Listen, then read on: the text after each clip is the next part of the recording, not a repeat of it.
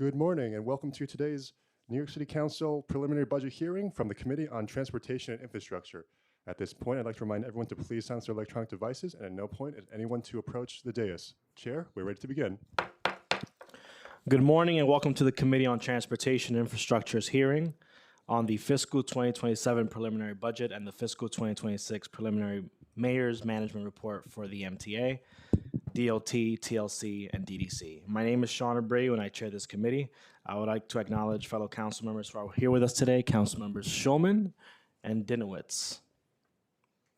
Today we'll hear testimony from three transportation agencies, the MTA, DLT, and TLC. Each plays an essential role in the lives of New Yorkers. Mayor Fiorello LaGuardia famously stated, "New York didn't build the subways built New York." This sentiment reflects the profound impact our transportation systems have on our city's culture and vitality. Effective and efficient transportation is vital for economic growth, social mobility, and commerce. It also serves a crucial role in community health and our overall well-being as a city. I look forward to speaking with each of these agencies about their role in moving the city and its residents forward. We're also hear testimony today from DDC, the city's primary capital construction project manager. The methods, means, and materials we use in construction are so crucial, not only to our transportation network, but to the sustainability and the long-term health of our city across all sectors. First up today is the MTA, whose calendar year 2026 operating budget is $21.32 billion. We will discuss a range of issues, including the authority's $68.4 billion 2025-2029 capital plan. We would also like to explore the seemingly ever-increasing cost shifts to the city, including increasing bus subsidies, paratransit costs, and the payroll mobility tax. Additionally, we plan on exploring how the authority plans to financially navigate the political climate in Washington to complete projects like the Second Avenue subway. We'll then hear from the Department of Transportation at noon on its fiscal 2027 prelim budget of $1.57 billion for DLT, $41.6 million more than its $1.51 billion fiscal 2027 budget in the November plan. The agency's preliminary capital commitment plan totals $14.3 billion across fiscal years 2026 to 2030. The commitments represent a total of 12.6% of the entire city's capital commitment plan. The fiscal 2027 preliminary plan also includes $8.9 million in new needs for fiscal 27 and $32.7 million in other adjustments. Local Law 195 of 2019, also known as the Streets Plan or the Transportation Master Plan, was passed in October 2019. Notably, DLT is once again failing to meet the legal mandates the council established several years ago in the Streets Plan. As chair of this committee, I want to do everything in the council's power to help support DLT and help them meet these mandated requirements.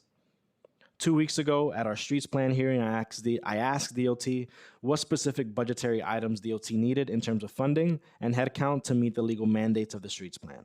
At the hearing, they declined to answer and postponed the response until today's preliminary budget hearing. I look forward to finally hearing their answer so the members of this council can get to work to ensure that all their needs are met in this year's budget and they can finally fulfill their legal requirement. Unfortunately, there are a few declining metrics indicated in the PMMR that we will discuss, including potholes. In the first 4 months of this fiscal year, DOT crews repaired 5.1% fewer potholes on local streets and the arterial highway system when compared to the same period in fiscal 2025.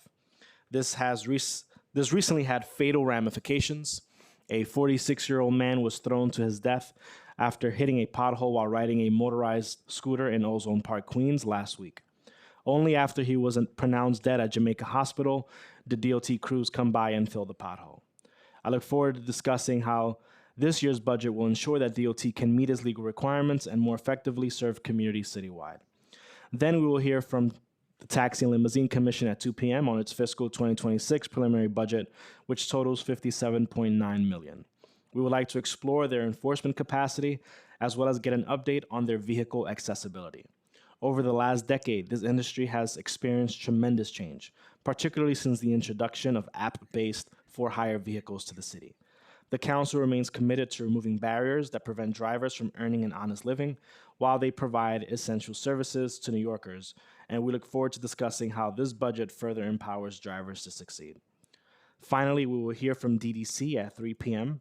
on their 2027 preliminary budget, which totals $163.4 million, which is $1.1 million less than its fiscal 2026 adopted budget.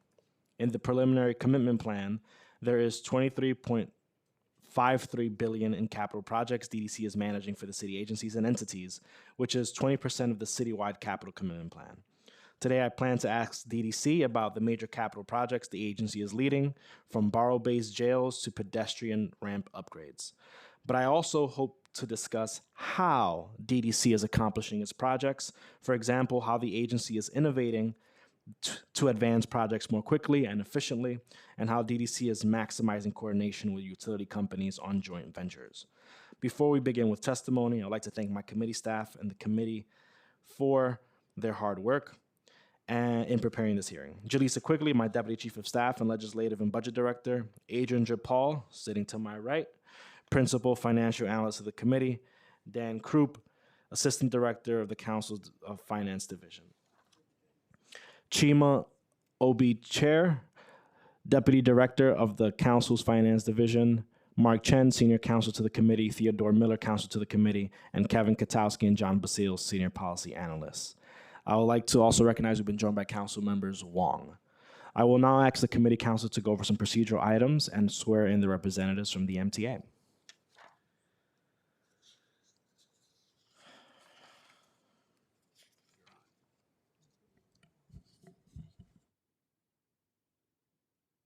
Just give us 1 second.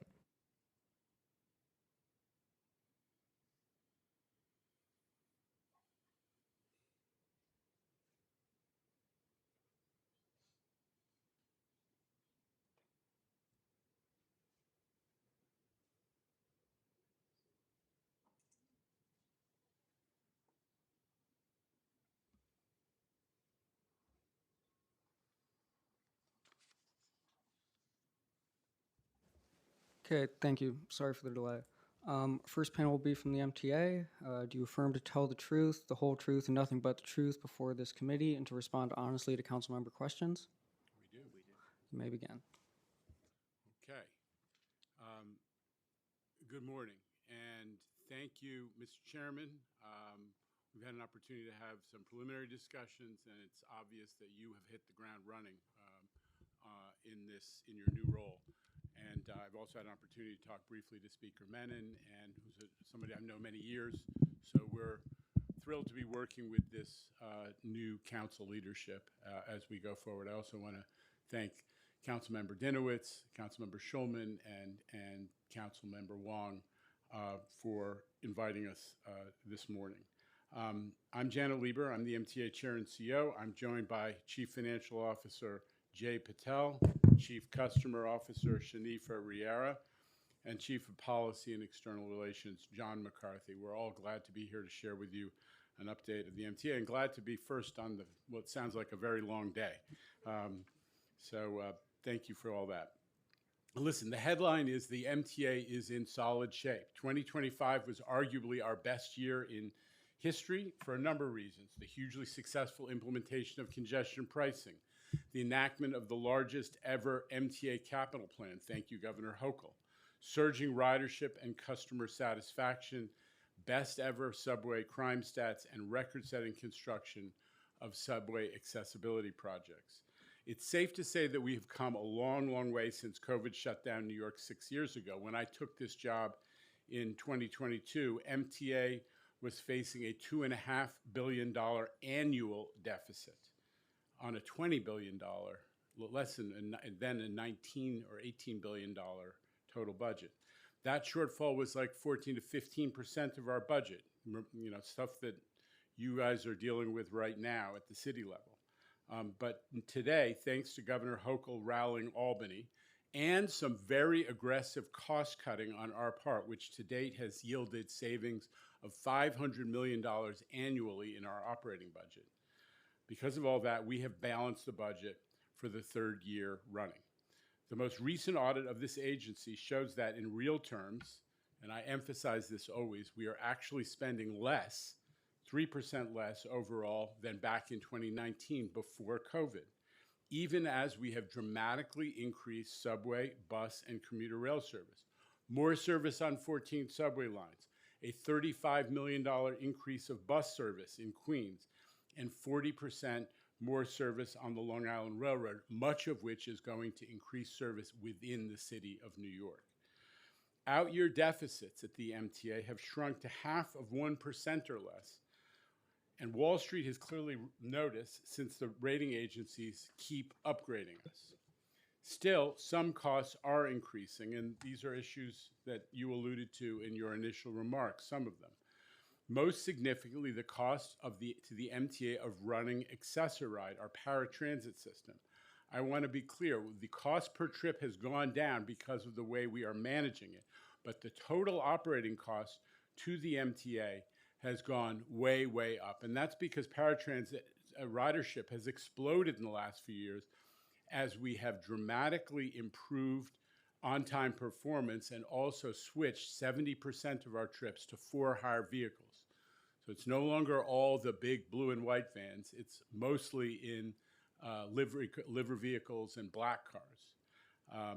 But the reality is that the city's contribution to paratransit has not kept pace with that growth in ridership. There's no reason why the MTA should be punished financially for fixing an operation that the city dumped on us a while ago. I also want to talk about a few other areas of concern with respect to the city budget. I know that's where your heads are at, that could impact on our shared goals. First, faster buses. We are thrilled that the mayor is starting to revive bus lane projects that were abandoned or delayed by the last administration. Now it's time to kick things into high gear, which will require not only more miles of bus lanes, more ACE cameras, but also, here's the punchline, dedicated funding for traffic enforcement to keep the lanes clear of private vehicles. There are hotspots, there are bottlenecks all over the city where we need the traffic agents to keep it possible for buses to move. Number two, affordability. I always say mass transit is one of the few things that makes New York affordable. And we are huge supporters of the Fair Fares program. And we're disappointed to see that the mayor's budget actually reduces its funding by $25 million. For years, we at the MTA have been joining the council, your predecessor council, in urging expansion of eligibility so that more people can get the benefit of fair fares. It doesn't make sense that today a person working full-time for minimum wage is actually making too much to qualify for fair fares. That doesn't make sense, and we'd like to see the eligibility threshold raised. Our transit system, as I say, is one of the few things that actually makes New York affordable. But if there is money that is being talked about to increasing affordability, let us prioritize people who are struggling to make ends meet, whether they use the bus or the subway or paratransit.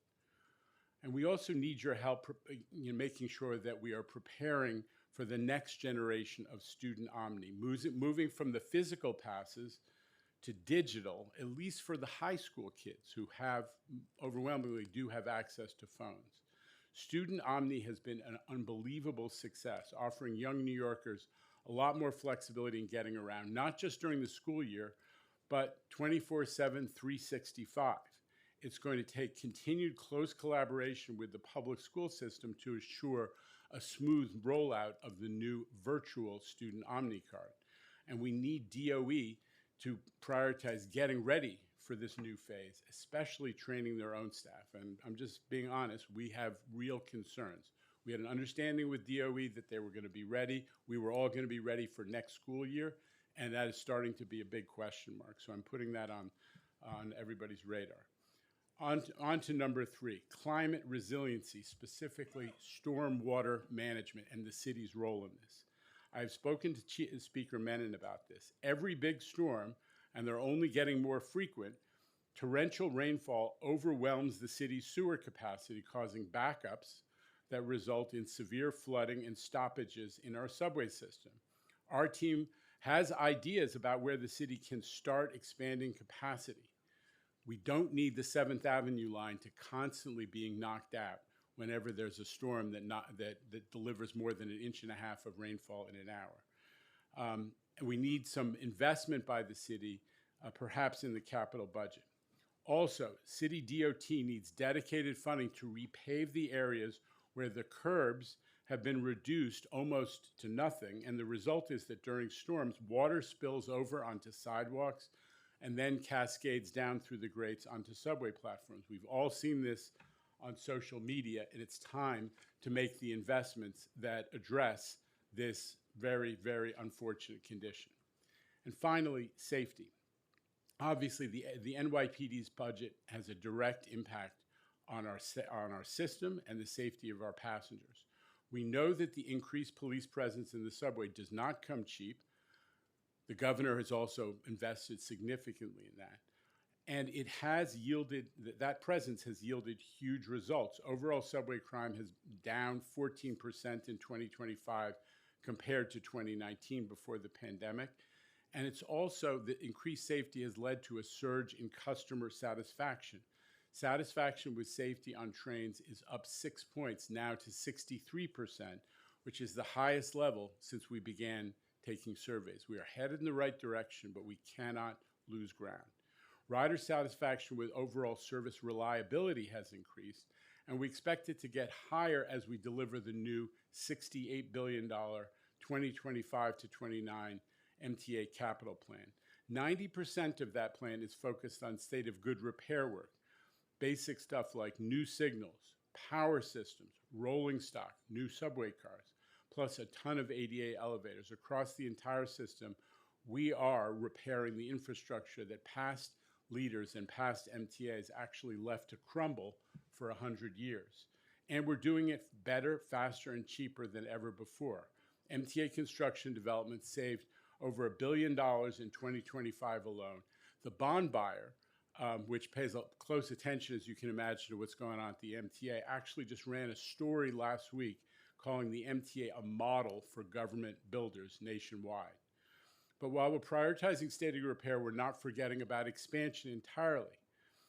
My prepared remarks discuss, the written remarks that are submitted to you discuss some of these projects in detail, the Interborough Express, Penn Station Access. I'm going to skip over it in the interest of time, apart from one important update, and this is breaking news. As I mentioned to the chair on the way in, the MTA has just filed a lawsuit against the federal government to restore funding for the Second Avenue subway, the Phase 2 project that will take the Second Avenue subway from 96th Street up to 125th Street. Everybody knows the Trump administration has been withholding money for New York infrastructure projects. We intend to get every cent of what has been promised, and frankly, based on the agreements, what's owed to New Yorkers. And we're not afraid to fight for it in court, just as we've successfully taken on the feds over congestion pricing, and also successfully fought for FEMA reimbursements, which were held back for many years. Second Avenue Subway is an incredibly worthy project, long overdue transit justice for East Harlem, promised since the 1940s, and Phase 2 is well underway, and it's on budget and it's on schedule. I was up at 125th and Park last week looking at some of the work. There's a huge excavation going on that will be part of the tunnel boring process, and we don't want that work to stop because of this funding gamesmanship that's going on in Washington. We want to keep showing New Yorkers that this is in fact a new MTA, which is a business-like government operation focused on riders and focused on results. And we want to be your partners, not just on fair fares and faster buses, but housing too. The chair and I briefly discussed this in the last week. The housing project we recently negotiated for Atlantic Avenue in Brooklyn is a good example of what's possible. We all know that good transit is a precondition for good development. So we look forward to working with you, all of you, on these issues, and I'm happy to take your questions. Thank you, Mr. Chairman, for showing up today and, of course, for the preliminary discussions. My first set of questions are on cost shifts. In the 2023-2024 state budget, there was an increased payroll mobility tax, increased levied on New York City businesses. In 2024, the final receipts from payroll mobility tax and MTA aid totaled $3.6 billion, up $803 million from 2023. The MTA sees this tax growing from $4 billion in 2026 to $4.15 billion in 2028. Does the MTA project this revenue source to continue to grow in later years? I'm going to let Jay comment on that if you would check the stats. But here's the bottom line: payroll mobility tax is a huge success. The business community was very clear with us coming out of COVID. They said we need good, reliable, frequent transit in order to get people back to work and to rebuild the New York City economy. And that's why you saw that particular small increment in the PMT, a business tax, actually not meeting with resistance from the business community, because they wanted, and they have gotten, great service, more frequent service, and a much better mass transit system. And it's been part of New York's revival. So we're very pleased with that. The governor took on the political responsibility of getting that done in Albany. She delivered. She's delivered again for the capital budget. And we're very grateful that it's been one key to the financial success. Jay, what are the projections? Thank you, Chair. Our growth in PMT is small. It's relative to the actual growth in the business employment sector. And so we see our payroll mobility growing about $50 million annually through our financial plan. And that's covered through our expense growth for expenses that we have in our budget projected. You say $50 million per year in the next 5 years? Yes, through 2029. Thank you. With congestion pricing in effect, how will this increased tax burden impact businesses in the congestion zone? Well, I think I said it before, is that one of the rare things, what's special about the couple of initiatives you've just mentioned is the business community has been consistent in supporting investment in transit through the payroll mobility tax, and also the congestion pricing initiative is not a negative for business. To the contrary, the New York City Partnership documented how billions were being lost by time wasted in traffic. And the business community partnership, but also the real estate community, consistently supported congestion pricing, and they've been with us celebrating, literally celebrating the fact that congestion pricing has been so successful in improving the economy of New York. Traffic is down, but business is up, employment is up. And there's been no negative business effects from congestion pricing. To the contrary, it's been a success. Have you seen ridership increase in the congestion zone? We have, but it's hard to attribute it specifically to congestion pricing. Chairman, there are only 140,000 people a day who actually drive to jobs in the CBD. We have, somewhere between 1.5 million and 2 million jobs in the CBD. So they are really a small dot. I could take all those people on the mass transit system tomorrow, and it would not really alter our ridership. We carry 4.5 million people a day. Thank you, Chairman. What will the additional funds from the payroll mobility tax be used for? They're already dedicated to the MTA's 5-year financial plan, which is, I mentioned in my testimony that we have balanced budgets, and in the out years, that's the last couple of years of the financial plan, 0.5% of a deficit. And that's in part because the payroll mobility tax has been a successful ingredient in putting the MTA on solid financial footing. What work has the MTA done to identify opportunities for efficiencies in their operating budget? Are there any in-house consultants MTA has on payroll to help facilitate programs or projects? Well, thank you. You know how passionate I am about this issue. Part of our success in, I think, getting the support in Albany from the governor, but also from the legislature, to put the MTA in solid financial shape was that we stepped up and said, we've got a $2.5 billion deficit. We will take $500 million of that and solve it ourselves through efficiencies, not by cutting service, not by cutting personnel, but actually just by becoming more efficient. We have accomplished that. We've now set ourselves on a course for another $250 million of savings. And you're right, we did it by creating an in-house consultant operation that really works with the operating agencies to say, how can you deliver the same or better service at a lower cost? And it's been successful. We've hit our goals year after year. I'm going to now turn over to the topic of paratransit cost shifts. This is a very, I would say, a sensitive area for the city. In 2020, the state began to require the city to fund 50% of the net paratransit operating expenses of the MTA. I believe in the 1990s, it was in the 33% or so. It went up to 50% as of 5 years ago, and in just the last 5 years, has gone up to 80%. Last year, the governor's budget extended the city's funding contribution level to this level for another 2 years, costing the city an additional $165 million annually, starting in state fiscal 26. In MTA's latest budget, it assumes that this cost will be permanent, despite the need for legislative renewal at the state level.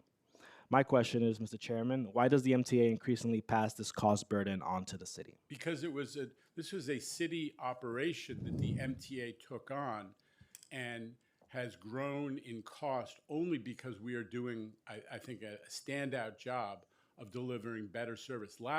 In the last couple of weeks, we have the most we had a day where we had more paratransit riders than ever before in the city of New York, 50,000 people. Ridership has gone up 20% per year, and yet the MTA is having to eat that additional cost because we're providing much better service, even though we've reduced the per trip cost. So it seems like this is one of those things where the MTA is being punished for actually doing a good job. And in the division of labor between city and state, this has been primarily, something that the city wanted done by the MTA and was a city obligation. So we think it's fair that they share the cost of all this improved service and increased ridership. Does the MTA believe that this should be a permanent cost shift? We think that what needs to happen is that the cap on the city's contribution should be removed, so that as we grow ridership, that is shared consistent with our cost sharing formula. Right now, the extra ridership is in effect all being shifted to MTA's side of the cost ledger. So is it fair to say that the MTA wants more increased costs to the city? Yeah, but just bear in mind that for example, in the capital plan, which was the $68 billion capital plan we did last year, the city's share of the capital plan went up not at all, even as the state had solutions for growing the MTA capital plan by 30+%. So in the division of cost and division of labor between the two jurisdictions, this is one where the city ought not, in our view, be shifting costs to the MTA. I can't keep providing more and better service if it's all going to, come out of the MTA's hide. I just want to acknowledge that we're joined today by some of the activists in the disability community who have, although they have historically been pushing the MTA to do more and better, they've also been partners, including Michael Ring, who is the co-chair of our accessibility advisory committee. I just would like to, acknowledge, of course, that, the city obviously, at least speaking on behalf of the council, we would object to, having this cost to be permanent. And given that this is something that is due up for next year's budget, we believe that it should go back to at least the 50% levels. In 5 short years, the city has been forced to shoulder an almost 50% increase in its contributions for paratransit. What does the MTA project to be the right cost share for the city of paratransit costs in future years? I think the right cost share is the one that would have, if you eliminate the cap on the city's contribution right now, the contribution needs to move with ridership. Now, in fairness, we also need to make sure that the folks who are relying on paratransit, now that we are improving accessibility to the subway system, that we're doing a ton of outreach to make sure that folks are aware you have a subway station in your neighborhood that is now accessible. The bus system is 100% accessible. So we hope that we will, even though paratransit has been such a success, we will continue to introduce a lot of folks who need accessibility to the benefits of using the existing system. Mr. Chairman, you mentioned in your testimony that costs have obviously been harder to control for paratransit. What is the MTA doing to control the growth in paratransit costs? I think I've answered this respectfully. I think I've answered this. What we've done is that we've reduced the per ride cost, but we can't be held accountable and punished for actually making service better and more attractive so that people are calling upon it. The people who used to have to would wait 5 minutes for the phone to be picked up are now getting the phone picked up promptly. That more people actually have access to online ways of online techniques for reserving their ride. That we've made on-demand service a little more available. So I don't think that MTA should be punished. That if the costs go up because we're providing service and making it more accessible, that's a collective issue, and the cost should be shared, rather than telling the MTA to make the costs go away. That's a sign of success. All right, I'm going to move on to. Just want to also state for the record again, I hope that the MTA stays open to reducing the cost shift to the city on paratransit as we move into next year's budget. If you find some other source, the MTA does not print money, and we don't levy taxes. So telling the MTA to find the money, that doesn't work. But we're always willing to work with the council and with the state on solutions. But at the end of the day, if people are going to use the system and it's going to be good, it's going to have to be funded. Let's just stay open. Free bus routes. In the 2024 state budget, funding was included for a pilot program offering one free bus route in every borough. From September 24, 2023 to August 31, 2024, 5 MTA bus routes were fare-free to passengers on these routes. The routes offered were BX18A, B60, M116, Q4, and S4696.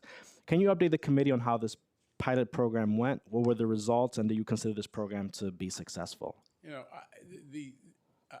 I would rather not get into a debate about this off-discussed issue, but the way we look at that pilot program that was done a couple of years ago was, yes, there was a little more ridership on the routes, but bus speeds did not go up, and our analysis of who was riding indicated that we were not attracting new riders. What we were doing is we're taking people from paid routes, and they were choosing to take the free bus, which is, if the goal is to increase mobility in effect and have people have more opportunity to have access to jobs and education, we didn't look at it as an unqualified success.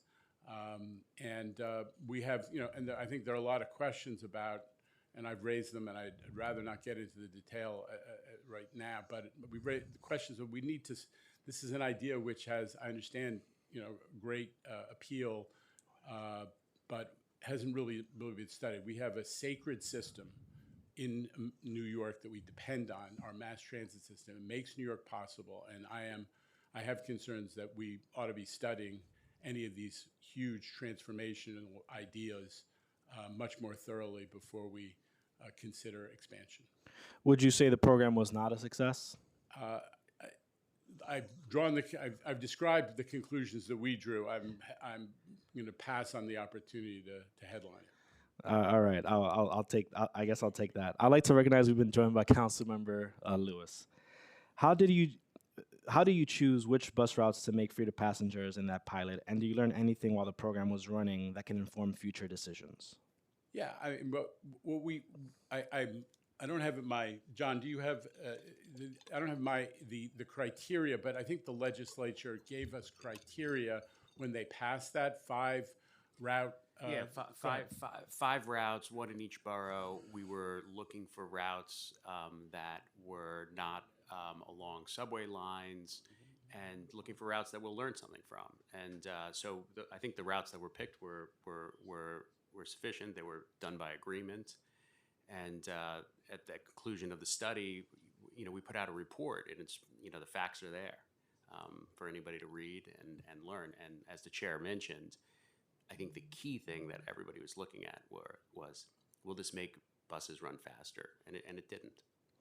Did you see an increase in subway ridership at stations along these routes for the buses? I don't think so. Interesting. What would be the estimated cost to provide free bus service throughout the city? We haven't done nearly enough analysis, and we haven't been asked by the legislature, which is one house of the legislature put a proposal on for a new pilot, but nobody's asked us to do the kind of study that would be necessary to give you an accurate answer on that. But the answer ultimately would not include, the MTA's projections for bus revenue are one thing, which push $1 billion in a couple of years. But it would also include what would be the cost to the subway system of people shifting from subway to bus. What would be the cost? That's the revenue impact. What would be the cost of additional buses? What would be the cost of additional bus operators if needed? All that stuff would have to be studied to give you a meaningful answer. But it would be, as I've said, roughly based on just our revenue projections and some other small factors, it would be north of $1 billion Just want to just walk per year. per year. We'd like to walk back to Mr. McCarthy. Is it fair to say that free buses could mean slower buses? And would that be something that would remain consistent? Look, I don't know that it means slower, but the New York Times did it. They sent out a bunch of reporters, and they did a pretty thorough look at a bus route, and they determined that the speed gained from not having someone pay or the time it took for someone to pay was not the issue for the pace of buses. It was the congestion on the roads. It was double parked cars. It was the lack of enforcement in many areas. So that's something that I know you and others are focused on, and it makes a lot of sense based on what they reported out. Not to make headlines, Mr. Chairman, would you say fast and free are contradictory? No comment. Okay. I think the point is we're working with the city to do fast. That discussion is well underway. And I credit the new DOT team and the mayor's team for stepping up on that. So let's get going and doing fast. We have a lot of questions relevant to the second half of that sentence. I think I know your answer on this one. Does the MTA support trialing free buses again during the World Cup?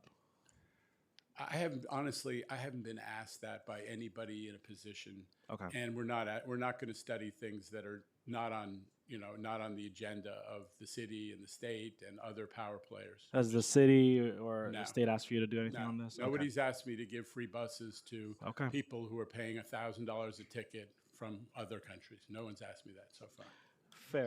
Fair. A city controller report from September 2025 found a majority of buses are performing at below average standards. 56% of bus lines, 186 out of 332, received a grade of D or lower, meaning that they run at speeds significantly below the borough-wide average, are more likely to experience bunching, and consistently fail to arrive at scheduled stops on time. By comparison, only 27 lines, 8%, received a B or higher. Only 7 lines received an A grade per hour, consistent with January 2019 speeds at 7.8 miles per hour. What is the MTA doing to improve bus speeds throughout the city? Okay, so you just recited stats that are the most powerful argument for all of this bus speed initiatives that have been the law of some of them have been the law of the city of New York for several years, but haven't been implemented. Talking about the streets plan? I'm talking about the street. We have a hearing on that later. I'm going to zero in on it. Okay, so we're for all of those initiatives. Well, we are strong supporters of the busway goals, the bus lane goals, including potentially busways. We're strong support. We have been pushing for more and more ACE cameras, and ACE cameras are a success. We have seen improvements in speed on those routes. We have seen consistent improvements in speed. We have seen that people don't violate again and again and again. Give New Yorkers credit, just like where there are speed cameras, when they know that there are ACE cameras there, they are not engaged in repetitive recidivist violations. So the system is working where we get the ACE cameras, and that's at over, I think, how many routes? It's a huge. I'll get you the number, but a huge portion of our routes, about 20% of our routes now, are covered by ACE cameras. We want more traffic enforcement agents to break the bottlenecks, but we have been supporters of traffic signal prioritization, which is another DOT initiative. and the whole congestion pricing initiative was obviously focused on trying to make buses move more closely. And we have engaged in these borough by borough bus network redesigns. I'm not going to give you all the details, but you know we have been leaders in trying to make buses faster using all these techniques. And we're going to continue to push forward, especially now that we have a partner, hopefully, in the city DOT. Yeah, and Chair, if I could just add to that, we have been, Commissioner Flynn's team has been meeting with us, and they're, very enthusiastic and working together on ways that we can make buses faster. And this is really getting into the nitty-gritty, including the bus lanes, including enforcement, and really the MTA looking at themselves and how we can run buses out of depots faster, whether it's signalization and other things. So this is, it's a good time for anyone interested in faster buses, because I think the teams are really working well together. Collaboration is great, and we'd love to see more of that. I have a follow up to ACE program. A lot of these the cameras capture the back of the cars, but at what point are they going to start capturing the front of the cars? Because we find a lot of folks in my neck of the woods, they cover the license plates in the back, or they'll put the hood of their car up so you don't capture it. Are we working on technology to also capture the front of the cars? Yeah, but I'll just say that the pattern of folks covering license plates, altering license plates. I mean, one thing that the last administration got right is that messing with license plates is a crime issue in New York. It's not just an MTA bus lane enforcement issue. People messing with license plates is very deeply connected to the crime issues in New York, and I'm hoping and confident that under the new administration, the police will continue to enforce on that, because that is a huge problem. What has been the impact of congestion pricing on bus speeds, if any? There has been improvement, although I have to check that there has been an improvement. The greatest improvement is obviously the buses that are moving the fastest are the express buses that are coming into the city on the crossings. So you have the Holland and the Lincoln Tunnel. The Holland Tunnel, you have 50% reduction in the time to get across. Lincoln Tunnel was like 30%. The Williamsburg Bridge and other East River crossings have also seen significant improvements in speed. So express buses and the intra-borough buses coming to Manhattan, dramatic improvements. In Manhattan itself, the improvements in speed have been somewhat less, but they are also they've also been validated and documented, and we'll provide those details. John, do you have anything on that? No. Bus speeds are up, but not as much as the other vehicle speeds entering the zone, where, as the chair said, is where we're seeing the most dramatic increase. There are other reasons that will slow down a bus within the zone. Again, going back into the idea of how cars are parked and how traffic is moving once you're inside the zone. So, but we have seen increase in bus speeds within the zone. I'm now going to turn over to my colleagues, Councilmember Lynn Shulman. Thank you very much, and thank you for being here. I want to say for the record that I am an express bus rider. I ride public transit to come to City Hall to do my work. So one thing I want to say is that, do you work closely with the NYPD around because I will tell you that most times where I take the bus from, because first of all, I'm in a transit-rich area. I happen to be lucky, but there are cars and trucks parked in the bus lane. Yeah. And when it come into Manhattan, the bus can't use the bus lane. So are you working with the NYPD to make sure there's enforcement? Absolutely, but you know what? There's nothing like support from elected officials to help us. So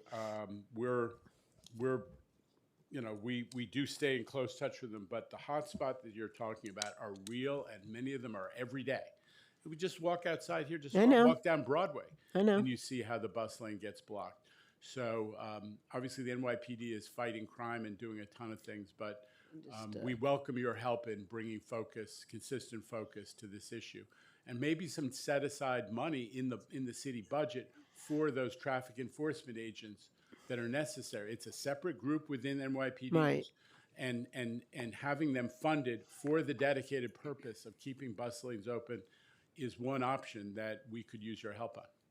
No, yeah, and I appreciate that. The other thing I wanted to talk to you about, and I appreciate you pushing, you're advancing in terms of accessibility and all of that, but in terms of the safety, I know about the stats, but the reality is there are a lot of homeless on the, I haven't taken the subway in a long time. I'm an older adult. I have severe arthritis in my knees, so I can't really do that. But I hear from constituents that there are a lot of, and crime is a little different than feeling comfortable being on the train.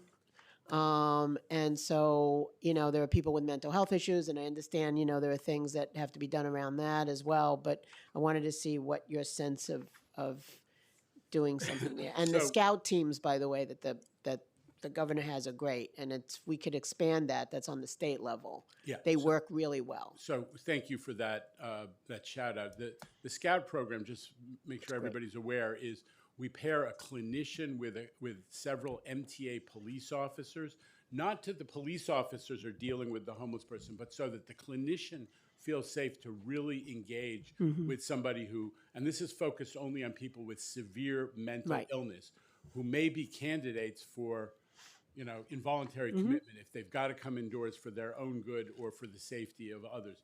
So we've had that program for a couple of years now. The governor has paid to expand it. We're up to 30, 20 teams, and we're going to go to 30. 20 teams on the way to 30 teams, and we're very set. Overall, I don't want to waste your time, but we have seen a significant increase in customer satisfaction with safety in the subway system. I mentioned in my testimony the highest ever stats on the feeling of safety on board trains and in the stations as well. But we got to keep pushing. You're absolutely right. It's the one thing that's a make or break for people's willingness to ride the system. No, absolutely. And I also wanted to ask, is there any consideration being given to expanding express buses? Because, for example, I know the express buses where I am just operate during the week. Like if they operated on the weekend, you'd have more people coming in. It's, in terms of economic development and all of that. And so the second question to that too is that half fares, if there's any consideration, I'm going to put in a reso for half fares for the express bus, because I know in my district I have a lot of seniors who want, to go to doctor's appointments, and they take it and all of that. And if there's a way to do that, that would be helpful. Okay, so fair fares gets what? The reduced fare gets half fare on the express bus, right? Off peak. So listen, let's get into discussion. The reduced fare program is hugely successful. People use it, Right. and we want to keep that constituency. But I will say this. All of our decisions, we looked at express buses as part of the Queens bus redesign. We added one or two routes, but it's always under study about whether the ridership and the constituency justifies Sure. putting on a whole new route. We got to balance the budget, but we love that express bus service seems to be really popular. The customer sat is very high Yes. in express buses. So anyway, I'm gonna try to push for half fares on the express buses. And just to add, we did add service when congestion pricing came on, and then in addition to that, I think in your neck of the woods, what's important is the new city ticket, where it's available all the time. Right. Used to be only the weekends. Is Understood. a great option, and we have in Queens bus redesign, the rush routes that take you to the Long Island Railroad stations, and most recently we now. Seniors can ride in the mornings. It used to be that you had to pay a full fare. Understood. So I'm we're just- doing those changes. I think that might work. I'm just going to push for that. Yeah. So, I had conversation with the governor as well about that. I just want to, before I end, I want to give a shout out to Lucille, who works with me in my office, and she's amazing. So, thank you very much, Chair, and thank you, Mr. You're Leva. shaming me. I should have recognized Lucille Songhai, who's the head of our government community relations operation and the key intermediary with so many folks in this building and City Hall. Lucille. Thank you. Since we're on the topic of express buses, I'm just going to ask a question on that. A report found that express buses have higher average speeds, but a much lower on-time reliability rate than the system overall. Many express buses travel across bridges, highways, and tunnels, allowing them to reach speeds most local buses cannot. However, they fail to reach stops at their scheduled times compared to local or SBS buses. This is problematic for riders given that express buses are less frequent than other types of service. All of the 10 bus lines with on time performance rates below 50% are express buses. Are there steps that MTA has taken or could take that should improve express bus speeds on particular routes or in specific boroughs? If so, please share with the committee. Okay, so you ask it is what can MTA do? It comes back to express buses have the longest routes, so they are most subject to the impacts of all of the street conditions that we have been talking about in this hearing. So, you know, what really comes down to is traffic going to stop it? Is the bus lane going to be blocked? Are the double parking going to get in the way? Will people be parked in the bus stop that makes it impossible for them to load people? All of those conditions that we need partnership with the city and more enforcement to address. Those are the reasons, the principal reasons that express buses are more subject to delay on their much longer routes. Thank you for answering that. I'm now going to turn it over to Councilmember Wong, followed by Marte. Thank you, Chair. Thank you, Mr. Lieber, for coming. Thank you. Thank you. Before I begin, I just want to ask, do you take the bus or subway regularly? Yes. Okay. And how about Shafia? Shanifa? Every day. Every day? Okay. And John? Absolutely, every day. Okay. That's good. That's good because, and so Jen, thank you. Okay. I have really three questions. Two of them are from my constituents, and they're quite concerning. We all grew up with Metro cards, and every time I use it, it tells me my balance. You know, whatever, you have put in $30, you know, balance 25. Or every time I do a transfer, it tells me it's transfer, it's free. But when I use my OmniCard, it doesn't tell me that. So my constituent who emailed me directly says, this is actually is worse than the MetroCard in many ways. Can you answer that? Sure. Is something you can fix or? So right now, you can get all that kind of information at the Omni machine, and you can get it online, and there are a number of different ways. Nevertheless, I'm sympathetic to what your constituent has said, and that's why when we are now trying to get over the final phase of implementing Omni, but we are already working on a variety of tools. This was all, the Omni system in terms of software was done long before I got involved with this. Mm-hmm. And there are shortcomings, and we're going to be adding customer transparency issues along the lines of what you just described. Yeah. So it's in process. You know, too late for some people. I'm not thrilled about those shortcomings, but the Omni system, I just want to emphasize, has major pluses, which is if people want a weekly, they don't have to reach into their pocket to see if they have $30+. They can get a weekly automatically just by using it, and it's saving people $40 million in wasted money that people were investing in monthlies and weeklies a year. We're trying to save people money and give them a better deal. Yeah, what I have encountered is that constituents often felt they were overcharged, and they weren't told when they used the OmniCard during transfers, and only found out after the fact at the end of the month, or when they check online when they get home. Oh, I'm being charged. Yeah. Why am I being charged? And then it's like too late to even raise that because the person is already home.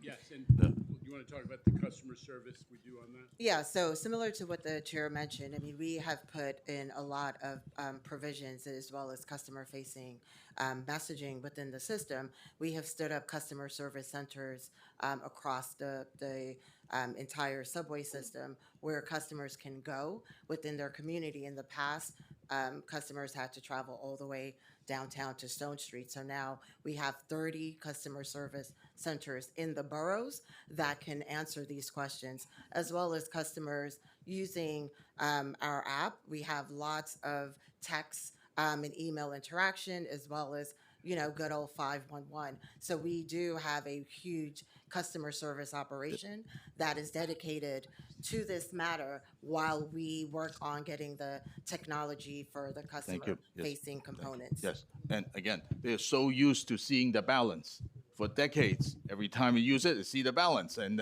suddenly that feature is gone. So that is the mindset of my constituents, and I hope you understand I that. totally get it, and Yeah. we're working on it. We're going to try to improve Okay. that over time. Thank you.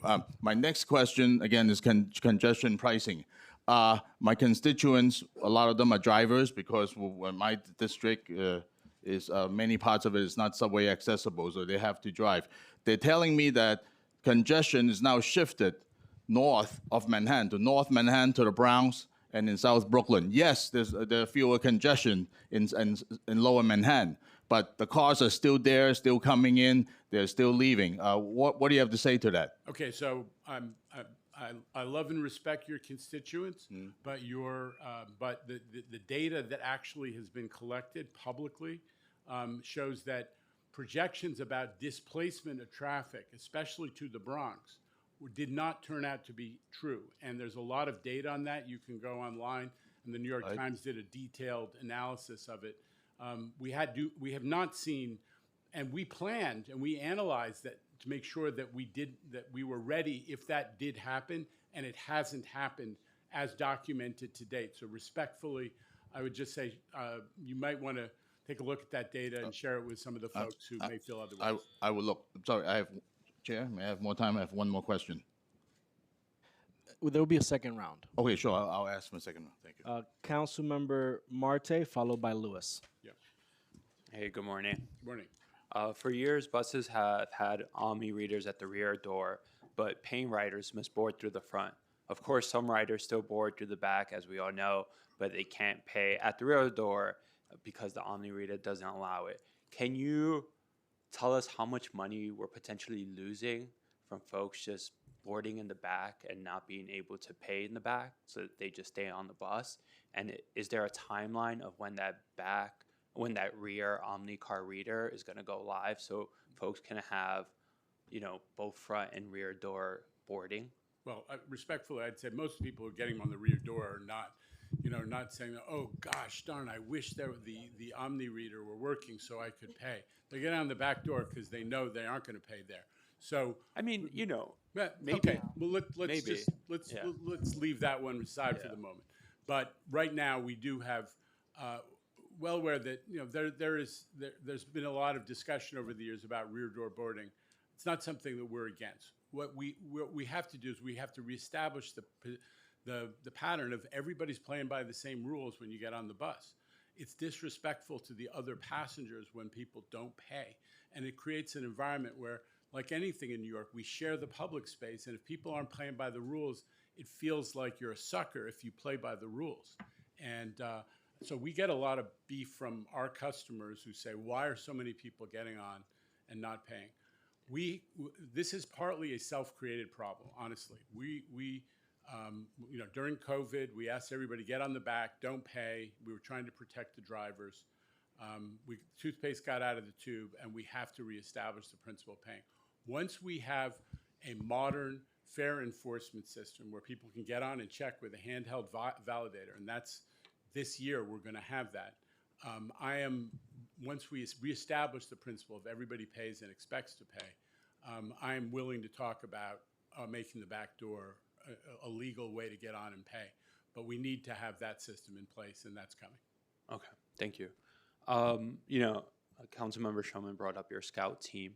Yeah. Is there a way to add a transparency mechanism where we can know where the scout teams have been sent?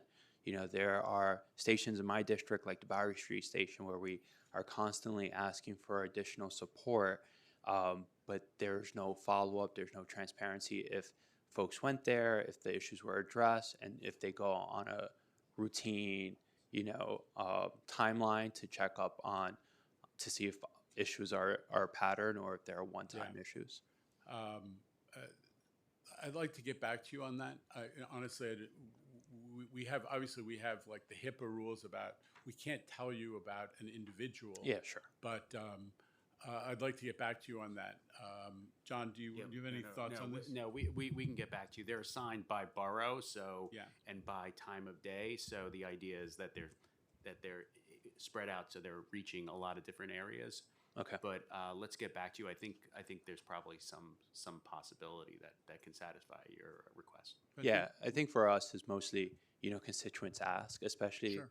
there's specific subway stations that feel a little bit, No, and listen, we all want the folks who are suffering with severe mental illness in the public space to get help. Yeah. I mean, this is just basic humanity, and I'm very, appreciative of our riders who, want to get help to some of the people, some of the neighbors they see who are struggling. So, let's talk about, if we can share that information and how.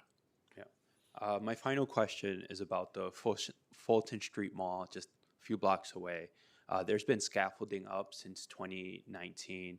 My office has been asking MTA to take them down. There's been a citywide campaign of shedding the sheds, and it's disappointing to see that on our public lands and our public infrastructure we can't meet the needs of making our quality of life much better. You're talking about the southern half of the block between Fulton and John? Yeah, it's on 11 John Street. Okay, so that's the old Corbin building, which is a really, really old building. I will look into that and get back to you.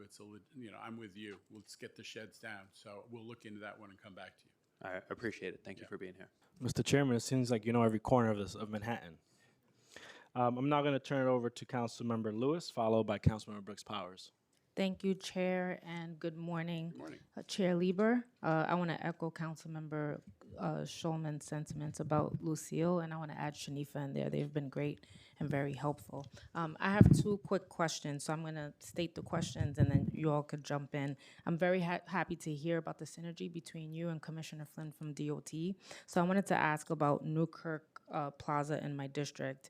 In locations where maintenance responsibilities intersect with city agencies, how does the MTA budget account for shared or disputed responsibilities?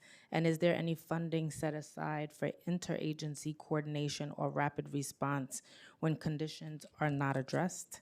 And the second question is, given that there is $9 billion allocated system-wide to repair elevated tracks and tunnels, what portion of that funding is dedicated to elevated line structures in Brooklyn, particularly the BQ right-of-way in Midwood? Okay, so I know Newkirk Plaza. I know some of those problems, and I don't want to mislead you. I don't know the specifics. We don't have a general fund for like interagency coordination.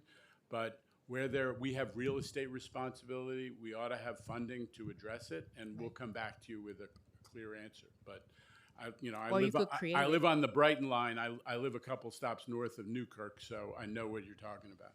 Perfect. It's got some conditions. I'll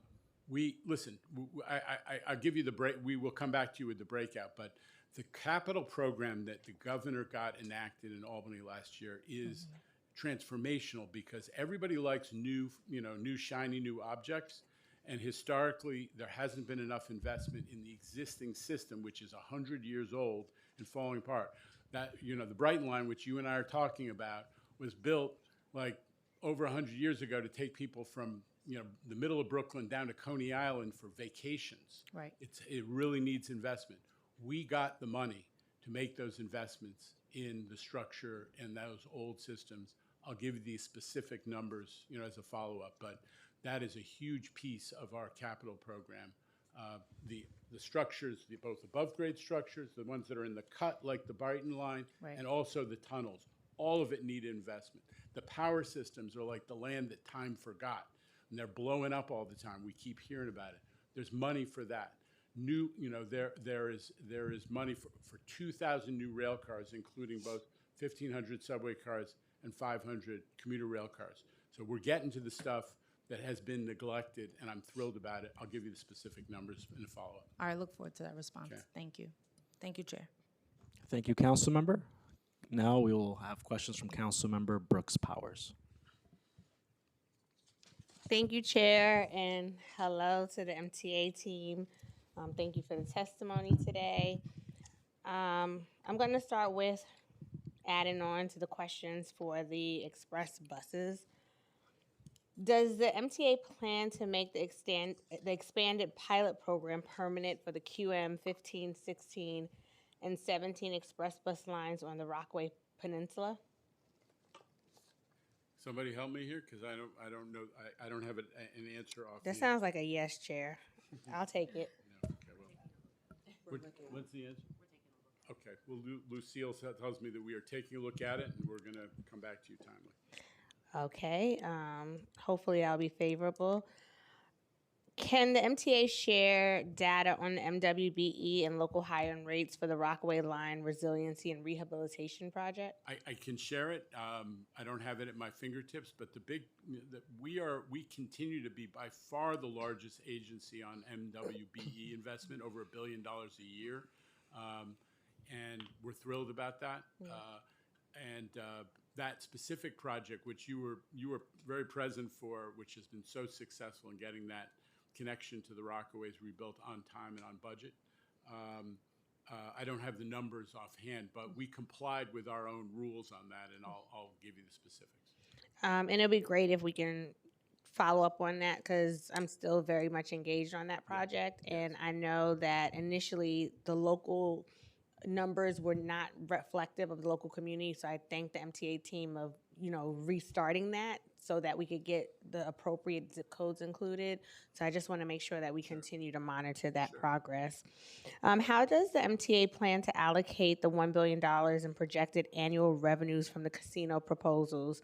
Is any of this funding intended to target transportation needs in transit desert communities, such as via express bus expansions or subway or rail extensions? So the story is the governor, as part of her solution to the MTA budget challenges in 2023, allocated those casino license fees to us, and they are an absolute cornerstone of our budget and of our operating budget, so that we can keep operating more service and hopefully better service. Go ahead, Jay, CFO Jay Patel. Thank you. So as many of you know, we received 3 license fees earlier this year. We received 1 in December and 2 in January. That $1.5 billion was programmed in our financial plan over 3 years. That continues to be the plan. And the first casino tax fees, right, will come to the MTA sometime later this year. From the first casino that will open live later, I believe in May or June. But the other 2 projected casinos will not open and be up and running until sometime in 2030 or 31. So the MTA would not receive any of those tax fees until that plan. But again, we have budgeted a small increment of tax fees from the casinos in our financial plan already to balance. But at a time when there's a lot of challenging news that everybody sees, I mean, how good is it that thanks to what the governor and the legislature did in 23, unlike the rest of the country, we're not cutting, in Chicago and Philadelphia, they're talking about cutting service by 40% and raising fares by 20%. We ain't doing that. We have a secure financial situation, challenges, but secure, and we're getting, and that's because of what happened at Albany. So where's the money going to? It goes to service. It goes to provide the A train and all, the service that you Look fight at you for trying so to speak hard. my It's love going to language, the A-train. make sure that we don't, unlike the rest of these big cities that are struggling with bad news from Washington on transit, that we don't have to cut and we don't have to dramatically. I'm sorry, raise fares. Chair. I just don't want you to filibuster me because I have about 2 more questions for you. So the Rockaway Beach branch and the MTA's 20-year needs assessment for 25 to 44, MTA estimated the reactivation of the Rockaway Beach branch would serve 39,200 riders, a 17% decrease when compared to the MTA's 2019 ridership estimate of 47,000 daily riders.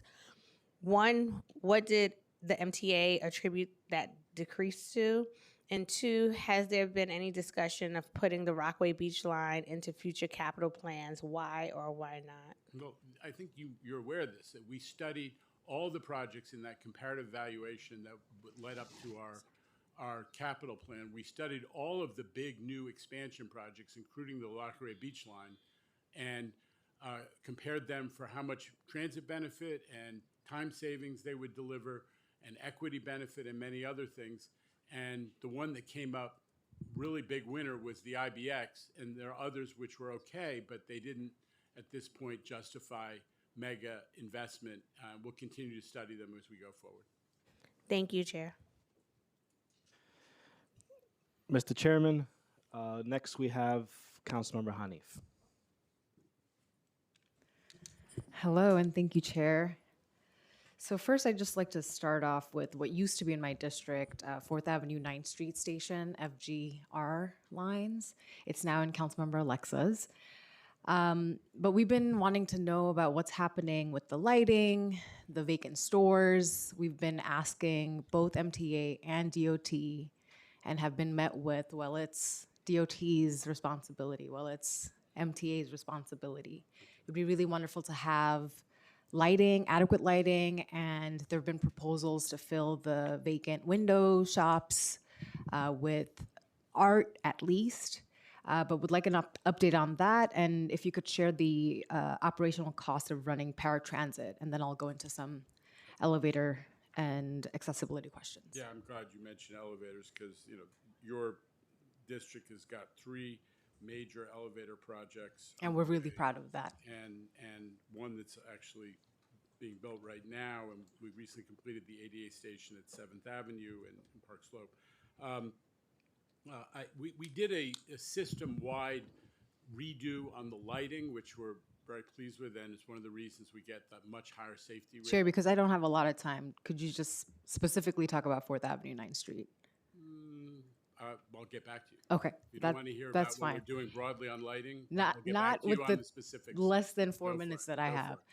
Okay, so $7.1 billion in new accessibility work, 60 subway stations at least will receive these upgrades. How are those stations selected, and what criteria Okay, so were used to prioritize them? It is done by analyzing both where trying to make sure we have the goal is to have people be no more than 1 station away from an accessible station. That's where we are right now. That's been the principal criterion. We also consult with the disability community. There has been a process, and we put it out for public comment as well, and then we make the decision. So it's been very transparent about how we're making those decisions, and you see the results. Your district has gotten 3 or 4 of them. Yeah. No, we're really grateful, and I know that the 7th Avenue FG station elevator was a real labor of love from the community for years, and we're really, really lucky to have that elevator, especially because it's in a hospital corridor, high traffic, foot traffic area. So the MTA states that these upgrades to $7.1 billion will bring the system to roughly 50% fully accessible stations. What's the timeline for reaching that milestone, and how are you all measuring progress each year? At the end of this capital program is when we're going to be at 272 out of the 490 stations, and so we'll be at 55%. We've done 50 projects since 2020. We're proceeding 4 times as fast as the past MTAs did. That's great news. And then how much of the accessibility investment is specifically allocated to elevators versus other improvements such as ramps, platform modifications, or ADA pathway upgrades? I mean, technically, the elevators are not usually the biggest piece of any of those projects because what consumes a huge cost of these old stations, you got to move all the utilities around, move the stairways in many cases, move the communication system. There's a ton of work to create the space for an elevator to come in and for the mechanicals that support an elevator. But we also do all the other stuff, whether it's the platform edge, other ADA improvements as well. I'd have to talk about a specific project if you want me to break it down by how much is elevators and how much is something Sure. else. And then what steps is MTA taking to reduce elevator outages and repair times? Well, I'm across the very system? proud of the fact we have 97% elevator availability, which is way, way, way higher than it used to be. To the extent that we have any the underperforming elevator in terms of availability, how frequently they break down. They tend to be these private elevators. They're privately operated elevators where the city made a real estate deal, usually more than 10 years ago, and they got a very weak agreement with a developer to put in and maintain an elevator, and those are not maintained as well. They have higher breakdown rates, but we are banging on those guys. They're not, probably 10 to 20 of those elevators, but they drag the numbers down. The city, the MTA operated elevators are actually performing in terms of availability at a very high level. And would you be able to share what percentage of elevators and escalators? It's in every month's reports. Every month's report, not a the daily committee report. reports that are Okay. available online, along with billions of other lines of data in the MTA open data system. Excellent. And what's the average time that it's taking MTA to repair an elevator once it goes out of service? And I'll come back for round two. Yeah, I think we've dramatically reduced the turnaround times for building elevators, but also for maintaining them. I'll have to come back to you about. And it varies. It depends on the elevator and the situation you're dealing with, but it is reduced. We'll get you those times. Yeah. Thank you. Mr. Chairman, I'd like to bring it back now to the Second Avenue subway. In October 2025, the federal government announced a pause on funding for the Second Avenue subway project to review contracts related to diversity, equity, and inclusion. In February 2026, the MTA sent a letter to the United States Department of Transportation in regard to $58.7 million for the Phase 2 project of the Second Avenue subway, which would extend the Q line into East Harlem.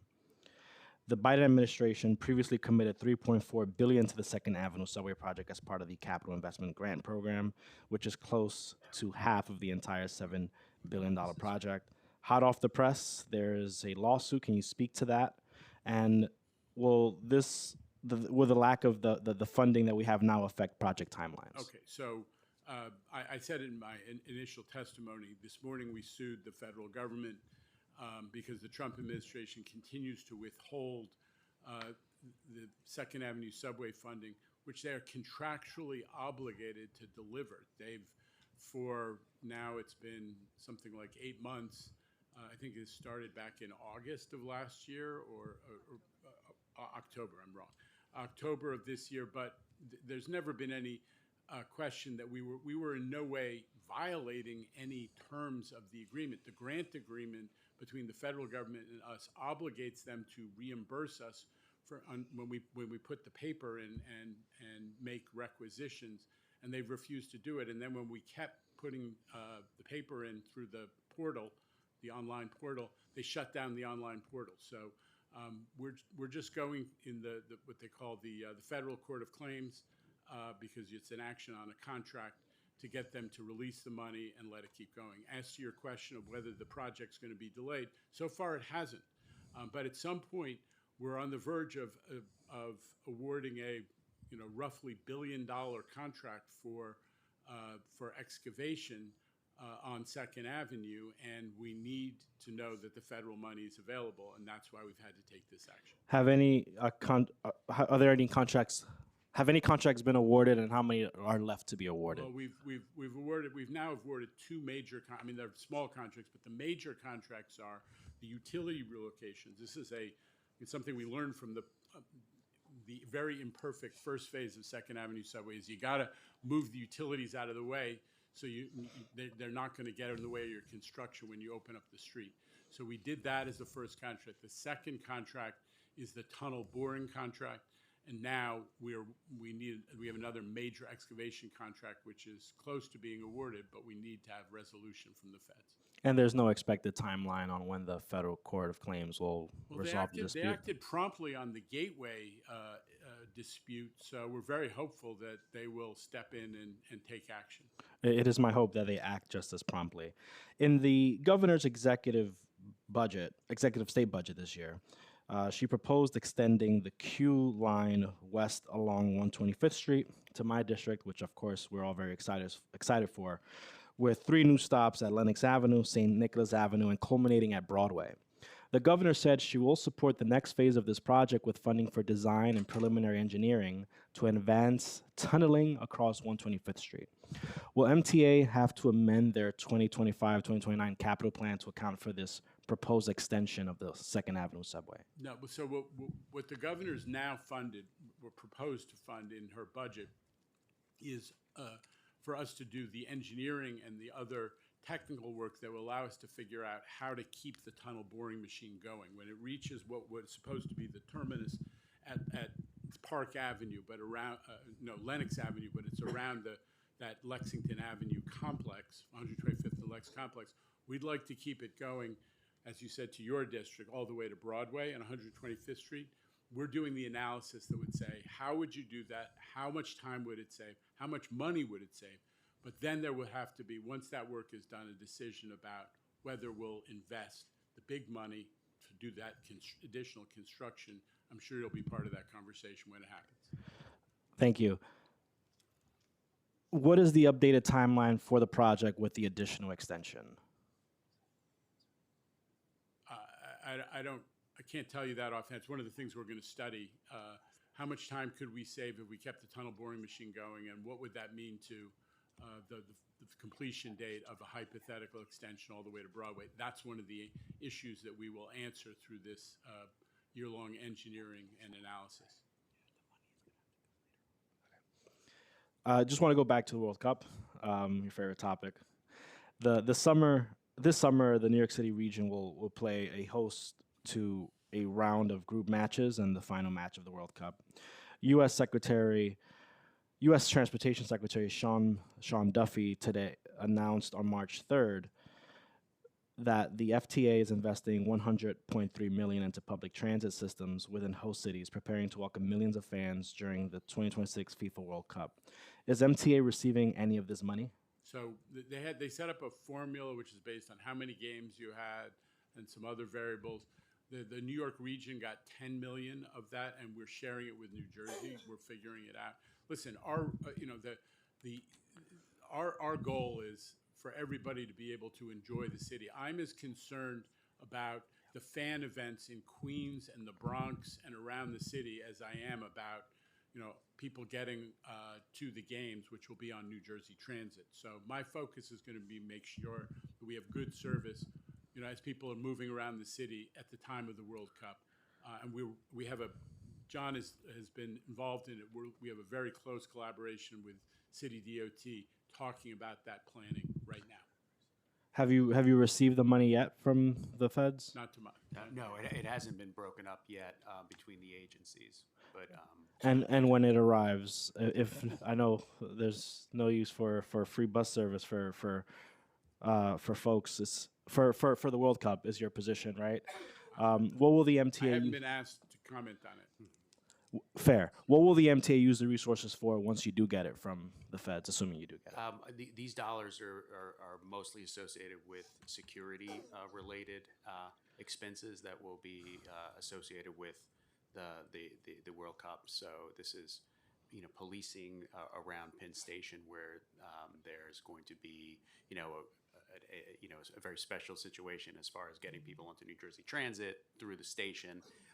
So that's the primary focus of this. So fair to say for policing at the moment and mostly security. for security related. Does I have to say I do appreciate the platform barriers being installed. I think you guys call them posters. Is that right? No, platform barriers. Platform edge barriers. Platform barriers are fine. Yeah. How many have been installed? I mean, how many other stations are you looking to cover? And what are the impediments to installing them at every station? So the governor's given us money we're going to get to 200 stations by the end of this current year. I'm very proud of that. And we do hundreds of thousands of people in customer surveys, and that has improved a sense of safety for many people, especially older people and people with kids in the station. So we're going to have 200 stations by the end of this year, and we hope we'll find the money to keep going after that. And we're doing it with in-house labor. I was going to ask. Our own workforce. It's something we're also proud of. We're saving money by doing it in-house. That was one of my questions, is whether or not you're manufacturing it in-house. What is the cost for each of these barriers? just can't remember off the top of my head. We did the analysis because we wanted to know whether we were going to contract it out or do in-house. And You can follow up so- with us on that. Yeah, yeah. Regarding just broadly speaking, MTA and vacant lots for affordable housing, broadly speaking, New York City is obviously in the midst of an extremely difficult housing crisis. Are there any vacant lots, yards, or large-scale property the MTA has identified as defunct or no longer of use to the MTA that could be used by the city to build affordable housing? So we were asked by the governor to come up with plans for every possible site for housing.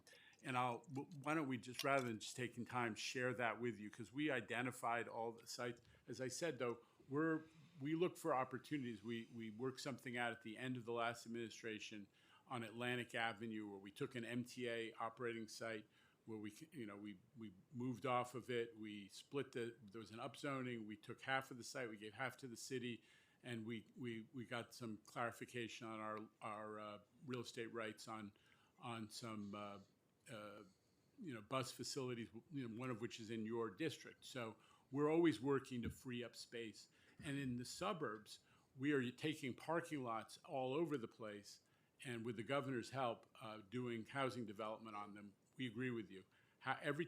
Everywhere there's an opportunity for housing development, we're going to jump on it. We have a transit-oriented development group that does that every day, all day. Well, that is certainly refreshing to hear, and our office would really like to partner with your office on potential development sites, not only in our district, of course, but throughout our city.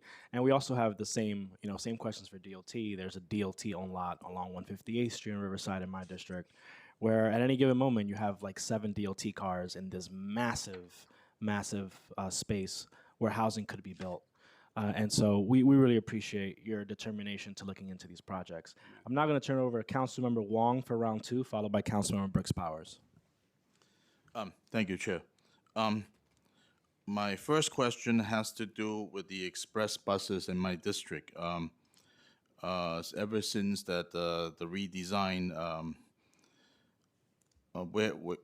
last year the local elected officials sent a letter to MTA regarding these bus route redesigns, specifically lack of buses or the diminishing of the frequency of buses during peak hours, specifically the QM 25 and QM 34 on Elliott Avenue.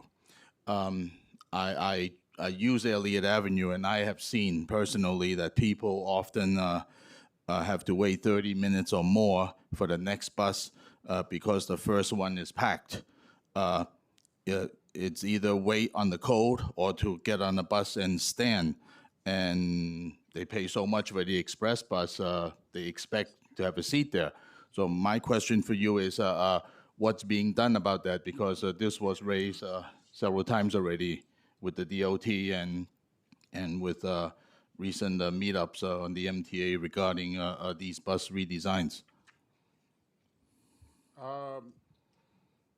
I think there's a dialogue that's between our offices that's moved along.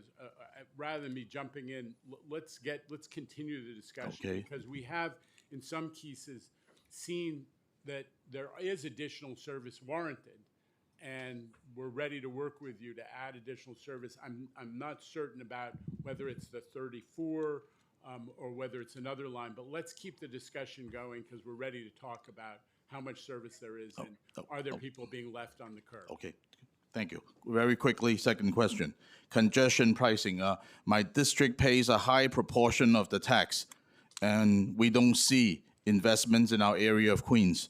Can you tell me one investment being made in my district? Well, I'll tell you what's being done in your district. We've got 3 ADA accessibility projects.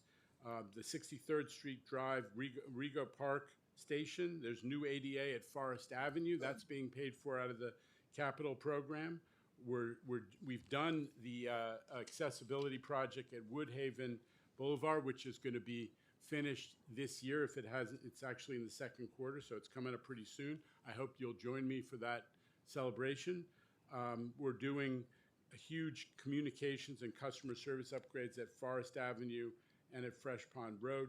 We're making a lot of investments in your district, and I'm happy to get into it, specifics with you. It's all above board and it's all discernible. You know, we have an MTA capital program dashboard, so I urge everybody, go online, look at your district or your area, and you can actually tap on specific projects and find out the status and learn more about them. But we'll work with you, obviously. Okay, thank you. And my final message to the MTA, my district has expressed strongly they don't want an IBX stop. Please make a note about that. I'm duly noted, Thank you. but no, I'm not responding. I'm just duly noted. Thank you. Okay. Councilmember Pierina Sanchez for questions. Thank you. Thank you so much, Majority Leader Chair. And good morning. I ran over from a different hearing. I'm very excited to have the opportunity to speak with you all today and hear your testimony. I have to say, you know, every time I see the Interborough Express mentioned, I get really sad because it was supposed to be the Triborough. I was at RPA, the New York director, during the fourth plan process, and we really tried to get the Bronx in the picture. So, you know, I will not stop advocating for that. But you mean to say, but we got Metro North Penn Access, which is the Bronx piece of this, right? Metro North Penn Access is on the same right-of-way that original idea called for, and we're delivering connectivity to folks in the East Bronx. Okay, through but that I'm in the project. West, so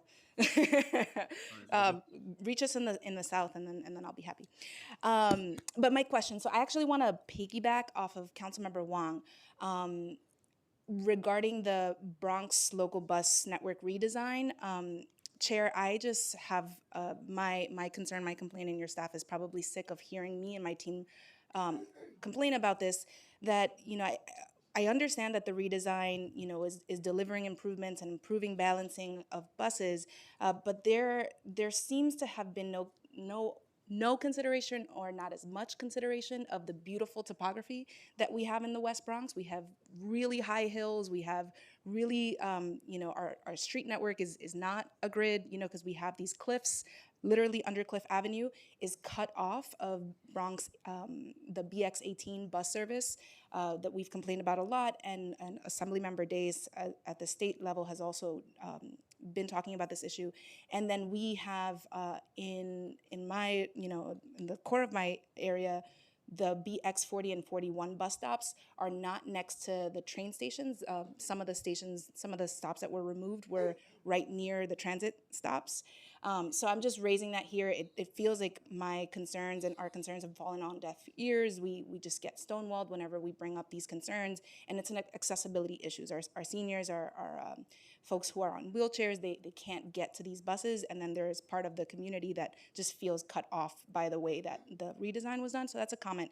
And then my question really is on a separate track, you know, and it's regarding, you know, understanding that the health of the MTA budget is important, and I understand that fare evasion has been an issue, but it feels like in my neck of the woods, in the South Bronx and the West Bronx, it just feels like military. There are so many safety agents. So I just want to understand, you know, whatever you can share, whether it's the past 2, 3, 5 fiscal years, whatever you have.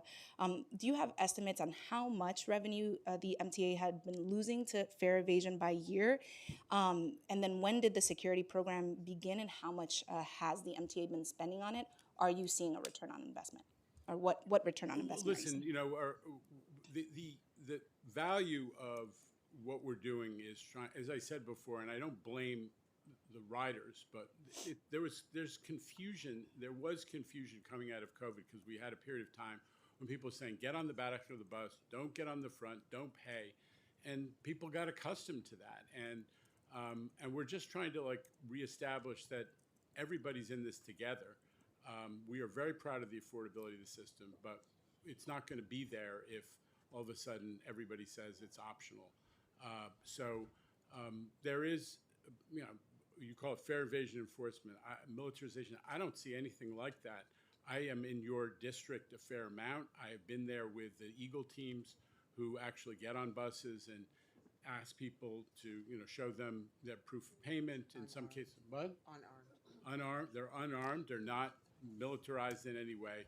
And but the important thing is that I think that we're going to soon have a system which is more like what you have in Europe, where unarmed, non-military people just get on and say, show me your OmniCard or your credit card, however you paid, so I can validate that you paid. and let's reestablish the fare payment policies of the past. I'm very proud of the fact that we did complete the Bronx bus redesign first, but it has imperfections. So let's keep talking about it and see if we can make it better. Matching it up to the subway system obviously makes sense. If there are shortcomings, let's keep discussing. Thank you, Chair. And yes, thank God they are unarmed, but I'll just share that my father was approached by someone. He had paid his fare. They, whatever the conversation was, he was so nervous about it. And he has hypertension. He's a senior. He lives in public housing in the South Bronx. And these interactions, right, it's not, they have a uniform, they look official, they look scary, and that's the point, and we want people to pay, and I support that. Yeah. But there's a balance in the communities like ours that are over-policed, that have generational trauma around law enforcement with this heavy use. And it's not just the buses, I understand that. It's also the subway stations where you have like 3, 4, 5 people at every single point of entry, and you have the cops, and so it's just, I love writing the MTA. I do agree with your testimony. I do feel safe, and I do appreciate the improvements that we've been seeing, but I just want to bring that into the conversation. The low income people that I represent, that I come from, that my parents are, there is an impact on the stress levels and the mental health, their mental health of having all of this surrounding. So, and happens that I have a woman on my right, Shanice Riera, who actually takes the train to your district every day, Metro North and the subway. So maybe she'll comment. Yeah. So we also just want to, make a note that while the unarmed Eagle team agents are out there every day doing fare enforcement, we have taken a multi-step approach to remind and encourage customers that a fare is required. Every single bus, before you board, there is a message: a fare is required. In English. In English. But also on board buses, and even throughout the subway network, we have, published tons of customer-facing campaigns, even pulling from the heartstrings. It takes a city. Yeah. And understanding that everyone has to do their part to be part of this fabric of our neighborhoods and our community. And then also, the chairman has said fare evasion should not be a crime of poverty. So we do the MTA have stepped up and have been doing tons of outreach and engagement, encouraging and getting people enrolled in fair fares. We do it in our subway systems, as well as at our bus stops and high traffic areas. So these are many steps and many approaches that we are trying to work with our riders to get them to pay their fares. Thank you. Chair, if I may, I would I'll allow it because you haven't had a second round of questioning. So can we just put an extra 5 minutes for her, please? And then. Oh, I won't take 5, but thank you. Okay. Thank you so much, Chair. I just want to make sure to follow up on the numbers. I'd love to just see what is being spent. And then the last is an advocacy piece. I, was a huge advocate of the Penn Access Project, but I also just want to, on the record here, state we would love to have Metro North service in the West Bronx too on the way down. Right, like I would love to be able to jump on in Morris Heights and come down to the city in the morning, but our stations are skipped in the West Bronx. But we do have a Morris Heights station, right? We have a station, but the train doesn't stop. Well, we've actually increased service. I'd like to show you how we dramatically increase service. And the fastest growing piece of our mass transit system region-wide is Metro North service going north from the Bronx to Westchester and Connecticut, and people are seeking jobs and education and opportunity that way. And we love providing that service to New York City people who used to get skipped a lot more. I think we've done a lot to actually increase service to Bronxites on the Metro North system, and we cut the fare in half. So something I'm proud of and committed to. We should discuss how you're looking at that service. Excellent. Thank you. Thank you so much, Chair, and thank you, Majority Leader. Of course. Mr. Chairman, so we're going to have an extension line coming from the east side to the west side, which is exciting. To make West Harlem even more of a center of the universe, a lot of folks in the neighborhood in my district would love to see a Metro North stop along 125th Street. Can you look into that? Yeah, so not only can we look into it, we did look into it because it was part of what I mentioned before, this comparative evaluation of all of the ideas out there about major projects and extensions and expansions and so on. So when we studied the idea of having the Hudson line of Metro North, which now comes down to Spuyten Duyvil and then zips to the east to come over the Harlem River Bridge, have it come straight down like the West Side. We actually studied that as an investment, and it came up as a good investment, a medium to good investment, but only if you did have 125th Street station down in your district as well. So it's an expensive project, but one that rated reasonably highly on the rating system. Again, future capital programs might, in fact, they'll have to be, work done, but it might warrant investment in a future capital program. Is there any way to add it to the 2025, 2029 capital No. program? We're studying John, go ahead. Yeah, one of the things that we're doing is we're looking at the work that's needed to be done west of Penn Station, the track configuration, so that you can run a train up the west side that goes into Penn Station from that line. So Right now, there's very limited capacity to get in and out of Penn Station from the so-called Empire Line that runs up the west side. That's a technical issue that we're actually, as you say, studying. Would you have any idea how expensive it would be to install a stop on 125th Street? Real money, but not. Why don't we go back and look at what's in the comparative evaluation, because there were very conceptual numbers thrown at it for the purposes of that analysis, and that would be the answer to my question. Your question. It's a big transportation priority. I know that a lot of folks have long wanted this.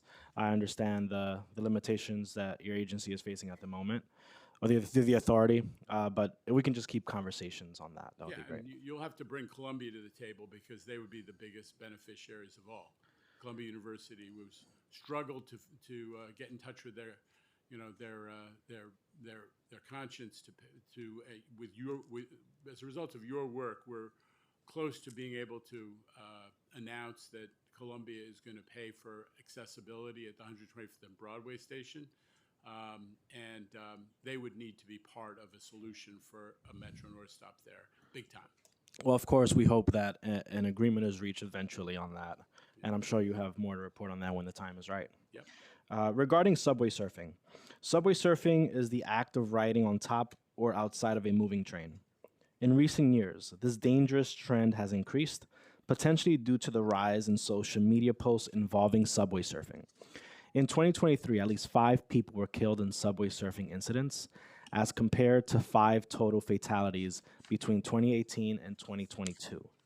According to the police department, as of the NYPD, as of October 15, 2024, the NYPD had arrested 163 people for subway surfing in 2024 year to date, a 22% increase from the 138 that were arrested in all of 2023.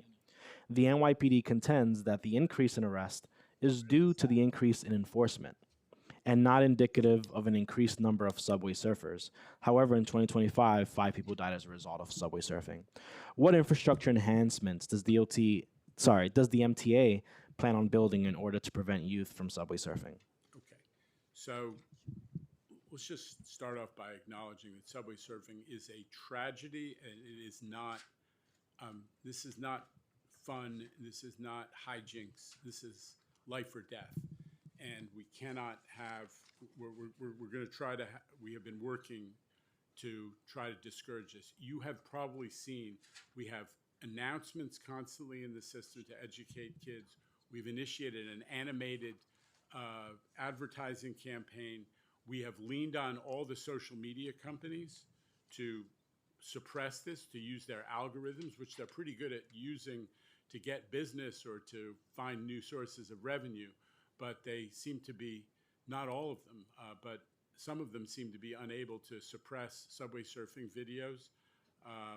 That one area they can't get the algorithm right. One company, Meta, principally Instagram, has been not cooperative on this, and I've called them out a couple times.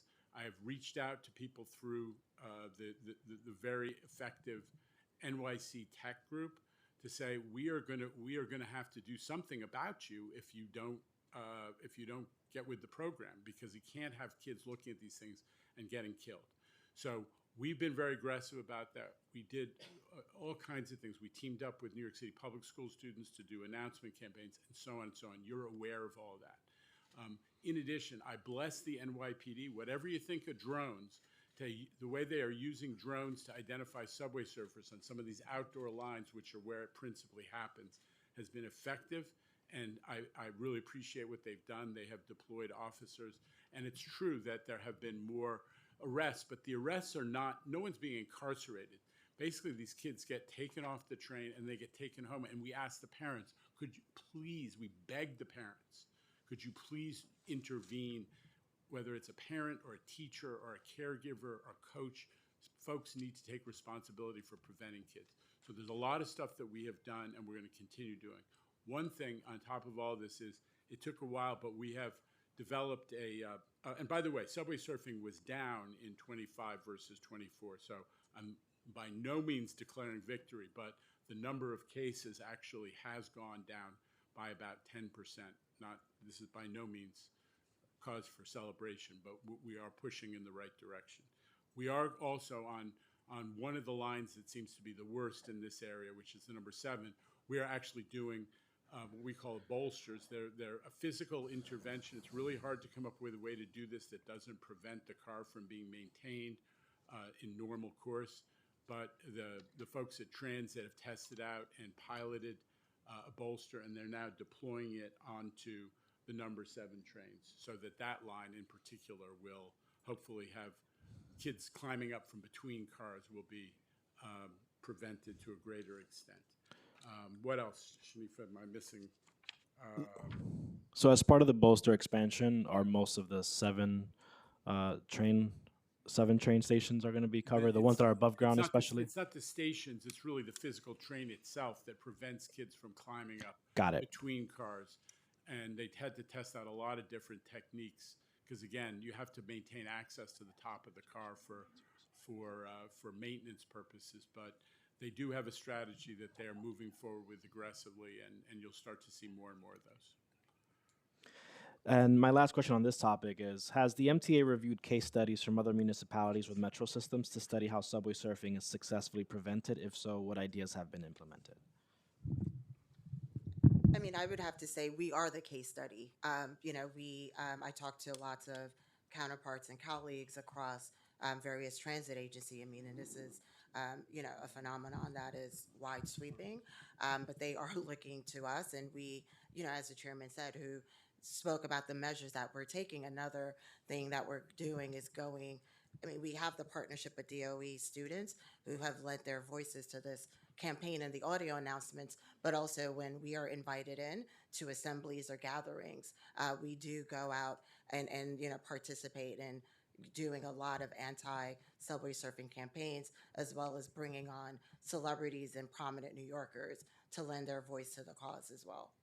Thank you. Councilmember Hanif? Thank you. I'd like to ask about Access-a-Ride. Could you share what the operational cost of running paratransit is? Sure. Paratransit costs projected for 2026 is about $990 million total. And is that? It's about a 20% increase from 2025. And could you share how MTA handles situations where drivers are late, no-shows? What recourse do riders have? Well, I mean, we now have 85% customer satisfaction on paratransit, which is 1 million miles better than it used to be. We have 95% on-time performance. So we have dramatically improved that. I'm not sure you were here. There's been a lot of dialogue early in the hearing about it. So the performance has dramatically improved. Ridership has surged, I think, 20% a year the last 2 years.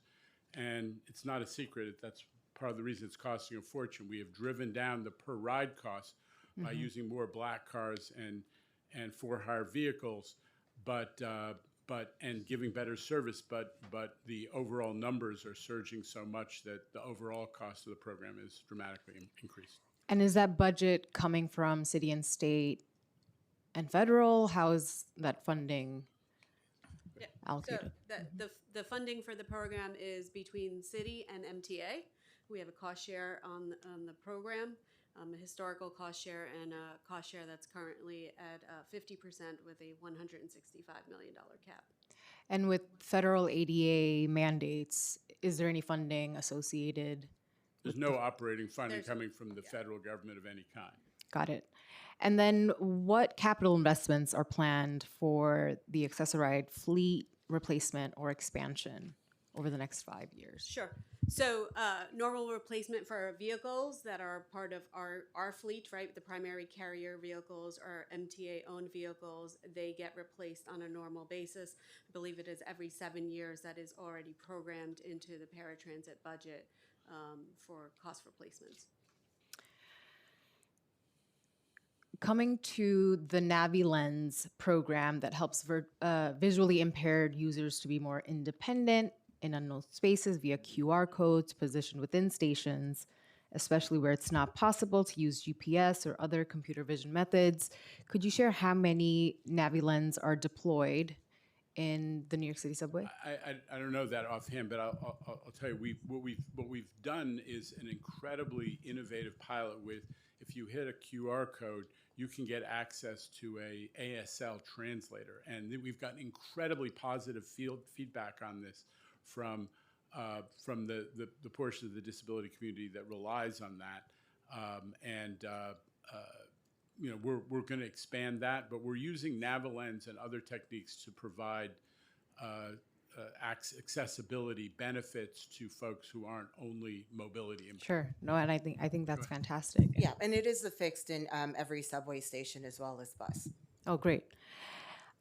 Coming to bus lanes, 7 out of 9 council districts with the fewest bus lanes are all in Brooklyn, which also includes District 39. In my district, only 0.20% of streets have a bus lane. How do you decide where to add new bus lanes? And could you discuss how MTA is addressing bus bunching, route planning, and all-door boarding? Okay. There's a lot there, and you want me to go fast. So all I'll say is that obviously we're engaged in a redesign of the Brooklyn bus system. That will account for all of the factors that you mentioned. With respect to, we choose the lanes together with DOT. So if you want to know if that 7 out of 9 number is going to change, 1-800-NYC-DOT. Because we are waiting for them to put into effect the bus lanes that we all agreed ought to be done a couple of years ago. But we're happy to continue to provide data on performance that will inform our the bus route redesign process that you're going to be very much part of as it unfolds. We're really excited and eager about the Brooklyn bus redesign, and we'll just make a pitch for restoring the B71 bus in my district or something similar to the B71 bus. And then finally, I just want to wrap by asking about, you mentioned that most of the elevators out of service are not run by the MTA, but rather the private contractors. What do private developers, private developers, real estate owners, real estate owners? So what's the enforcement mechanism for those? That's the problem. The city made deals with folks, this most of them more than 10 years ago, to put in elevators, and the agreements didn't have tight language about the frequency of, that the availability, how frequently they would be breaking down or repaired or whatever. And we're trying to get some of these operators to move more quickly so that the elevators are more available. John. And just to answer a question from an earlier round, it used to be 8 months for a capital replacement. It's now 6 months, so a 25% savings. And our chief accessibility officer, Quamela Arroyo, just texted me to say that there's 5,000 NaviLens codes out there system-wide. So Thank you. Councilmember Schulman. Thank you. I have a few more questions. One is, it's sort of a small issue. It is and it isn't. But anyway, the app for the timing of the express buses, this is a particular issue. It only says when the bus is like a couple of minutes away, as opposed to this is the time that. So what it causes me to do, and I've heard from a couple other constituents, not a lot, is that there's something called transit time that I pay them $5 a month so I can see what time the bus is supposed to come, so I can figure out my day and my plans and all of that. But it doesn't. It just be aware. Like I'll keep refreshing it, and it's not until a couple of minutes before it's going to get there that it shows up. Okay, so let's take this discussion offline. We're Okay, fine. actually on the verge of issuing an update of our Great. app, and I think it's going to have a lot of benefits. The people, including me, who've been beta testing it, think it's great. But Okay. I want to make sure that you come away happy because you're such a good Express Bus customer, clearly. I am. And I got to make you happy. I appreciate that, and I appreciate, by the way, your thoughtfulness and your thorough answers today. I just want to say that. The other thing, too, in terms of subway surfing, I want to piggyback on the chair's questions. Have you spoken to DOE? Because some of the classes, some of the students in my district have come up with plans on how to deal with subway surfing, and these are, these are their fellow students sometimes and all of that, and they have some ideas. Who should I share them with or get you guys involved? Or? Yeah, you can definitely share Okay. them to me, and we do have, I think, like bi-weekly meetings with DOE and students to come up with different concepts and ideas and hearing directly. Some of from them are very students. creative. Yeah, yeah. So please, again, we And welcome any and it's their idea. peer group. Yeah. Yeah. So okay, no, that's great. And also, what are you guys doing in terms of AI, in terms of the transit system? Is there a place for AI in? Listen, AI is sort of just a general terminology. If it's Right. about taking data to try to deliver better outcomes, there is a place for it. Okay. I wouldn't say that MTA has been a thought leader, but we have tasked all of our operating agencies to come up with initiatives to start people thinking about it. One area where we are using it is try to optimize schedules of all of our services. Okay. So you have the minimized downtime for crews and maximize the benefit to the customer.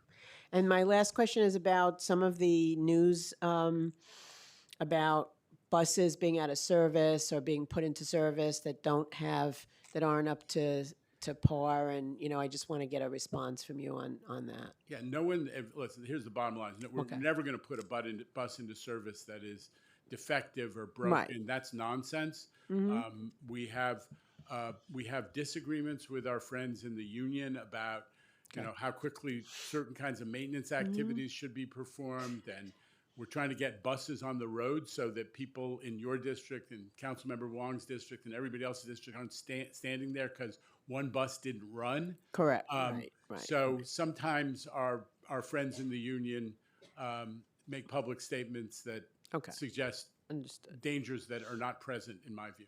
And the one thing I want to, just a comment is, I was actually on a brand new bus a couple weeks ago. Yeah. I'd like you to get more new buses. Was it an express bus, An Lynn? express bus, yeah. Because it's more comfortable even to get on the bus, and some of the buses are like not in great shape. But All right. Well, So hopefully- I know where I'm sending my next new bus, to which line. thank you so much, bye-bye. Mr. You Lee. bet. Really appreciate it. I would like to add on to Councilmember Schulman's concern on the subway surfing that we've been seeing. The council's taken action. We're passing legislation next week that would distribute informational materials within our schools and for our students to understand what the risks are of social media, not only when it comes to the spreading of hate, but also when it comes to public safety and issues like subway surfing. So we are taking action on that, and it's something that we take very seriously. Councilmember Brooks Powers is next. Thank you. And all those wonderful express buses in Forest Hills. I'm looking forward to confirmation about 3 express buses in Rockaway being made permanent. But I wanted to say thank you for responding to the letter from myself and Councilmember Ariola regarding the Rockaway Park branch of the A-Train service. I wanted to know if there was any updates on when the work will be completed on that. I know there was an initial response to our letter, but wanted to see if there are any other additional updates. I'm looking at Lucille because she's ahead of me. Go ahead. We're looking at shortly, so, within the next 6 to 8 weeks. Okay, good. Thank you for that. And then just going to back to the express buses in terms of the accessibility, what we have heard from folks in the disability community has been that it's difficult to reliably take express buses because the drivers don't always know how to lift or move the seats, especially in the evenings, nights, and weekends. And sometimes I think there's a swap out of the bus operators as well that may not have training. Can you tell the committee what steps the MTA has taken or will take to ensure that the bus operators are fully versed on the mechanisms of the bus for the disability riders? Well, your question echoes something that we hear from one of our friends in the disability community, Gene Ryan, on a regular basis. Listen, we have taken steps to redouble the effort to make sure that every bus driver who's on an express bus needs to know how to operate that lift. And the idea of people getting stuck is, that's not acceptable. So it's about training and refreshing the training. So even if they don't aren't prompted to operate the lift for 3 months, that they don't forget how to do it and they can do it timely and effectively. So we're going to continue that. And let me just reassure you that Gene Ryan ain't going to let us forget about that. And I know she won't let me forget either. Go ahead. We have new videos out there training our operators, and they have POM cards explained. So we're, as the chair said, making sure they know what to do. It's what we owe to our customers. Thank you for that. And finally, looking forward to the update on the express buses for Rockaway as well. Thank you. These are the express buses we ran during the temporary. Yes. That you want to make. Yes, and I've been getting a lot of feedback from the community in terms of how helpful it's been. And when I've seen them, it's had a lot of folks actually riding it and taking advantage. And I told you, we just needed an opportunity to show that we have the ridership for it. Take a look. Thank you. Councilmember Lee, Finance Chair. Hi, everyone. Thank you so much. Sorry I was a little late. Just wanted to ask a couple budget questions, and then also as well as since we're talking about bus lanes, congestion pricing, all those fun topics. So going to, I know this was touched upon a little bit before, but the casino revenue. In the MTA 2025 adopted budget, the authority expected to receive $500 million per year in casino revenue starting this calendar year. In your 2026 adopted budget, this figure jumped to $1 billion. So does the calculation take into account additional casinos to be built throughout the calendar year or just existing casinos? Sure. When the casinos were announced, we took a very conservative approach of how they would be deployed or awarded, right? And so what we had planned was in 26, 27, and 28, each of those casinos getting an award and a license fee to the MTA. What we did see is the commission awarded all 3 of those licenses in the month of December of 25. So we got the revenue of $1.5 billion earlier than planned. However, it was already expensed and budgeted for in our financial plan. So what we did was recognize the revenue, but it is already spoken for in our financial plan. Okay, and what will the funds be used for more specifically? Service. Just to run. Just to run the services? Run service. It was an essential gap filler that Governor Hochul identified in 2023. As I said before you arrived, the rest of the country, transit is being cut. Service is being cut, fares are being dramatically raised. We don't have to do that because of what Governor Hochul and the legislature did in 2023. Right. The casino revenues were part of that. Okay. And then in terms of dedicated taxes, almost 45% of operating revenues that are necessary to cover operating budget expenses are derived from dedicated taxes. And an economic slowdown or recession could adversely impact MTA's ability to cover costs. So has MTA planned for an economic slowdown? And what is the contingency plan to cover the operational budget if there is one?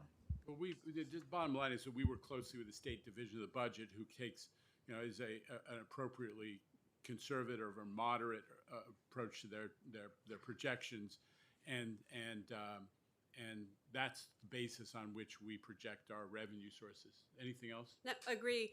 We take both the city and the state projections and use that to model our own revenue.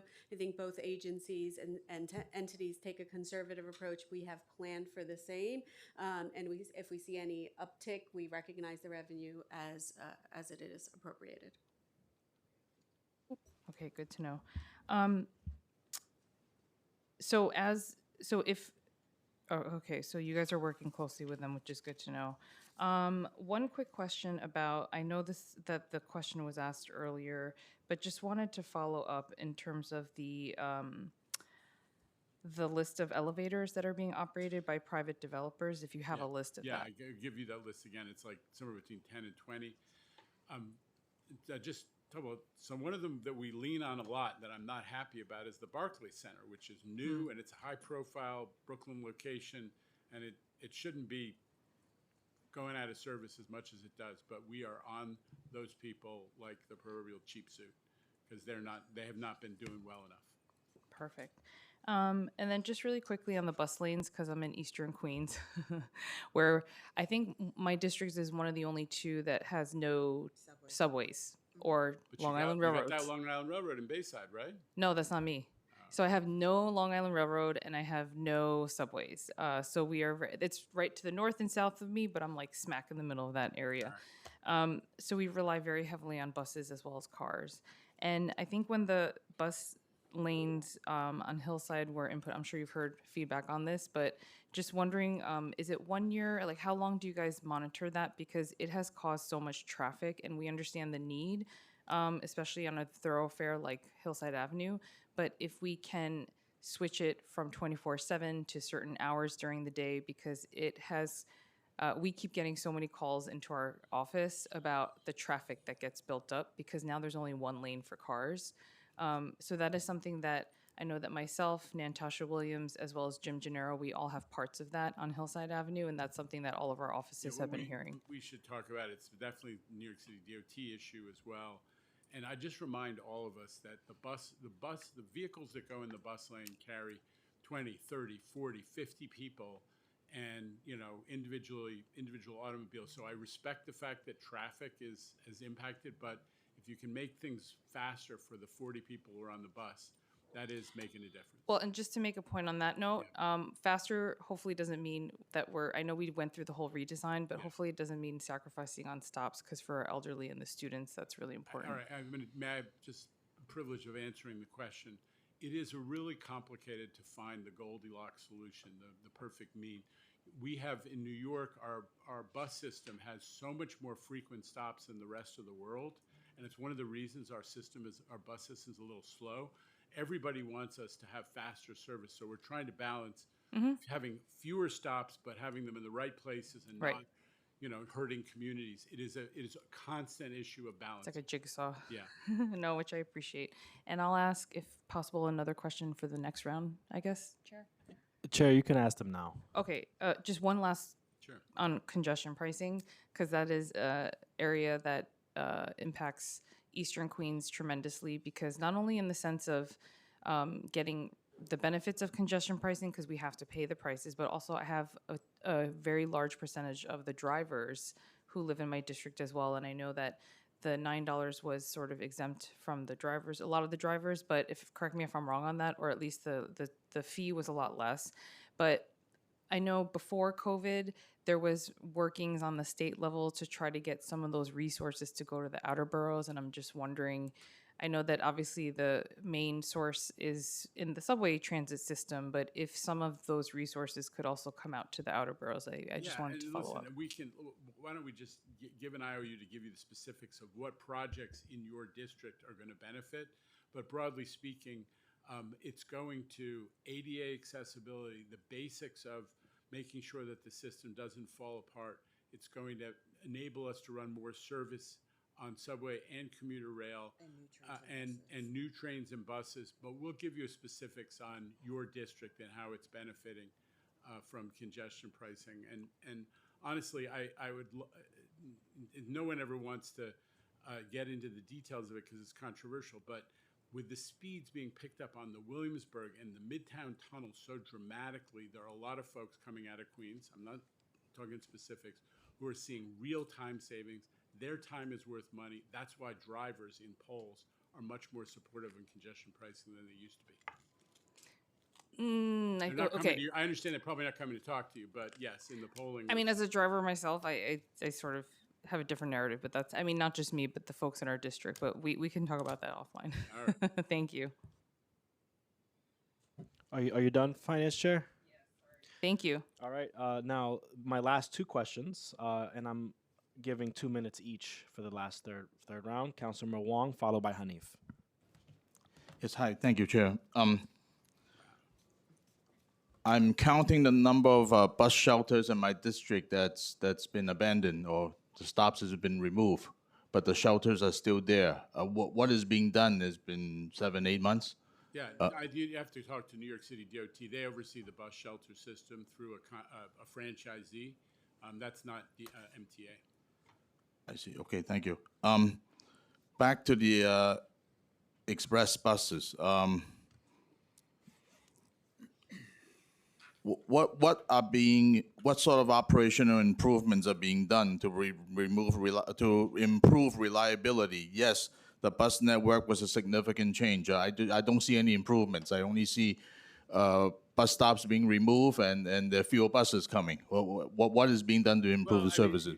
Here's what's being done is that we, in my era, we took away the rule of bus redesigns was it has to be cost neutral. I took that away, and we are spending $35 million a year more on buses in Queens per year as a result of the bus network redesign. We've added rush routes to connect people from neighborhoods that don't have rail access to get them to the commuter rail station, to get to the subway station.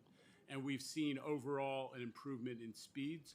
So we can share that information. There'll be a full please. report coming out within a couple months. Please, thank you. And I have 30 seconds. Okay.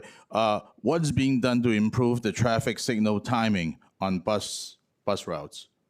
Traffic signal prioritization is one of the ways we speed up buses, and it's being done widely, but it's part of our discussion with New York City DOT, who controls that. We're going to keep pushing for more of that bus-specific traffic signal prioritization. Yeah, I have some recommendations on Woodhaven Boulevard. Welcome, get them to us. And we'll Thank you, I'll do that. Thank you, Chair. Thank you, Chair. Councilmember Hanif. Thank you. I want to come back to lighting and give you an opportunity to tell us what MTA's been up to around lighting repair. So 4th Avenue 9th Street Station, I mean, it's got no lighting, it's drabby, it's dirty, and thousands of people are using that station to get into Park Slope, Gowanus. I mean, it's a huge through line in my district, and of course, also now Councilmember Alexa Avila's. So would love to know just what the plans are or where we are on the roster of getting I'm going to have to get some of back. that I just lighting. don't know the project as well as I know some others. You've raised it now twice. We will get back to Is you on it. very, very important. Since I was a staff person in former Councilmember Brad Lander's office, we've been fighting for this. Then I was member for 4 years. Now Alexa, like, I don't want this to keep passing along to another elected official. This is important, and I really hope that DOT and MTA can really figure out what each's responsibilities are in terms of whether adding street furniture would be a positive element versus lighting, which we obviously need more of, and then of course addressing the vacant storefronts. Thank you, Chair. Thank you. Thank you so much again, Mr. Chairman, for coming to testify on your team. This panel is hereby excused. Okay, thank you.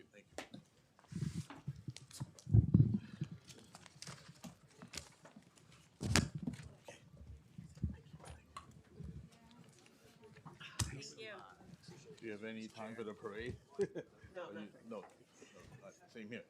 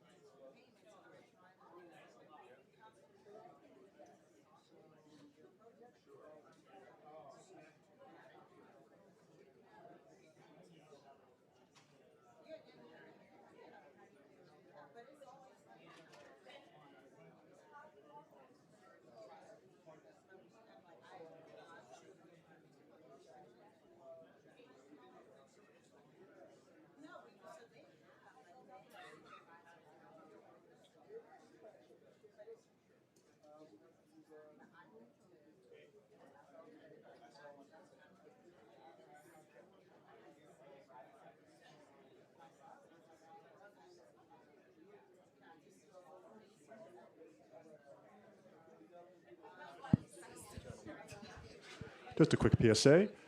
Please do not approach the dais, everyone. Do not approach the dais. Furthermore, food and beverages are not allowed. If you have any, you can eat them outside or drink them outside. Thank you.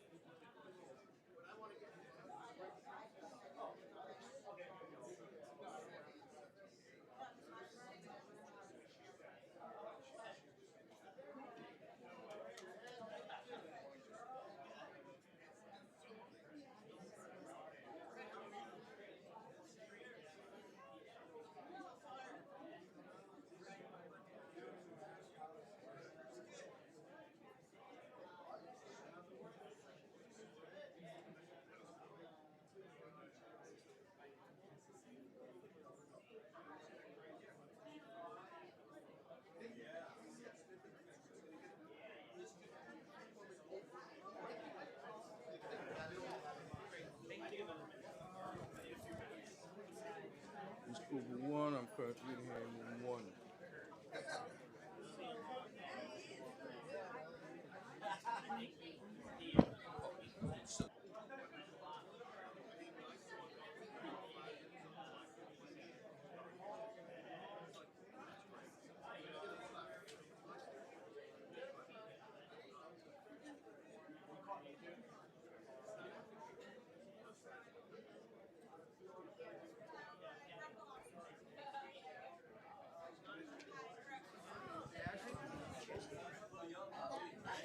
Please, at this time, everyone, please find your seats, please. Shh, keep it down. Shh. Thank you. Please find your seat. We'll be starting. James, just turn on the place. We'll be starting momentarily. Please find your seats. Also, please do not approach the dais at any time. Please do not approach the dais. If you have any questions, please raise your hand and the sergeant at arms will kindly assist you.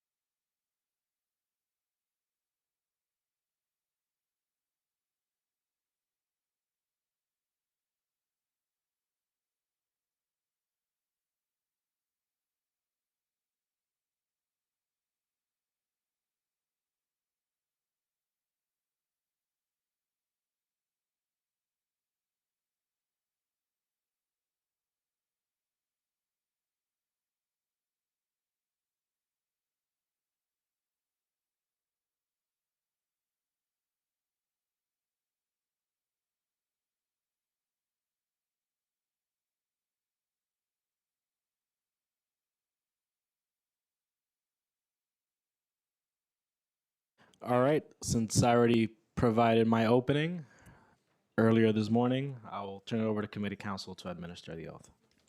Thank you. Our next panel will be from the Department of Transportation, Commissioner of the New York City Department of Transportation, Mike Flynn, First Deputy Commissioner, Margaret Forgione, Executive Deputy Commissioner, Paul Ochoa, Deputy Commissioner of Transportation Planning and Management, Eric Beaton, and Assistant Commissioner for Intergovernmental and Community Affairs, Rick Rodriguez. I will now administer the oath. Please raise your right hands.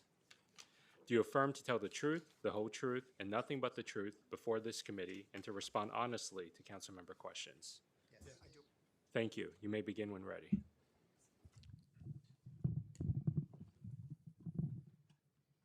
Great. Good morning or good afternoon, Chair Abreu and members of the Committee on Transportation and Infrastructure. I'm Mike Flynn, Commissioner of the New York City Department of Transportation. With me today are First Deputy Commissioner Margaret Forgione, Executive Deputy Commissioner Paul Ochoa, Deputy Commissioner of Transportation Planning and Management Eric Beaton, and Assistant Commissioner for Intergovernmental and Community Affairs Rick Rodriguez. Thank you for the opportunity to testify on behalf of Mayor Zoran Mamdani on DOT's fiscal year 2027 preliminary budget and fiscal year 2026 to 2035 capital plan. As Mayor Mamdani announced, this preliminary As Mayor Mamdani announced, this preliminary budget confronts the fiscal crisis head-on while preserving the core services New Yorkers rely on every day. Within that context, the New York City Department of Transportation remains focused on our charter-mandated mission to provide for the safe, equitable, and sustainable movement of people and goods, and create public spaces that strengthen our communities. DOT manages 26% of the city's land area, including 6,300 miles of streets and highways, over 12,000 miles of sidewalk, 44,000 intersections, and more than 800 bridges and tunnels. And this budget enables us to sustain those essential operations while advancing savings, improving operational efficiencies, and maintaining critical infrastructure. We appreciate the mayor's continued investment in DOT, enabling us to maintain our programs to help all New Yorkers and millions of visitors get around the city. But we're also going to think big and be bold. We're laying the groundwork and will marshal our resources to go beyond the status quo, because the status quo isn't good enough. We will implement transformative street redesigns that improve safety, build busways and other bus infrastructure that speed up service, scale up the production of protected bike lanes and pedestrian space, take a hard look at parking policy in our city, usher in a new era for Vision Zero that builds upon past success and utilizes new tools and tactics, and streamline bureaucracy to accelerate important work that must be done with urgency, and so much more. All of this work will take resources, and Mayor Mamdani already gave an initial down payment on the important work that's ahead. But resources go beyond just money. There's a national shortage of engineers, which makes hiring for these essential roles difficult. That's why we're leading outreach and events to attract engineers to work at this agency. There's also a shortage of contractors who do the work that's needed for our projects, including painting the markings on roadways and repairing traffic lights. And we're working with contractors to encourage them to expand their operations because we have work that needs doing. With climate change and affordability as two of the defining challenges of our time, we understand our critical role in transitioning our roadways, infrastructure, and assets to a safer, greener, and more accessible transportation network to benefit New Yorkers for generations to come. This is going to be a forward-looking, problem-solving DOT, not the DOT of no, but turning a ship as big as DOT will take time if we want to get it right. So we're acting with haste on the things we can deliver now, like restarting shelved bus and bike lane projects and announcing 800 15-mile-per-hour slow zones at all eligible New York City schools this year and at all 3,200 schools citywide by the end of Mayor Mamdani's first term. And we're building a rock-solid foundation to deliver on the grander ambitions that we have for this agency moving forward. And it's only March. Let's start with where things stand today with the fiscal year 2027 budget. DOT's FY27 expense budget is $1.6 billion, and you can see the breakdown and in the chart in my testimony. That includes $126 million for bridge maintenance and inspection, $139 million for ferry operations and maintenance, $271 million for roadway maintenance, $367 million for other DOT operations and administration, including sidewalk management and inspection, $451 million for traffic operations, including signals, streetlights, automated enforcement, and parking, and $204 million for transportation planning and management, including installation of street signs and roadway markings. Our FY26 to FY35 capital plan is $33 billion, and you can see the breakdown on the screen, or in the testimony. $17 billion for bridge reconstruction and rehabilitation, $6 billion for street reconstruction, $3.2 billion for resurfacing, $3.2 billion for sidewalk and pedestrian ramp repair and reconstruction, $1.6 billion for streetlights, signals, and automated enforcement, $665 million for the Staten Island Ferry, and $1.3 billion for the facilities and equipment needed to support DOT's operations. This budget provides funding to support critical and innovative DOT operations that make New York safer and more livable. It's clear that the Mamdani administration shares this vision with the investments in bus riders, cyclists, and pedestrians in this budget, given the funding for a secure bike parking pilot, summer streets, open streets, and a down payment on bus and bike lane projects that we're actively planning now.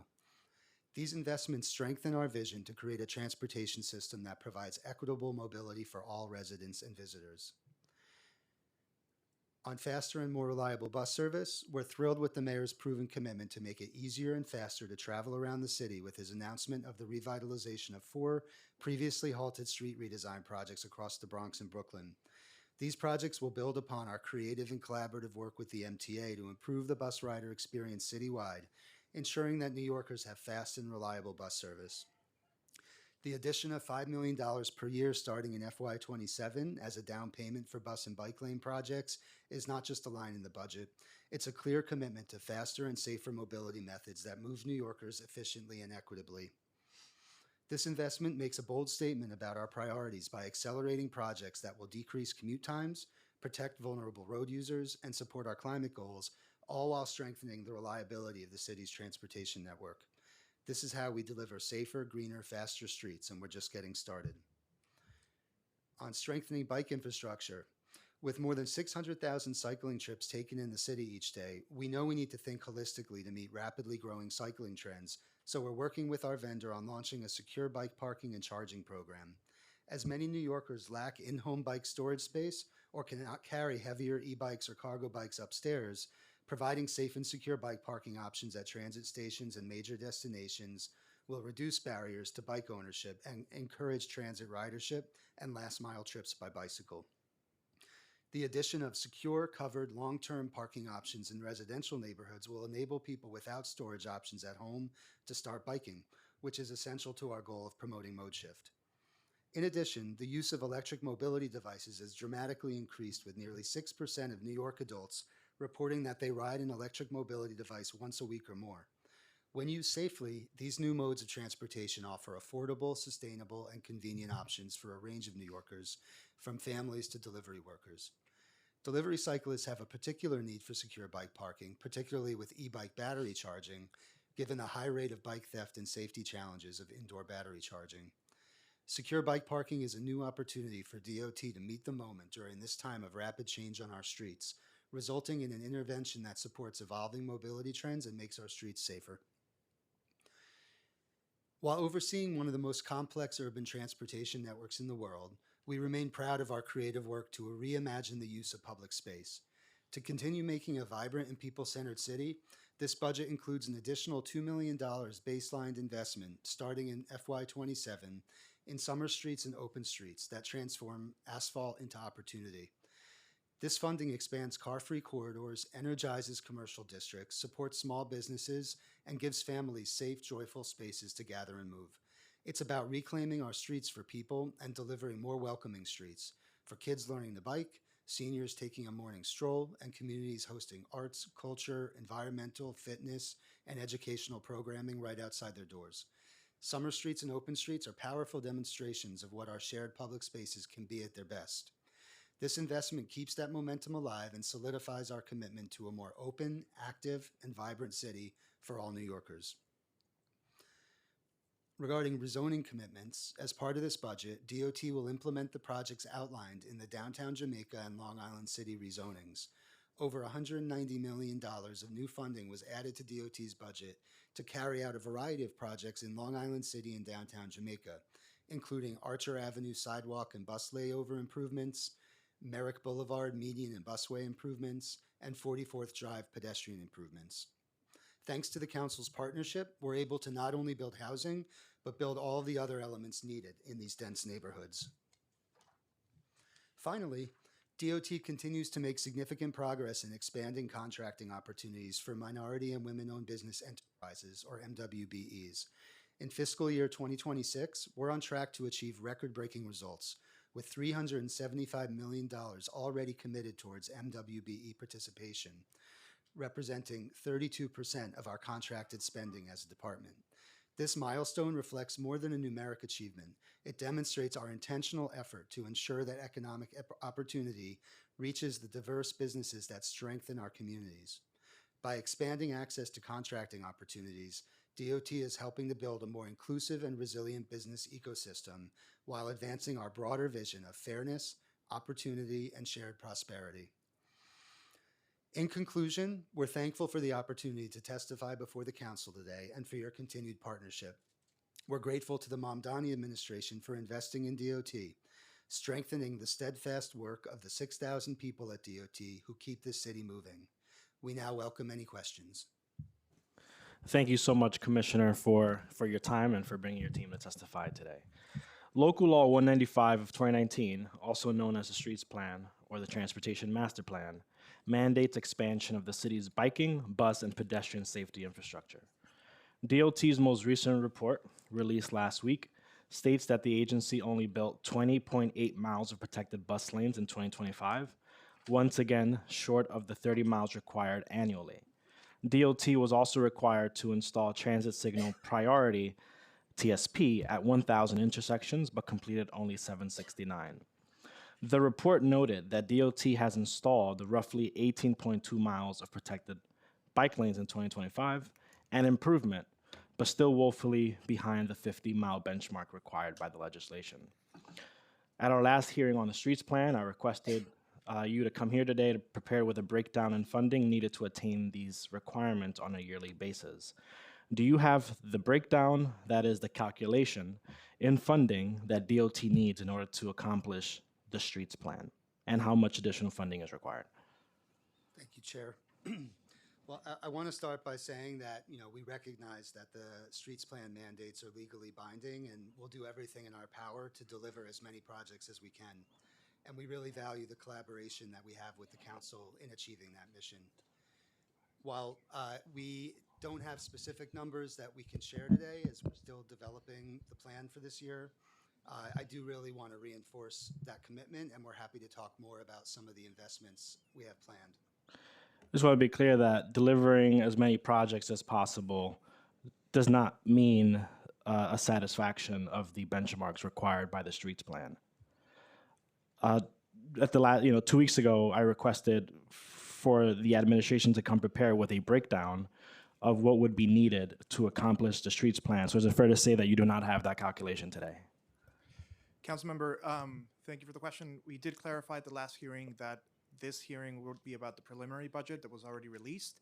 We are in conversations with the administration and OMB about that exact question, and we expect to have an answer or close to an answer by exec budget. The preliminary budget hearing is, as you know, the beginning of the process. There are 3 steps: preliminary, exec, and then ultimately adoption, where the administration can deliver on exactly what you're asking for. So you do not have the plan. You do not have the calculation breakdown today, despite the fact that I requested it at the last. Correct. We are hearing. testifying Okay. in the preliminary budget hearing, which was released just a few weeks ago. Will this administration commit to building 50 miles of protected bike lanes and 30 miles of protected bus lanes this year? We're committed to doing our best to meeting the targets in the plan, and we're excited about the down payment we received from the mayor, especially in the midst of the fiscal crisis that we're facing. We're leaving no stone unturned, identifying all the ways we can put out as much output this year as possible, while we also lay the groundwork to build that longer-term capacity. So what I'm hearing is that there is no commitment on 50 miles of protected bike lanes and 30 miles of protected bus lanes this year. Is that correct? Correct. We can commit. We're going to do our best. All right, so just wanted to state for the record that there has been no commitment by the administration to meet this year's benchmarks as required by the 2019 laws. I'll move forward. Does DOT have enough capital projects in the pipeline for 2026 to meet all of the requirements for the Streets Plan mandates? And if so, do you have a list of current capital projects that will be done this year? Yeah, Councilmember, obviously our capital program is a key part of what we do for New Yorkers and what the type of projects we deliver. Most of the capital projects that we are delivering this year, and in fact, most of the capital projects have already been counted for the Streets Plan purposes. We typically start capital projects with SIPs, street improvement projects, which are expense funded, and then we move on to capital. It is rare to have a capital project deliver on new Streets Plan goals. So that means that we probably already counted that project in a previous year. So we do a SIP, we wait to make sure that it works, and then we move on to forward for a capital project, which means we count this for the purpose of the Streets Plan, we count it at the SIP phase.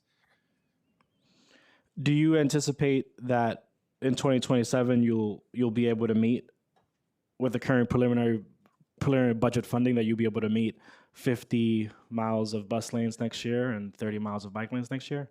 Yeah, so the same thing goes with bus lanes. Most of the bus lanes, for the purposes of the streets plan, are protected via camera enforcement, which is, some of it is capital. You are correct, and we do have the funding to make those capitally eligible cameras available in as many bus lane miles as we can.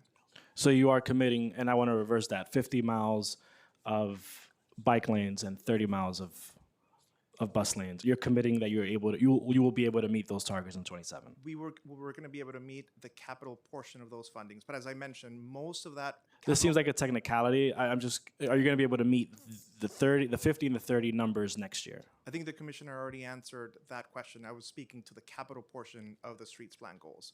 Most of the goals of the streets plan are achieved through the expense budget, not the capital budget. Look, I don't get to pick and choose which laws to follow, and I'm unsure why DOT feels that they have the authority to do that.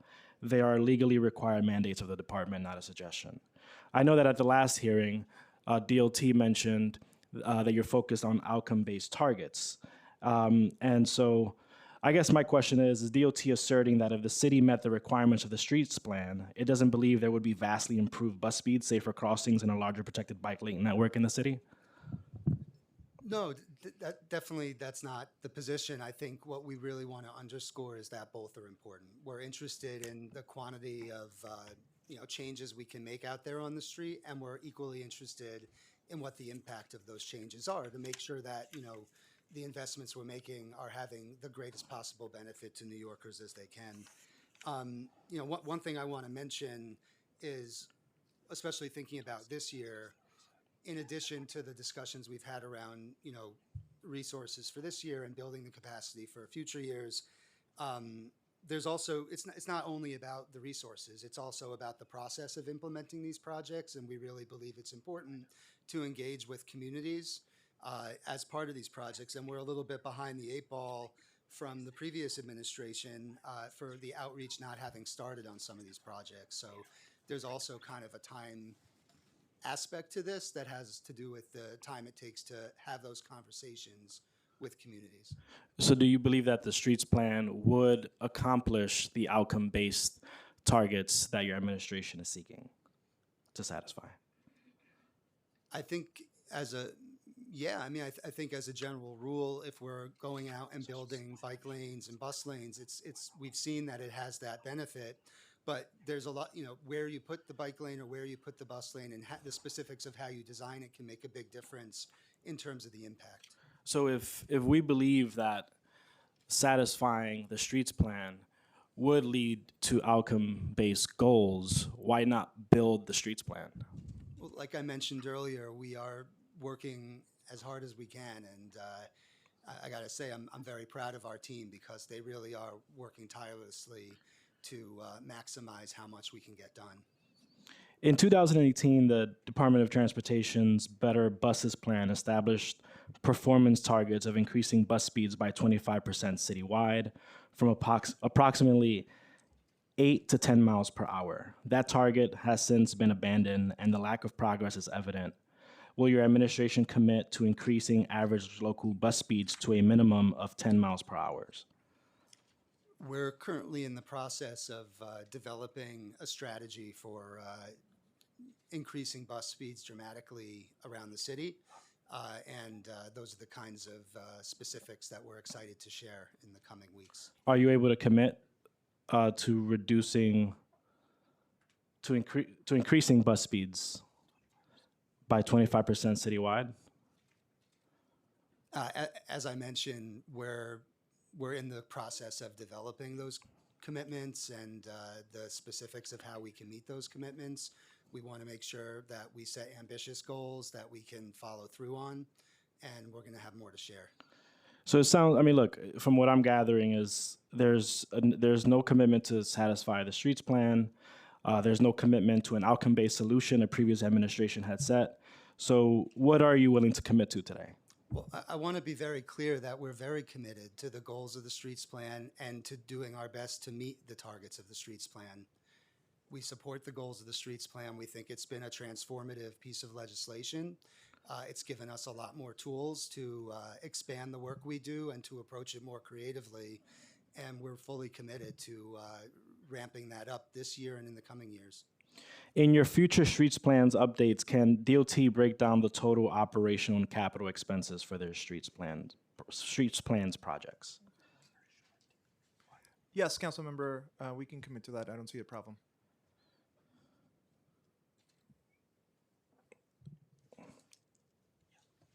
Is the administration ensuring that DOT has the funding needed to reach the requirements of the streets plan? We're in those discussions right now, working closely with City Hall and OMB. So is that a yes? Council member, it is not a simple yes or no question. It is the mayor in his first few weeks gave us a down payment, which means it's a very strong signal to make sure that we have all the resources we need. A lot of the work that we do, a little bit is going to be in fiscal 26. Most of the work we do is in fiscal 27, and those conversations are ongoing. But I would look at the mayor's down payment as a strong signal in his interest and the administration's interest to have to give DOT all the resources we need to deliver as much as we can deliver, including, of course, the streets plan goals. I mean, by definition, a down payment means that there should be more funding coming. So I'm going to take it as a no, that there's not enough funding needed because it's a down payment, and that more funding is needed to satisfy the streets plan. So the administration is not giving the department enough funding in this preliminary plan for DOT to follow the law. And so the council needs to fight for more funding for you guys from this administration. Is that correct? It is a preliminary budget hearing. It's the first. Do we need to find more funding? Does the council should help you? I understand you guys have limited resources. Do you need our help in pushing the administration to get you the resources you need to satisfy the full streets plan? I don't think Mayor Mamdani administration will need push to give us the resources. I think we're in lockstep. So if you don't need a push, you expect the money to be in the budget and by exec? We expect those conversations to continue, and I hope that we can have a positive conversation come exec. All right, I think I understand you can't say certain things is what it sounds like, but my understanding, it's a down payment. It's currently not enough in the budget to satisfy the full streets plan. You expect the administration to fight for this, but you can't quantify how much more resources are going to be added to fully satisfy the streets plan. That's correct. And it sounds like you also need the council to help you in advocating for the mayor to get you what you need, and I understand you can't answer that question. And I think the help that we need from the council is not just monetary, it's support for the projects that we have in place. I think the mayor was very clear about the political support needed for a lot of these projects, so we would definitely appreciate that from every single council member. It would be extremely helpful for this committee to have the calculation of what would be needed in order for us to effectively advocate on behalf of New Yorkers who are desperately wanting to see this come to fruition. Understood. All right, moving to the open streets. Last July, Mayor Mamdani told Streets Blog that open streets are a critical program that I would also expand. However, in the preliminary plan, there's only $2 million in city funding per year baseline from fiscal 2027. The funds are fungible between the Summer Streets program and Open Streets. This funding does not deliver on the promise to expand the Open Streets program. It actually provides less funding than the $2.1 million the Adams administration provided for the program. Is this administration no longer committed to expanding the Open Streets program? No, that's not how I would frame it. First of all, we are very proud of the Open Streets and Summer Streets. They're one of the most popular programs we have out there. We have lots of partners in every corner of the city, so we're very excited. The amount of money that the Adams administration gave us last time was at adoption at the end of the budget process. This $2 million is at the beginning of the budget process.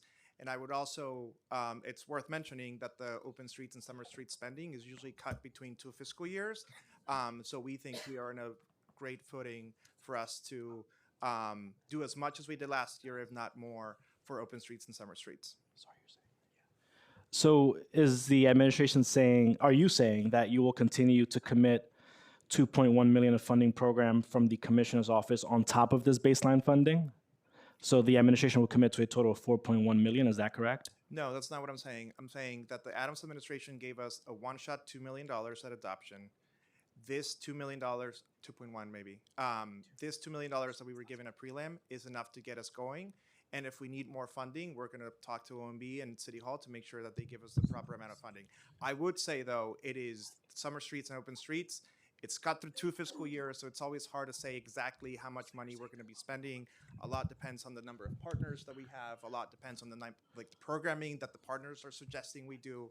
So it's not a simple solution. What I can commit to you is that this administration is, in fact, very supportive of open streets and summer streets. I would also throw the World Cup in there. So the summer streets may look a little different this year than in previous years, but we are very excited, and I think New Yorkers are going to be excited about it. So, like the streets plan, do you expect that by exec there will be more resources allocated to the open streets program? I think if we need them, those conversations will be ongoing. I'm not sure that we knew at this point, but we do have a strong commitment from City Hall and the mayor to provide the resources we need for a successful open streets and summer streets program. The current funding doesn't expand it, so it seems to me that there would be a need for more resources. Is that correct? So I think part of the point here is it's not just about the money. Like expanding open streets, each individual open street is typically not very expensive. What we want to do is work with each partner to make sure they're getting what they need. And so we're still in the process of getting all the partners in. Different partners have different levels of capacity. And we want to make sure that we're giving the right amount of money, the right amount of logistical support, the right amount of programming to each partner. So it's not just about saying we have this much money and we're going to spread it wherever. We want to make sure we're running a good program, we're recruiting good partners, we're making sure we're getting out into communities all over the city, so it's not just in wealthier parts of the city. And then we're going to deliver the resources, and the administration will deliver the resources needed to make those successful. So that's where the difference in the budgeting comes in. We don't start from a number and do that many open streets. We get as many open streets as we can, as many partners as we can, and then make sure that they have the resources to be successful. Yeah, let me give you an example. I have a 4-year-old, and we love Trick or Streets. Trick or Streets is done, I actually live in Councilmember Hanif's district. That's in October of this calendar year. So the amount of requests from Open Streets partners to do Trick or Streets events is actually not going to hit this fiscal year. So this is why Deputy Commissioner Beaton is saying that we are planning for it, and we want people to ask us what they want. But the exact number is to be determined. So is it fair to say that the admin is committing less money to open streets but doing more with less? I do not think that is a fair statement. I think we got what we need currently. If we need more, we're going to be asking for more. All right, I'm now going to move on to favorite topic, daylighting. In February 2025 at a mayoral forum, Mayor Mamdani said we deserve to have universal daylighting. Furthermore, in December 2023, then Assemblymember Mamdani signed on to a letter from Queens Community Board 1 to former Commissioner Rodriguez calling for universal daylighting across the city. Is universal daylighting still the viewpoint of the administration? Yeah, and I want to be hopefully clearer than I was at the prior hearing that DOT sees daylighting as a really important safety tool, and when it's designed right, a very effective one. And that's why we did over 400 locations with it last year, and we're on track to do even more this year and the years ahead. We're eager to speak with any partners about how we can expand the use of daylighting quickly and effectively. So is the administration committed to universal daylighting?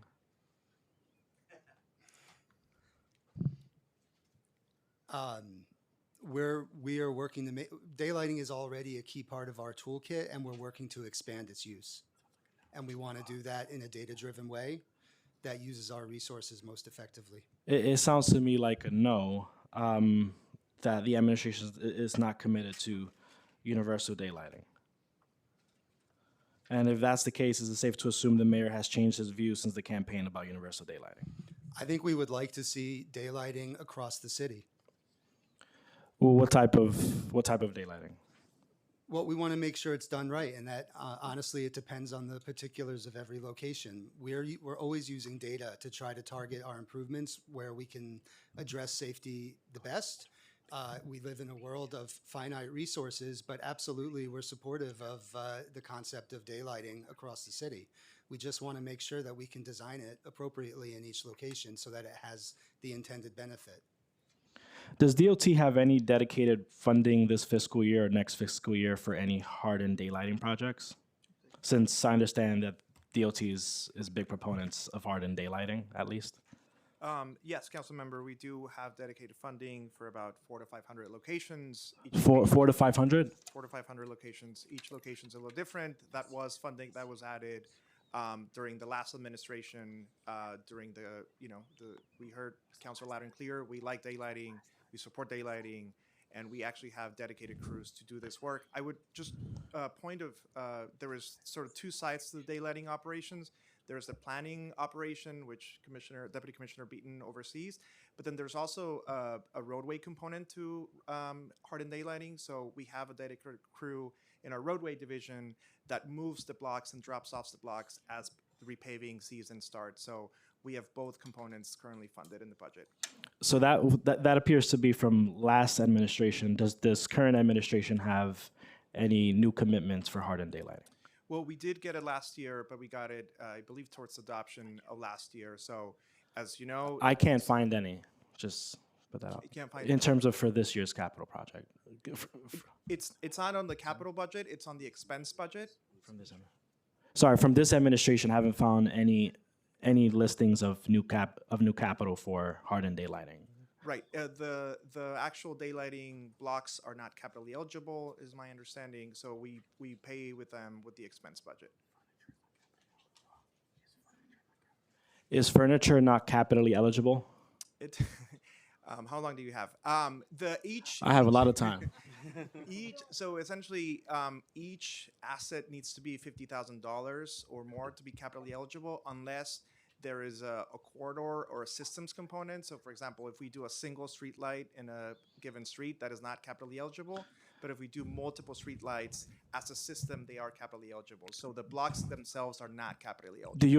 Do you not expect the furniture at hardened daylighting to not have a useful life of 5 years or more? It's not just a useful life. It's the What price else? Is the price too? It's PPP rules. I wish it was just useful life. That would be great. So what renders it capitally uneligible? If the useful life is not an issue, I guess. Cost. Yeah, it's cost and useful life. But I thought you just said useful life it could last 5 years or more, so that's not a problem. That side is not a problem. It's the cost that is the problem. It's the cost side. The city bonds all the capital funds, and it's very difficult. This is just PPP rules. It's difficult to bond assets that are less than $50,000. Finance Chair Chair Lee has questions. Hi. Sorry, not to go against the Chair Abreu over here, but if you guys wanted to slow roll the bike lane expansion, I know my district would be totally fine with that. But obviously, I know you guys have your mandates that you need to meet. But some really quick questions on the budget side of things with the vacancies. So I know that the administration has, designated chief savings officers, and so wanted to know if you've identified, however, and if it's at the same levels that most agencies are, which is the 1.5% for this year and the 2.5% for next year. And I know that currently you have 704 positions that are vacant, and 11.8%, and correct me if I'm wrong, an 11.8% vacancy rate. With streetlight repair times increasing, PMMR shows a decrease in pothole repairs on local roads and a continuing downward trend in road resurfacing miles. So just wanted to know, does the department require more staffing actually? And if so, how many positions need to be filled, and are additional budgeted positions required, especially to do all the things that you need to do in your department?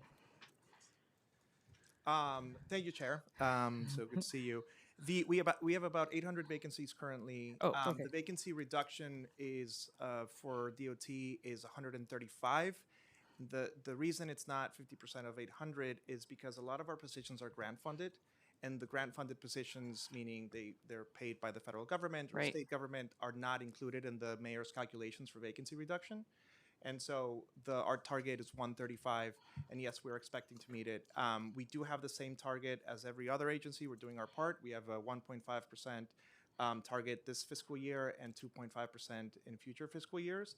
We do expect to meet that. We're looking at all types of sources, either PS savings or grant swaps and revenue savings. So we do expect to meet that. As for the resurfacing questions, I'm going to turn it over to the First Deputy Commissioner, but we are fully staffed in our roadway division, so the vacancy reduction and any cut or potential savings would not be impacting our revenue, our resurfacing. Okay, so the 135, that's grant, the 800 vacancies, the 135, so you're saying that all those positions have been filled?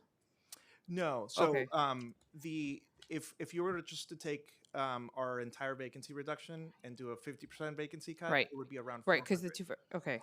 But given that a bit more than half of our vacancies are grant funded, that means that the denominator is half of that. And so our target was 136, if I remember correctly. And it was taken from the numbers that we had in the November plan. So Okay. the numbers fluctuate a little bit is what I'm trying to say. Okay. And it's great to, sorry, yes. Sure. Just a little bit about the resurfacing target. Our current target is 1,150 lane miles per year. That has been the target for a number of years now. We always meet that target. We generally go over that target. And I think you touched on potholes. Potholes are basically an indication of the condition of the streets and reflective of the weather that we've been having. So it was a good thing in previous years. We that didn't have to use it as much. Exactly. This year, we, of course, will see a lot more potholes. We have freeze-thaw cycles happening as we speak. In the next week, we see temperatures going down into the 20s some nights. So when we have weather like this, where we have, rain, and then it freezes, then it thaws, and then it rains, that's what we see when we get more potholes. But Okay. we'll be out addressing them.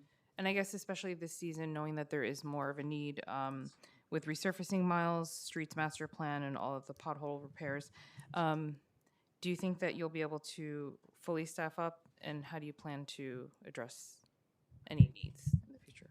Yeah. The roadway division is the one division where we don't have any hiring problems. We, in fact, have about 36 applicants for every assistant city highway repair position that we have open. So we have full employment in the roadway division, so we do not expect any problems. Are you looking to use technology, training, or deployment any differently to find efficiencies in its operations? I know that these days it seems like the technology question is coming up a bit, but just wondering. Yeah, so we are always looking to be on the cutting edge of asphalt work around the country. We are actually at the highest in the nation for using recycled asphalt, meaning we mill up the old street and we put it back into the mix. We're already at 40%, which is a great number, and we're looking to increase that in the coming months and years to perhaps as high as 50%. And we're also in the process of constantly upgrading our asphalt plant equipment in order to be able to be more innovative. Perfect. And historically, savings have been taken out at DOT in contracts, telecommunication maintenance, safety programs like Vision Zero. Is it expected that these areas will be featured in the CSO's proposals? And can you provide any examples of potential savings? Yeah, we're still looking. Our savings are due on Friday. I am the chief savings officer. We're looking at every program, but we're looking at areas where it is not going to be impacting any services delivered to New Yorkers. So you're right. Usually we find savings in future contracting budget codes or efficiencies in PS savings, for example, which means we're just not hiring those folks. So rest assured that we're going to do everything we can to make sure that we limit the impact to New Yorkers. Yes, definitely don't want to cut services, especially now. And on the revenue side, anticipated revenue from franchises, bus stop, and other is expected to decrease by $12.3 million in fiscal '27, down to $52 million from $64.3 million in fiscal '26. So could you please briefly explain the scope of this revenue and why it is expected to decrease in the out years? The targets that we set with OMB are usually pretty conservative targets.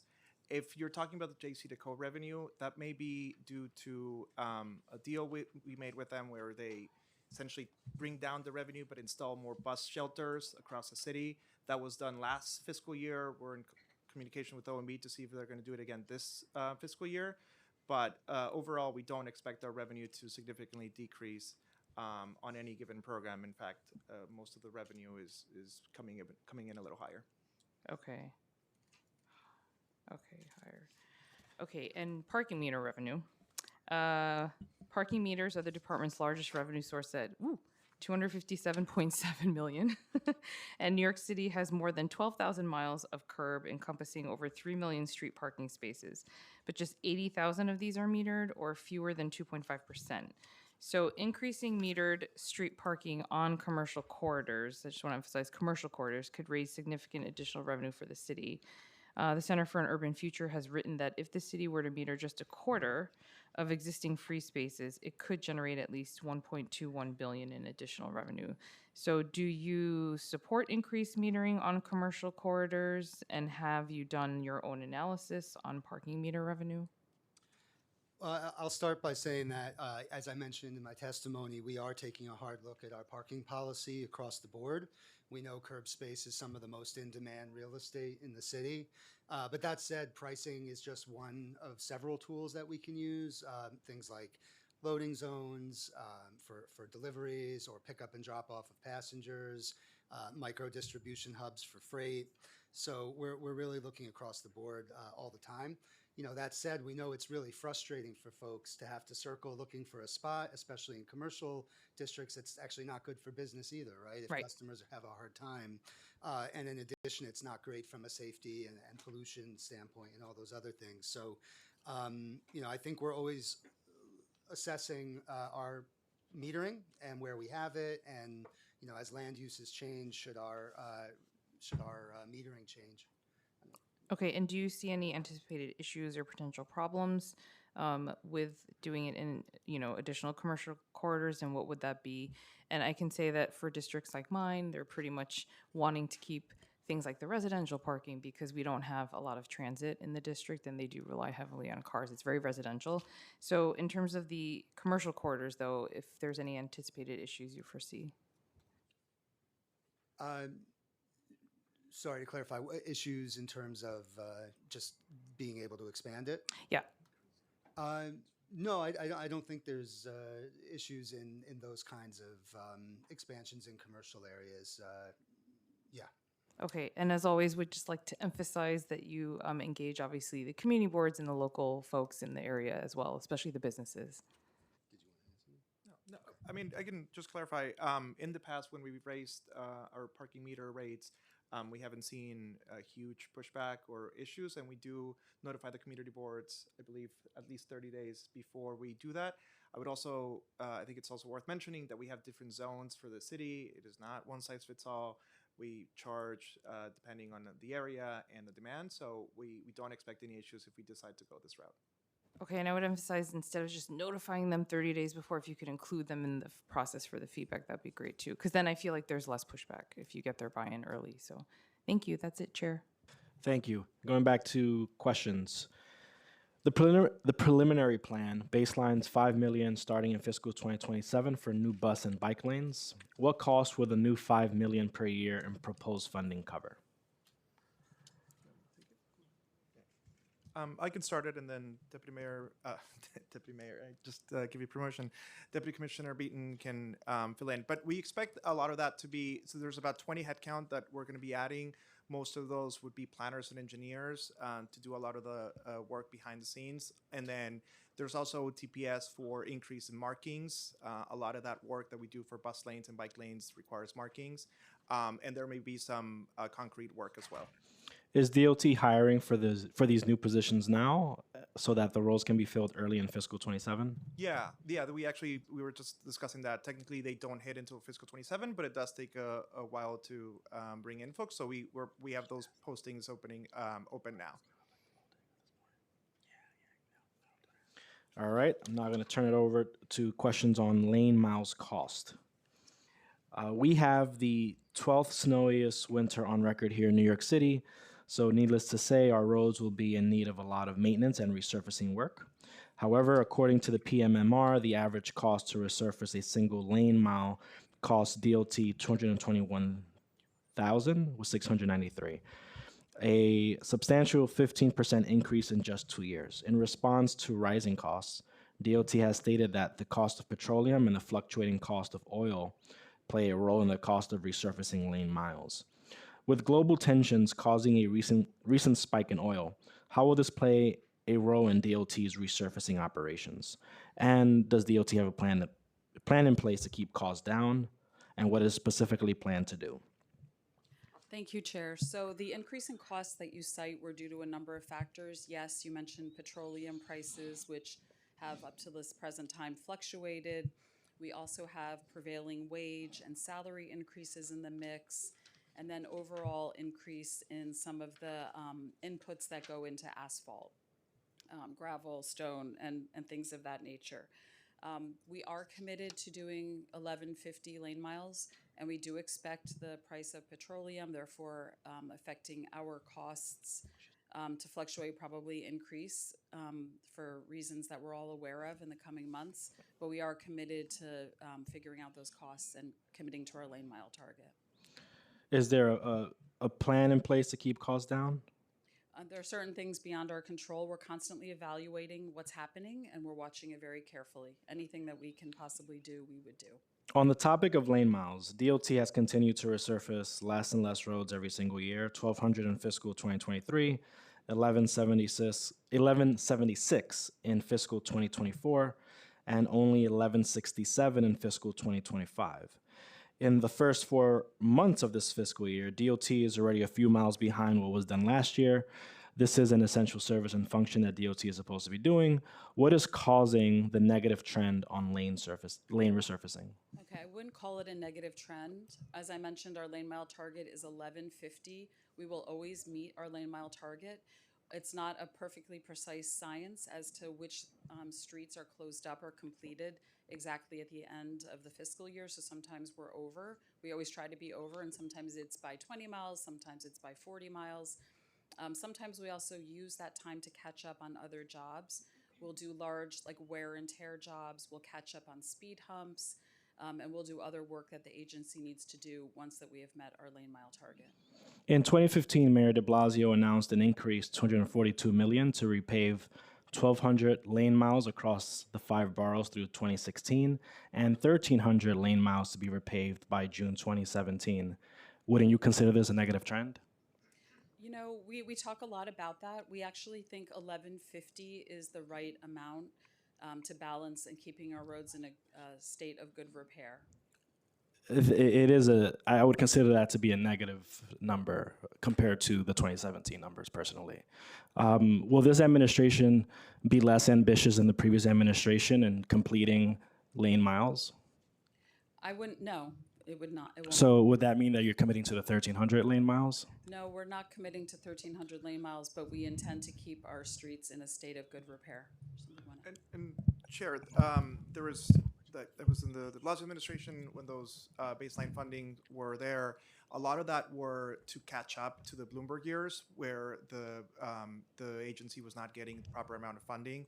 It's since leveled, and so the target of 1,150 miles is where we need to be. We essentially caught up where we needed to catch up. So is the goal 1150 moving forward? Yes. Which is a negative trend compared to 2017 numbers. Because we caught up. Correct. And with the increasing need of, like, you know, the weather conditions and on everything that's coming our way, I think we ought to be increasing those goals. I'm just curious. I know that the administration does not want to get to 1,300. I do. If we could get to 1,300, what would the cost look like for that? Yeah, we can check and get back to you. Thank you. Does DOT have sufficient funding to ensure that it is operating at full capacity? And how many staff work on resurfacing, and are more personnel needed? Chair, you're asking about resurfacing specifically? Yes. Okay, we have over 1,000 people working on resurfacing. The division has something like 1,300, and about 1,100 are involved in resurfacing. Are more personnel needed? No. How does DOT measure the condition of a road, and what factors are considered when determining whether corrective action needs to be taken, and how often do these assessments happen? Yes, so we have a very robust street assessment unit, which looks at every roadway in the city of New York about at once a year. Takes a little bit longer than a year to get through each roadway.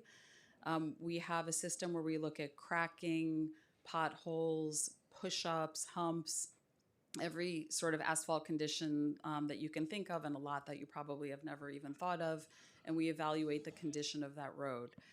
We have categories we put the roads into: good, fair, poor, and that informs which roadways we'll schedule for resurfacing that year within each community board. Would more personnel be needed to achieve 1,300 miles? Yes. All right, I'm going to turn it over to my colleagues for questions. Councilmember Schulman. Thank you very much, and thank you, Commissioner. And I just want to give a shout out to Margaret Forgione, who I knew when she was a Manhattan rep for DOT. So, a couple of questions. One is, I know you've probably answered this. The $271 million you have for roadway maintenance, that's enough considering all the potholes that we have and everything else, and that will probably get more? That's correct. Okay. I also want to ask you, my understanding, just talking about universal daylighting, that DOT did a study in the previous administration on daylighting that showed that some intersections would not necessarily benefit from daylighting. That's what we were told. At this point, we're focused on looking forward and really we want to work. So is it so is it the case that some intersections might not be conducive to daylighting? We think daylighting can take different forms in different situations, and we try to incorporate it into all different I appreciate programs. that. So let me talk about the school, the 15 miles per hour. Do we know sort of what the parameters are around each of the schools? Like, is it a couple of blocks? Is it like, how is that going to work? Sure. So we start by focusing on the block that's immediately in front of the school, the place where the most activity is happening with children. And then as we look at each school, we look to see if it makes sense to continue farther down the street, or whether there's any other treatments, like daylighting, that could be appropriate to do at the same time. Okay, because offline, there's a couple of schools in my district where there have been accidents.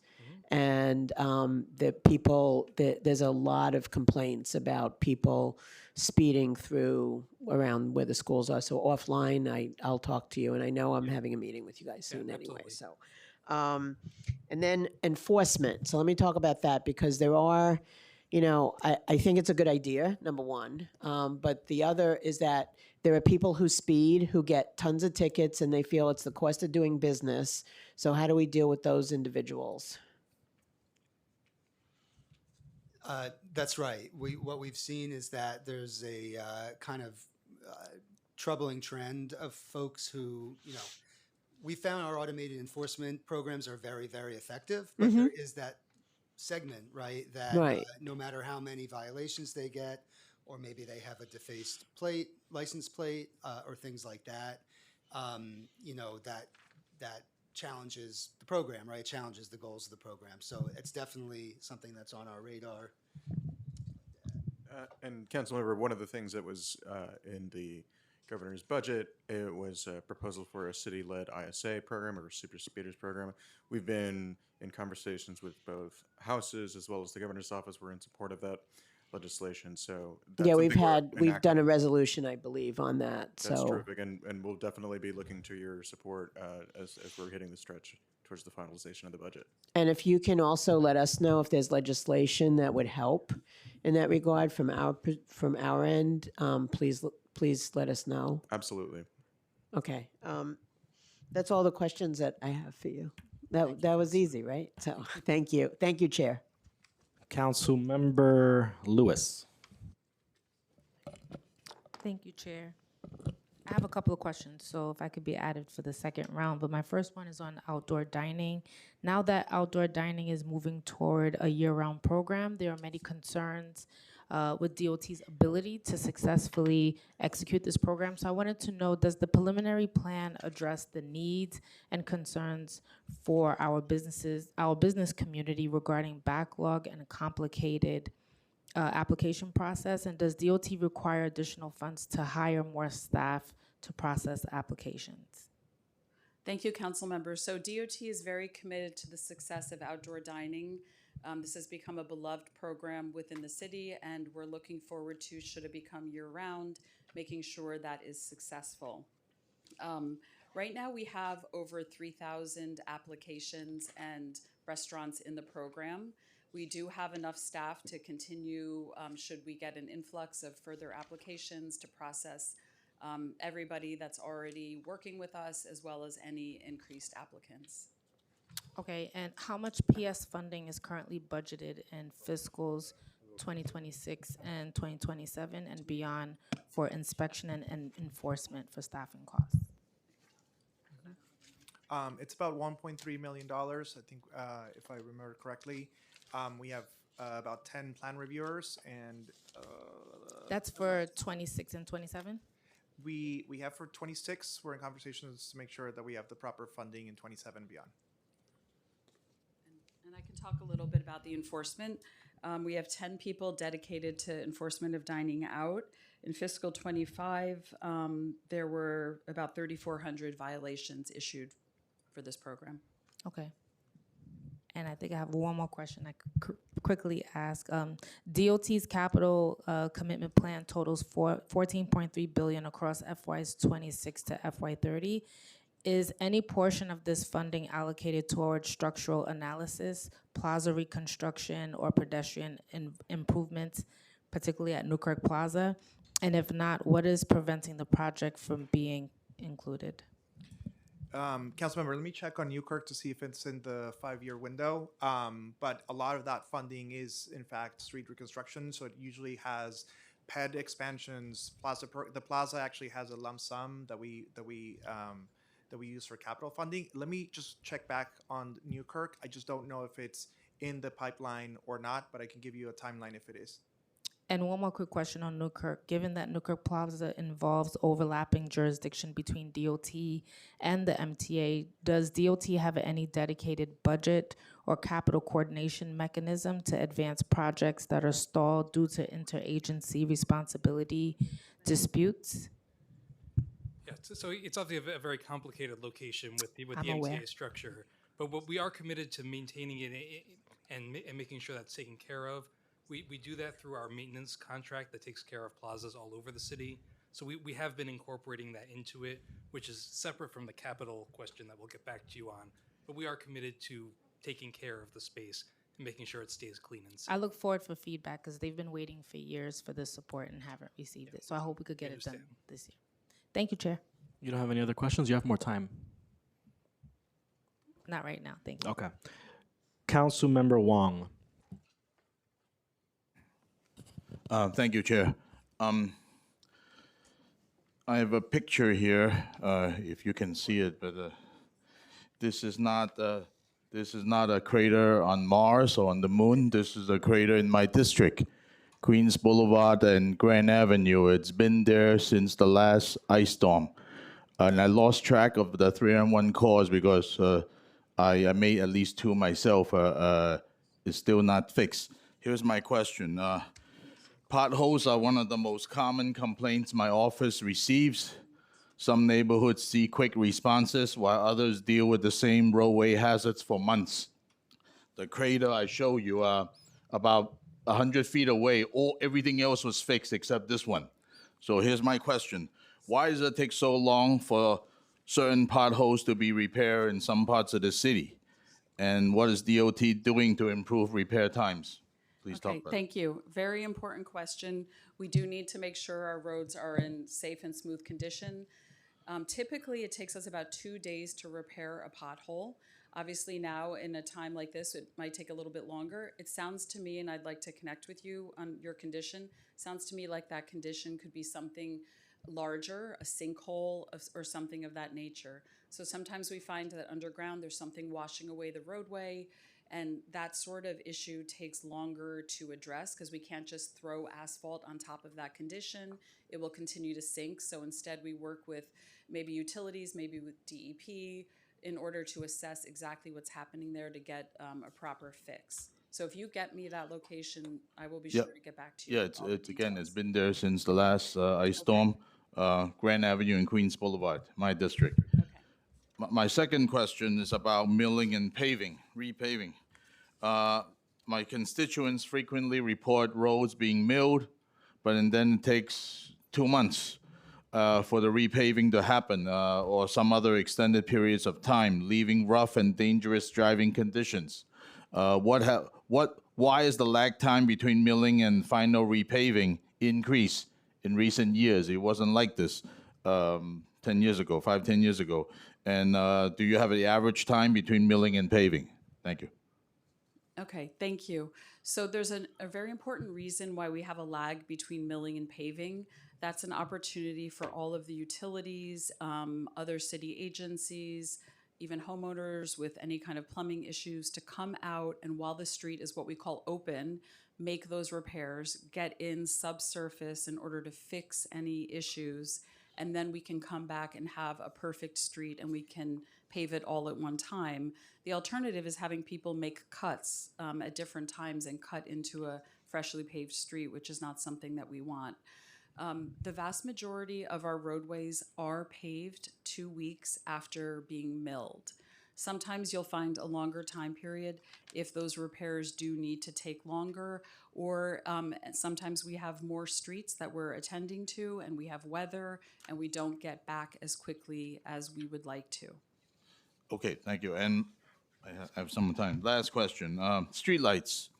Many blocks in my district have only 1 or 2 streetlights. So when one goes out, the entire block can become dangerously dark. I have cases where DOT looked at it and said, oh, it's a Con Edison problem. Con Edison comes, look at it, oh, it's a DOT problem. And I get the runaround. My office gets the runaround, and that was before I got elected. All right, so what is your solution to that? Because we have several of these in my district. Okay.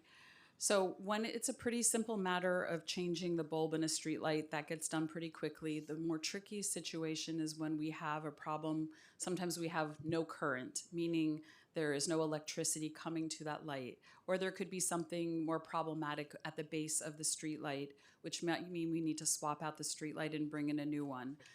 We do not want you to ever be getting the runaround, you or any member of the public or anybody. So if you do see that condition, what we do is we will call Con Ed, we will stay on top of those discussions with them and make sure if it is a problem with the current, with the electrical current coming in, that we do have it done in a timely fashion, and then we can get it back on for you, Commissioner. Yeah, I just want to add kind of bigger picture. I'll say in almost every meeting I think I've had since being appointed, I've heard about frustrations with street lighting. So I definitely hear that, and I hear that frustration. We know that it's really such a bread and butter issue for a lot of communities, and it's something that I'll be personally taking a close look at. Okay, I'll reach out for these runarounds that I've been dealing with 6-7 months. Councilmember, Thank you. You're Thank you, wrapped Chair. up. Councilmember Hanif. Hi, everyone. So I'd like to first start by thanking you for finally closing the concrete recycling facility in the Columbia Waterfront District in my neighborhood. And of course, going back to what you shared about paving and milling and using our city's concrete and putting it back into our streets and wherever else is a valid and that's what we should be doing. It's an environmental justice issue. However, at the same time, I know that the space to do that work is limited for DOT.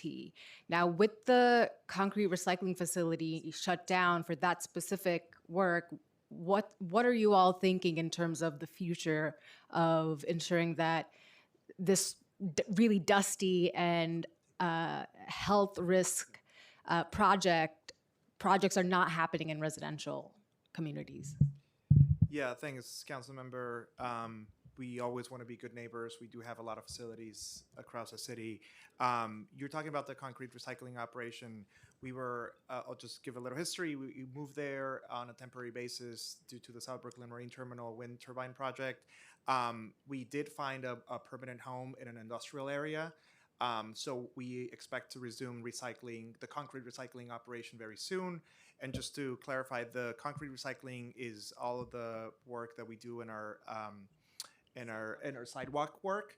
The recycling of the asphalt is something a little different. We also it. recycle that, but the facility you were referring to is the concrete recycling. And we're very excited to be able to turn on that machine. And so for the future of this work, where is there a dedicated site that DOT has, or is Yes, it's in Metropolitan Avenue in a pretty industrial area in between Queens and Brooklyn. Okay, great to hear that.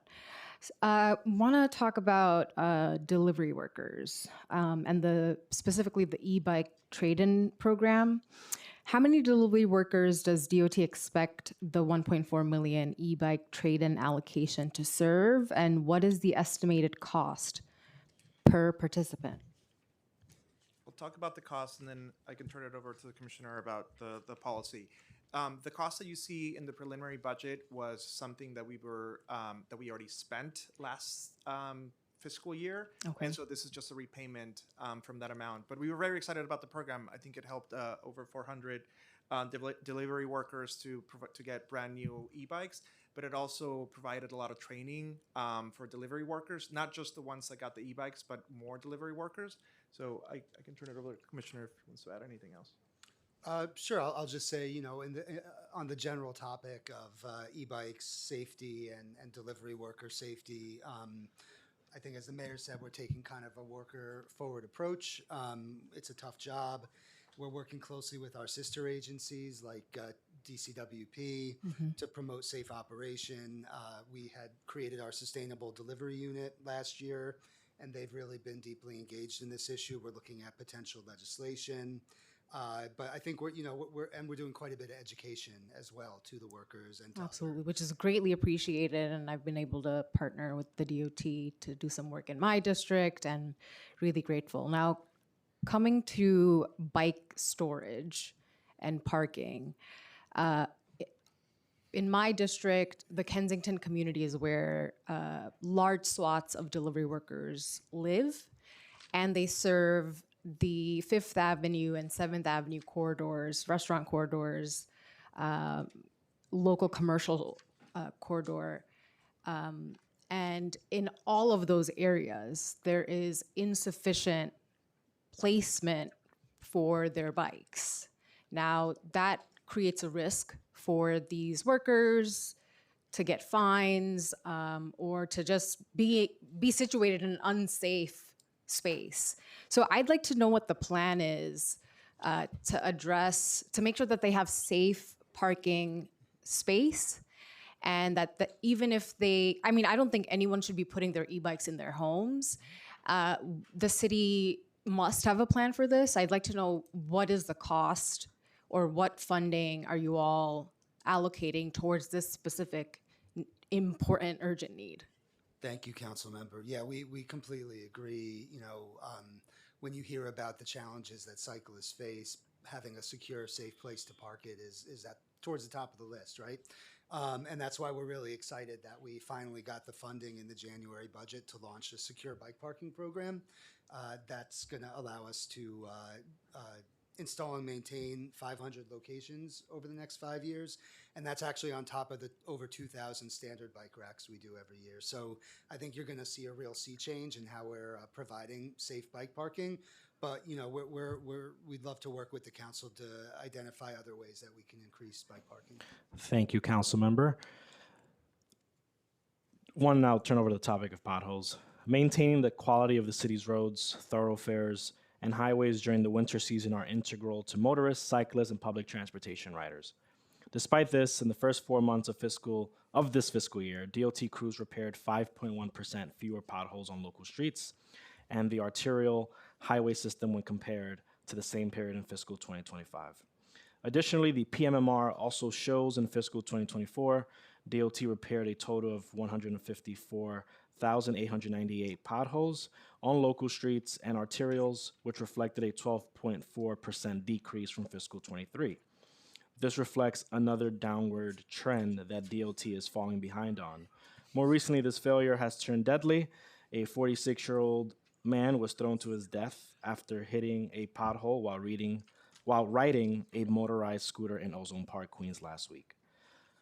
It was only after he was pronounced dead at Jamaica Hospital, the DOT crews came by and filled the pothole. I assume after the winter we had the roads are in desperate needs of maintenance. What is the reason for the decline in repairing potholes? I'll start, and feel free, First Deputy Commissioner. So I think as First Deputy Commissioner Forgione said, filling potholes is there's a lot of it's dynamic, right? It depends on the specific weather conditions of that winter. We can't fill potholes when there's snow on the ground or the ground is frozen. But even bigger picture, potholes are kind of a symptom. And what we really want to do is try to address the underlying problem. But when there are potholes, we respond to them very quickly, typically under 2 days. And you know, when we see kind of a proliferation of potholes after a winter weather, then we do a blitz like we did on Saturday. We'll get into the blitz shortly. I have a set of questions on that. Is your staffing equal to, within the pothole, the division, is your staff equal to your ratio of work? Joe Pulio, president of Local 983 of District Council 37, recently said that in regards to fixing potholes, quote, "We just don't have the manpower to do the job in a timely manner." Do you agree with Mr. Puello? If not, why not? No, we do not agree. We have not reduced any staffing within this division for many years.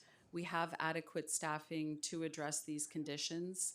We have both dedicated crews, and then I know we'll talk about it in a moment. We also have crews that will take off resurfacing and do things on the weekends for a pothole blitz when necessary. So it seems that the administration disagrees with DC 37 then on this, is that correct? We do not have a lack of staff in this area. So there's a disagreement with DC 37. Okay. DOT has enough, so is it fair to say that DOT has enough manpower to finish the job efficiently and in a timely manner? So why isn't the department doing that? I disagree with you, Chair, with all respect. We are doing that.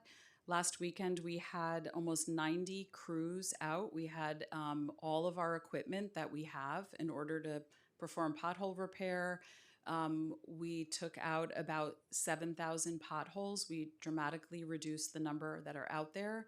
As I mentioned earlier, potholes are going to continue to form in the coming weeks.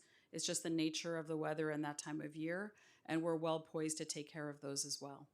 You may disagree with me, but the PMMR shows that in fiscal 2024, DOT repaired a total of 154,898 potholes on local streets and arterials, which reflected a 12.4% decrease from fiscal 2023. Who prepares the PMMR?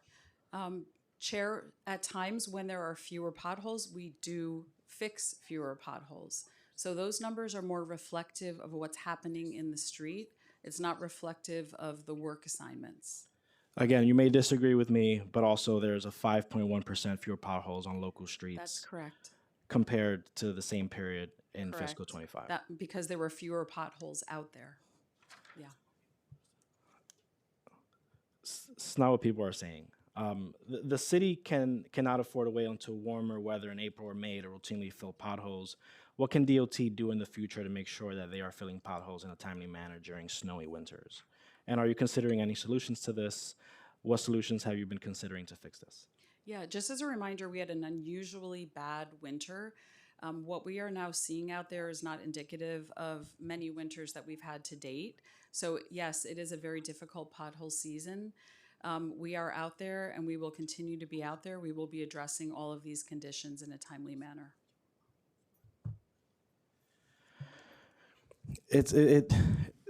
I think from what I'm hearing on the ground, a lot of folks feel that there's a lot of potholes.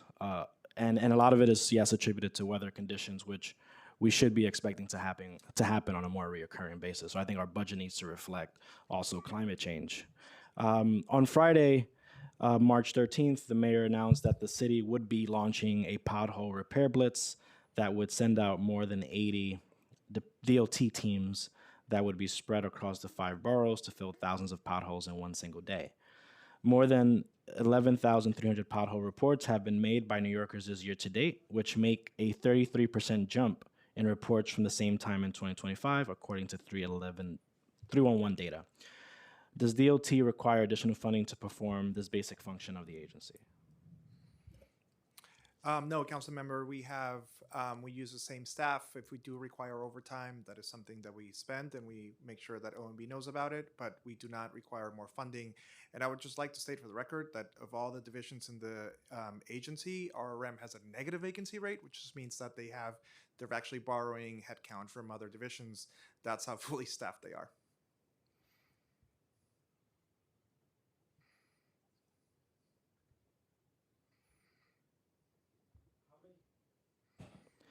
How many crews were assigned to each borough for pothole repair? Please provide a breakdown. I don't know if I have that with me. We can see if we can get it while we're sitting here. Do you believe that you have the manpower necessary to fill the number of potholes in our city at the moment? We do, yes. By when should we expect the vast majority of the potholes to be completed? Okay, what I can tell you is that we are in the middle of pothole season. It's actually April. We expect to see a bit of a resurgence as the freeze and thaw cycles have completed. We will stay on these potholes until they're all taken care of. How did DOT determine which potholes to repair? Were 311 complaints used as a means of identifying them? Yes, that's a great question. So yes, 311 was used as a means, but for obvious reasons, our policy is that as a crew is heading out to address pothole conditions, any other potholes they see on the way to that complaint and leaving that complaint, going to the next site, they also repair on their way to be most efficient. So we catch a lot of potholes besides the 311s as well. Thank you for that, Commissioner. The PMMR data shows that DOT is fixing less and less and that 311 shows more potholes than ever. How do you reconcile that? I'd have to look at that data, but if we're seeing more 311s right now, that is understandable.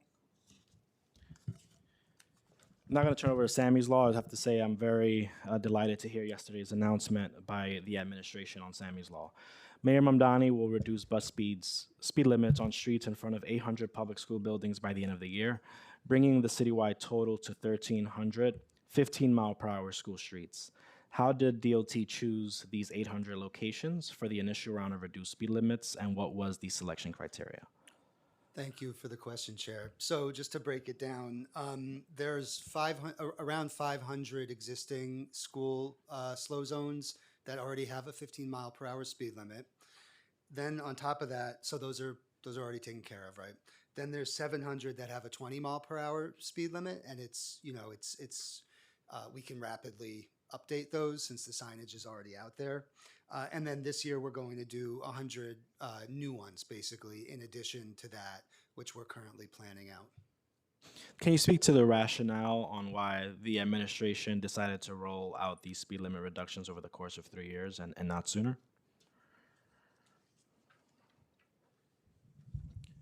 Sure, and obviously we take safety for children, safety in front of schools very seriously. So it's not an indication of being uninterested in it. It's just we fit it into our program with making sure we're doing the right treatment in the right places. If there's a more dangerous location, we want to make sure that we're building a more robust solution for them and not just putting up a speed limit sign as quickly as we can and moving on. So it really follows from taking a hard look at the data and then making sure that the Sammy's Law, the school speed limit, is not the only thing we're doing, but that we're taking more dangerous locations and implementing more robust treatments. Thank you for that. And I recognize that yesterday's announcement was very, very meaningful. I do have questions, though. Theoretically, why couldn't you do it sooner? Is it because of, is it a resource question? I think as Deputy Commissioner Beaton said, we have a large work program going on every year, and so it's basically about how we can most effectively roll these kinds of things out along with all of the other things that we're doing every year. As I ask you these questions, my mind turns to keeping all community members safe as they go to gathering locations in my own district, like Manhattanville Community Center, Hamilton Grange Library, City College, and Riverside Park. At the last hearing, there was a gentleman who testified that he lost his daughter to to traffic violence on 110th and Manhattan Avenue. You know, we've sent in requests, for instance, on Manhattan Avenue to be included as part of Sammy's Law a few years ago. So outside of the school zones, which obviously our school zones are a priority and they should be, how is the administration taking into account these requests that come in from community boards or council member offices and just regular members of the public? Yeah, I appreciate that question, Chair. So yesterday's announcement is a big step towards dramatically expanding the rollout of Sammy's Law, but it's by no means the end of the story. We're keenly interested. I'm personally very interested in other data-driven and community-driven strategies to expand lower speed limits across the city, and that's something that we're currently looking at. Thank you. I'm not going to turn over to streetlight repairs, and then I'm going to ask my colleagues for a second round of questions. In fiscal 2025, it took DOT an average of 5.3 calendar days to repair streetlights, which is a 20.5% increase from 4.4 days in fiscal 2024 and 76.7% slower than the 3 days in fiscal 2021. It took Con Ed 22 calendar days on average to repair streetlights, which is 17.6% slower than the 18.7 days in fiscal 2024 and 45.7% slower than the 15.1 days in fiscal 2021. The MMR indicates that the DOT delays were due to weather-related outages and coordination issues with utilities during underground infrastructure work. No explanation of the Con Ed performance decline was included, given the vital role that illumination from streetlight plays in the safety of both drivers and pedestrians. The extended time it took for repairs in fiscal 25 is concerning. We see this obviously as a basic and essential function of the department. What is DOT doing to address this concerning trend? And I'll just start, by saying, I think, like I mentioned earlier, that this is definitely something on my radar, and we know how important it is for communities. I don't know, First Deputy Commissioner, if you'd like to add something. Right. So I'm glad you raised it. It is something that we want to improve upon and something that we're digging into much more carefully. If we are seeing an increase, which we've seen an increase in outages in recent months and the last few years, we need to make sure that we're well poised to address those outages. So we will be working on this further. Would you say is like contractual issues? Can you expound more about what's contributing to the delay? Speak to the general factors. Right. So we have a number of contractors that work on streetlight repairs. They have a certain requirement of number of days to respond to these repairs. By and large, we do get any bulb that's burned back out, within 10 days. We have a good rate on that. As we discussed a moment ago, when we do have a deeper problem where we have electrical connection issue, a problem in the panel of the streetlight base, those things are taking longer. They always would take longer, and there is a certain amount of coordination required back and forth. So those are all areas we're going to be looking into a little further. Do we need more resources on it? Do we need a tighter system with contractors? I'd like to acknowledge we've been joined by Councilmember Justin Sanchez. What is DOT doing to coordinate with Con Ed on streetlight repair? Yes, we have monthly meetings with Con Ed, and we have a very close working relationship with them. We share issues as we see them, and we have found them to be very responsive. Does DOT have enough funding to adequately address streetlight repair? We do. So then the issue of why the timing is increasing for streetlight repair is not attributed to financial resources. Is that fair to say? As I mentioned, we're going to be digging into every aspect of where we can do better and where we can be more responsive for New Yorkers. And if there is something that we need more funding for, we will ask for that additional funding. So it's fair to say that it's unclear whether or not resources, or the lack thereof rather, is contributing to the increased time on streetlight repairs? Yeah, Chair, we're also looking at the streetlights themselves, the date that some new bulbs, the new LED bulbs were put in, and what the life cycle is of those bulbs. We're looking at whether or not there's some more system-wide issues that we have to address, and we'll be making sure that if we need resources for that, we're going to be asking for that.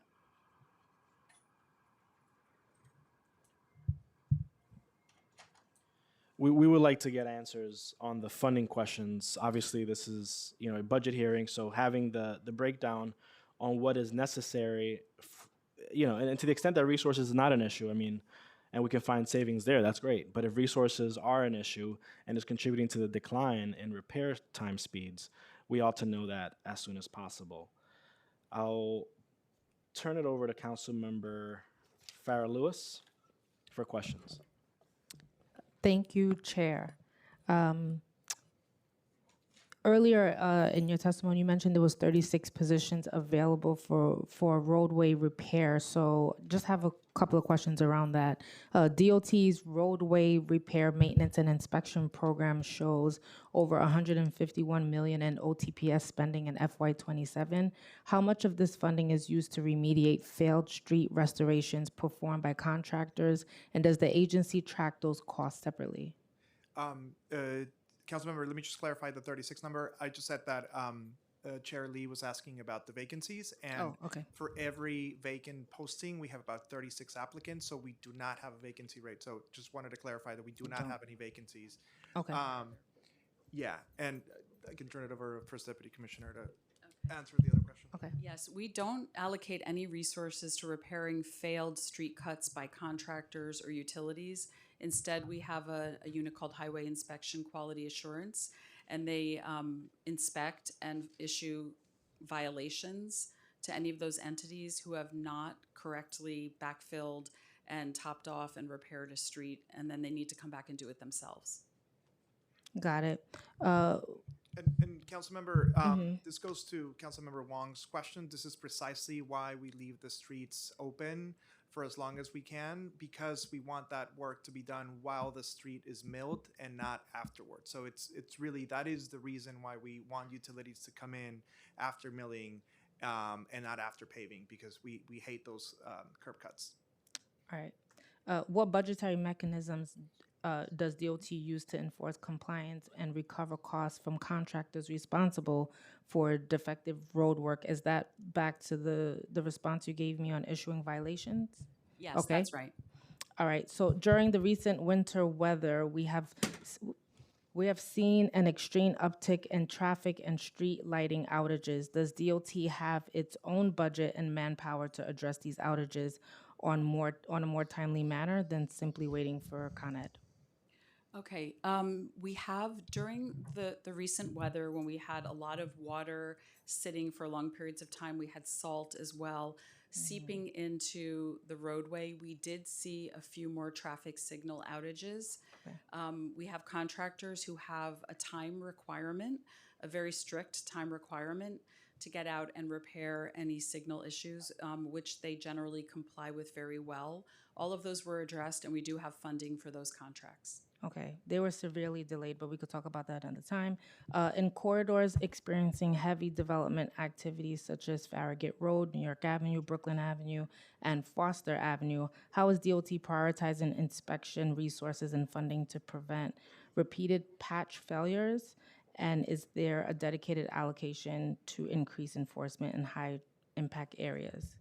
Okay, if you have areas that are hotspots and everybody's working there, everyone's digging them up, we're happy to work through our Borough Commissioner's office to have a periodic meeting with you and to make sure we have consistent inspection on those corridors. There's no reason we can't focus on them. I just want to make sure we're clear on exactly which corridors you're concerned And about. just so you know, we have sent that, but there's been a delay. And just, I think I have a couple of seconds left. You stated earlier that you have sufficient funds for street light repairs.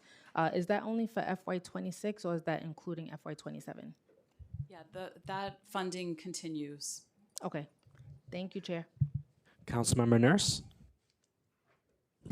Thank you, Chair. I just have a few questions. One is a status update on the Cool Pavement pilot that we passed last year. Yes, we have been taking preparations for the local law that you passed. As you know better than I know, in September we need to start that work. We've been working with City College and with DEP to put everything in place in order to select locations in every borough and then have a method to measure the temperatures both before implementation and then after implementation. So we're on target to do that in September. That's awesome. Thank you for that update. And then I couldn't not come and advocate for the Broadway corridor in my district. It overlaps my district. Councilmember Gutierrez, Osei, and Mealy. It is, I guess, concrete, and it needs to be pulled up and resurfaced. It is, you all try to fill weird holes with blacktop, and it looks crazy. And we, I mean, it is almost, it's killing everybody's shocks on our cars. So if you have an update, I know we've spoken repeatedly on this, would love to get a sense of what that project update might cost, and if the city's committed to addressing that very long strip of horrible road conditions. Thank you, Council Member. Definitely that corridor is on our radar, and hear you loud and clear that that's a top priority. I'll say I live in the vicinity and know it well.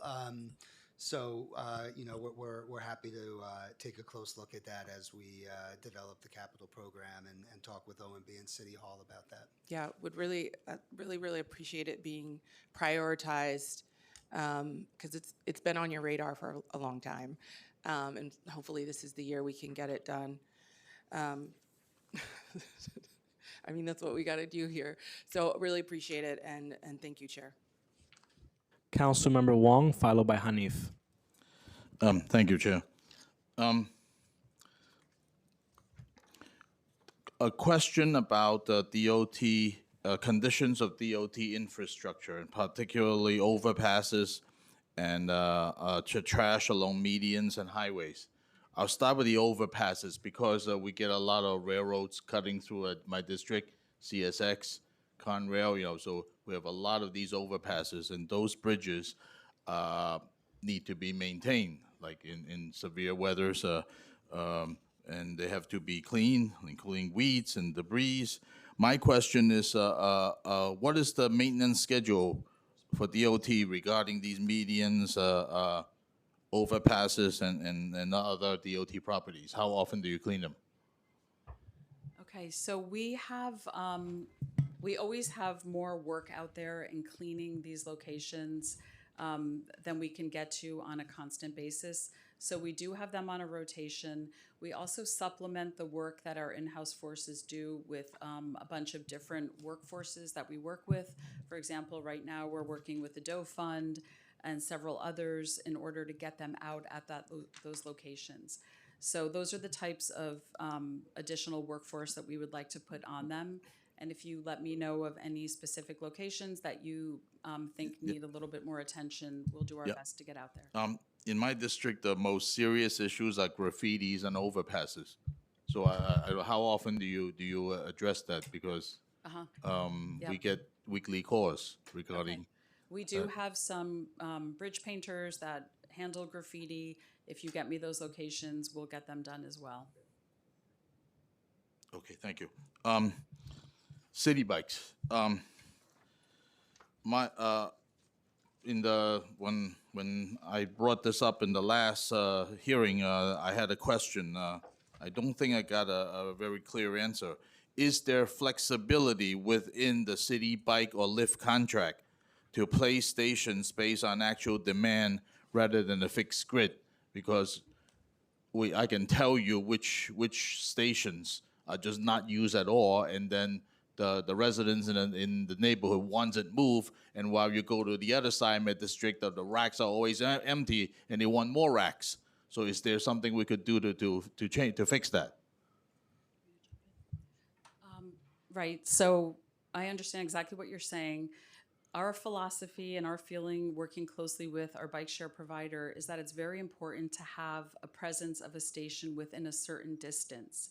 And if we start, and it's roughly like 4 blocks, sort of grid blocks. If we start removing stations, then all of a sudden the bigger system will break down, and it won't be successful because people just will know they have to go too far to pick up a bike or drop off a bike, or it's very hard for them to go into the neighborhoods they're trying to go into.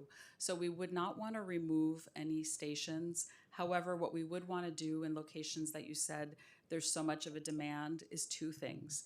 One, talk to Lyft about adding more docks potentially and more bikes. But then two, also look at rebalancing. If there are certain parts of the day, times of the day where all the bikes are gone or there are too many bikes trying to dock, that's the kind of issue that we like to work with Lyft in order to see what we can do about that. But can the contract be revised? Or no, that's set in stone that this is a grid base? Yeah, council member, we do believe in the grid-based contract. And this is what it was signed, right? I have to go back and understand exactly what we signed in our agreement. Okay, thank you. Thank you, Chair. No, thank you, council member. Yeah. Council member Hanif. Thank you. I want to go back to bike parking. Really wonderful to hear about the 500 goal. Where will they be and how will that be determined? And then what's the timeline? So for the secure bike parking program, that's still in development. I think we want to look at locations where it can have the greatest benefit. You mentioned a few of those situations, council member, whether it's folks who live in walk-up apartments, or maybe further from transit or things like that, where it can be kind of a helpful first and last mile connection. You want to add anything? Got it. So this hasn't been rolled out yet. We're still in the preliminary. That's right. We're still design. finishing up the procurement with the contractor, but then we do expect it to be a public engagement process too, where they don't just start appearing on the street. We'll work with electeds and community boards to say, here's some types of locations where it could be. Do you have preferences? Are there things we should be looking at? We'll try to have some smaller ones in residential areas, some larger ones near transit. It will not be a secret in the night process, right? We'll be upfront about it. I'm happy about that. I'll just say that for my district, please feel free. You don't have to ask me for permission. For accessibility, does the DOT have a specific budget for making ramps or intersections accessible? Yeah, I can take it. Obviously accessibility is a core priority for us. A lot of the work we do is ADA compliant. If not every single piece of work we do is ADA compliant. A good chunk of the sidewalk inspection management budget is about ped ramps and accessibility, but also traffic operations. Traffic operations has accessible pedestrian signals as well. So every work and every division that touches the street has an accessibility component. I'm happy to break it down if you want by division. Is there a separate cost, or is it included in the cost of the specific project? Like a capital project, for example, would be baked in. All the accessibility components would be baked into the capital project. But for specific accessibility issues, like in sidewalk inspection management, we have a budget for the ped ramps. For the ped ramp program, for example. Same with traffic operations, one of the biggest divisions that we have, and we have a budget for accessible pedestrian signals. What's the budget for that? Yeah, I can, let me try to find it, but if I don't, I'm happy to follow up with you. Because those aren't yet installed all across the city, right? That's right, yeah, they're on rolling basis. And then if you could share what the current backlog of intersections without ADA compliant ped ramps and how long it'll take to eliminate it at the current funding level. It's actually not just a funding question, it's also a capacity question. We do in-house the pedestrian ramps that we call simple pedestrian ramps, which means there's no underlying capital work beneath them. We do in-house the complex pedestrian ramps that have some underlying infrastructure work that needs to happen.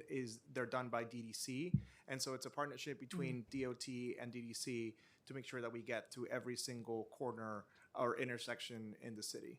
So right now, there isn't a sort of list where you're like... We have the entire universe. We're happy to provide, it's literally a map, and it follows the resurfacing schedule. So whenever we go to a street that needs to be resurfaced, we check every ped ramp along the way, and then the simple ped ramps we do as the resurfacing schedule gets done.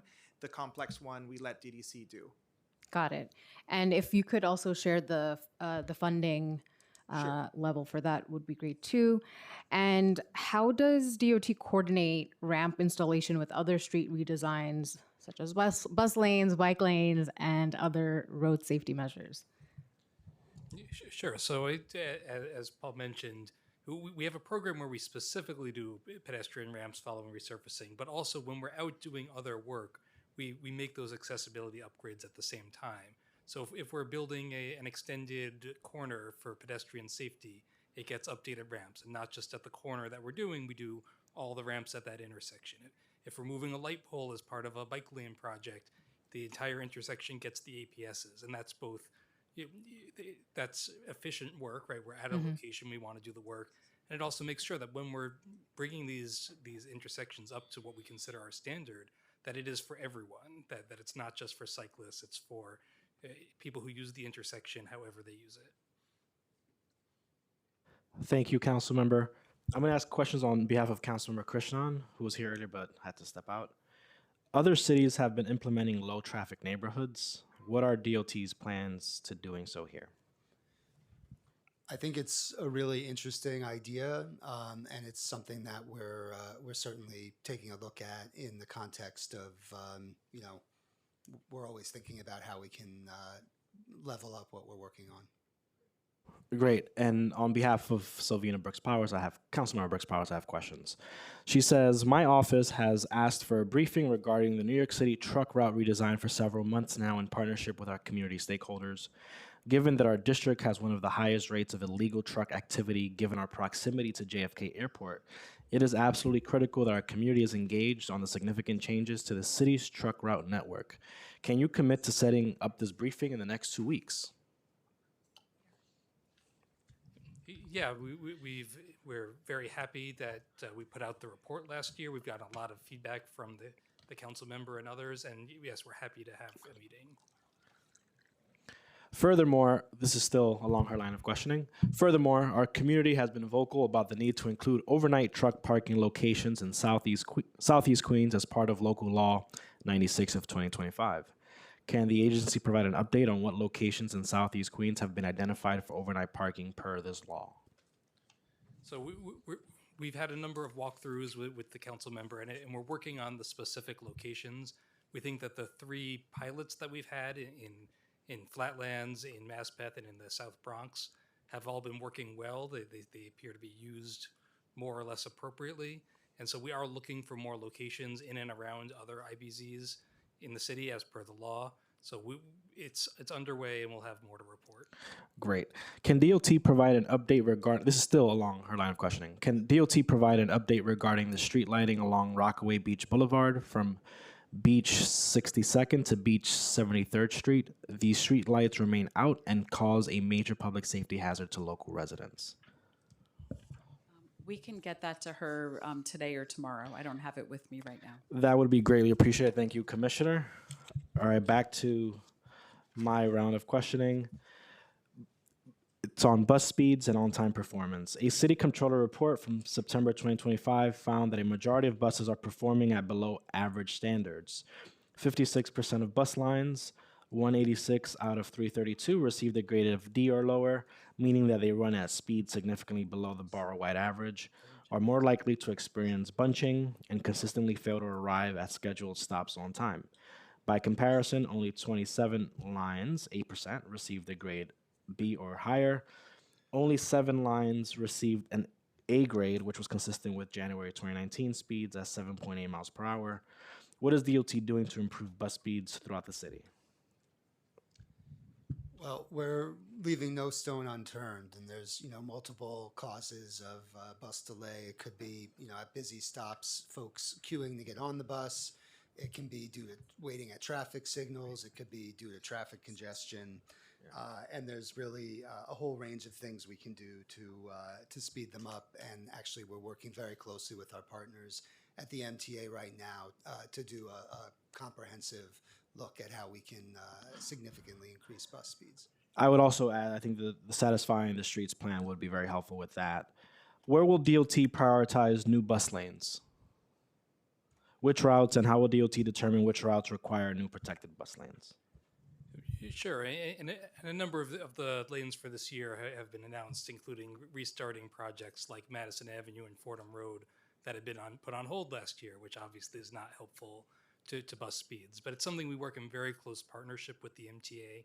We look at places where buses are slow and unreliable. We look at places where traffic congestion is the main issue, as the commissioner said. Sometimes it's people boarding the bus, sometimes it's traffic signals. But we want to address the busiest parts of routes. So it's a very close partnership between us and the MTA to make sure we're delivering all those different aspects of making the buses faster. And bus lanes and busways are a big piece of that, and something that the mayor has been very committed to. Is camera enforcement of traffic violations working, in your view? Yes. All right, I'm now going to turn over to questions on bus rapid transit. Bus rapid transit is a high-capacity bus-based urban transit system designed to combine the speed and efficiency of rail transit with the flexibility and lower cost of buses. I was recently in Argentina, and I was impressed with the bus rapid transit system in Buenos Aires. Their BRT system, known as Metrobus, has been developed to enhance public transportation efficiency across the city. The average speed of their BRT was 15 miles per hour and covered almost 40 miles. I like to explore bringing BRT to New York, specifically along the 125th Street corridor. Can you walk us through what scope of that project would entail and how much it would cost? Well, I'll just start by saying thank you, Speaker. You know, I think sometimes we think, there's an idea that New York can't learn from other cities or that we're unique, and I don't agree with that. I think there's so much we can learn and get inspired by what other cities are doing, and BRT is a great example of that. And it's definitely something that we'd like to, figure out how we can apply that here. We're very open to recommendations and ideas about corridors that could be a good fit for that. I guess maybe Eric, if you want to talk a little about the components. Sure. It's simple to start, right? It's about dedicated right-of-way. It's about quality stations. It's about being able to board the bus through all doors. All things that make the bus work more like the subway system does now. How you do that on an individual street is, of course, the tricky part. And as we've seen in Europe and we've seen in Latin America and we've seen, places like 14th Street, there are places where we can do things like busways, where it's about removing other traffic from the street. There's also projects like what we're doing on Flatbush Avenue, where we create a dedicated space in the middle of the street, protected from traffic. So we want to look at any individual street before saying it costs exactly this much. Certainly. But it's a good conversation, and we're happy. I would like to have that conversation, and when you do get the cost estimates, or if DOT does explore, I would like to be part of that conversation and understand how much it would cost and whether if it's feasible. I would also like to add that the Uniform Services and Transportation Committee of Manhattan Community Board 9 passed a resolution in March of 2025 calling on the Department of Transportation to consider a bus lane project on 145th Street in Upper Manhattan as well. This is something I'm also interested in exploring. I think we can go even bigger than that. And I would, to the extent it's feasible, I would like to know whether or not BRT would be feasible along that corridor as well. Thank you, Chair. I think we would love to sit down with you and your stakeholders and look at that. Some of the stakeholders may not be happy with it, but it doesn't matter to me. I'd like to have that. Is this something DOT is considering implementing along the newly redesigned 14th Street corridor? If not, why not? So yes, and we're very excited about 14th Street, right? It's a street that we did upgrades in 2019, but we know it's not fulfilling the full vision of that street. So it has a lot of the pieces in place. It has the dedicated right-of-way. It has the all-door boarding, but we want to look at the streetscape as a whole. Can the stations be better? Can the street be friendlier to pedestrians? Can we create better loading zones so that trucks aren't interfering with the buses as much? We want this to be a street that's a great street, not just for buses going fast, but for the businesses, for the community, for all the uses of that street. So it's included in the things we'll look at, but I think we want to go beyond that too. Clearly, I think BRT would be very transformative and would really hope that this administration takes it very seriously. I understand it's something that the mayor also cares about. Regarding the World Cup, and this is my last line of questions. This summer of New York City This summer, the New York City region will play a host to a round of group matches and the final match of the World Cup. It's been reported that the mayor is asking Albany to sign off on 5 weeks of free bus service across the 5 boroughs while the region hosts matches for the 2026 FIFA World Cup. I do know that Chairman Jano Lieber this morning said that he has not received any advocacy either from the state or the city regarding this. But does the administration have an update on this proposal or how much it would cost? Or I don't know if this is something that you guys are advocating for. No, not at this time. Okay. U.S. Transportation Secretary Sean Duffy announced on March 3rd the Federal Transit Administration is investing $100.3 million into public transit systems within host cities, preparing to welcome millions of fans during the 2026 FIFA World Cup. Is DOT receiving any of this money? Those are conversations are ongoing. That $100 million was meant for direct transit agencies, but we are going to be making a case for us to tap into that grant as well. And to be used for what purpose? Staffing mostly. For the World Cup. Correct. Yeah. So we're going to need a lot of staffing, mostly overtime for folks. Setting up cones, taking down cones, but also the flow of traffic in the same way that we do summer streets, for example. Has the administration outlined to DOT what their role will be in the upcoming World Cup? What does the scope of that involvement entail? I know there's been entertainment zones proposals, among other things. We'd like to know the breadth of that involvement. Yeah, we're working closely with the City Hall's World Cup lead and other agencies to contribute to an overall plan. We definitely see the huge economic and social potential of the World Cup, and we know, especially a lot of New Yorkers can't afford those tickets to the matches, and we want to make sure that all New Yorkers can benefit in some way and feel like they're a part of this World Cup. So we're really we're thinking through a lot of big ideas right now, and we'll have more to share in the near future. Thank you so much, Commissioner, and your entire team for testifying today. This hearing is excused. This panel is excused. Thank you, Chair. You too.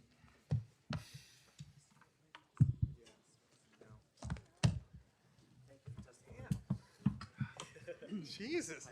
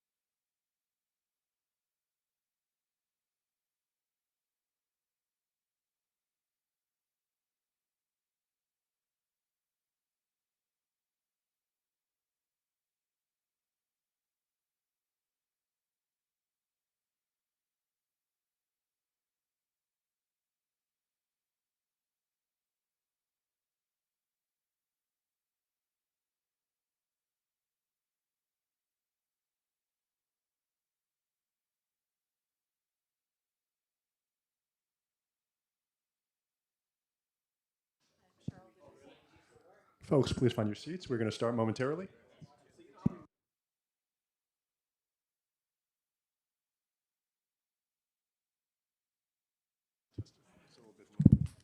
Okay, which way is on? Oh, great. So it just stays on. Okay. Oh, yes, please.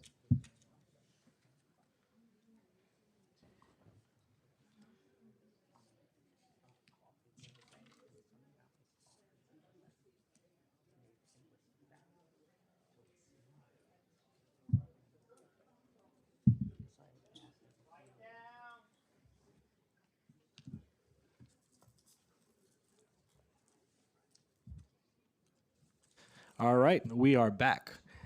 I am now turning it over to Committee Counsel Mark Chen to administer the oath. Thank you. Our next panel will be from the Taxi and Limousine Commission. Evan Hines, Acting Commissioner and Deputy Commissioner for Operations, People, and Innovation. Cheryl Aludo, General Counsel, and James D. Giovanni, Deputy Commissioner for Policy and Community Affairs. I will now administer the oath. Please raise your right hands. Do you affirm to tell the truth, the whole truth, and nothing but the truth before this committee, and to respond honestly to council member questions? I do. Thank you. You may begin when ready.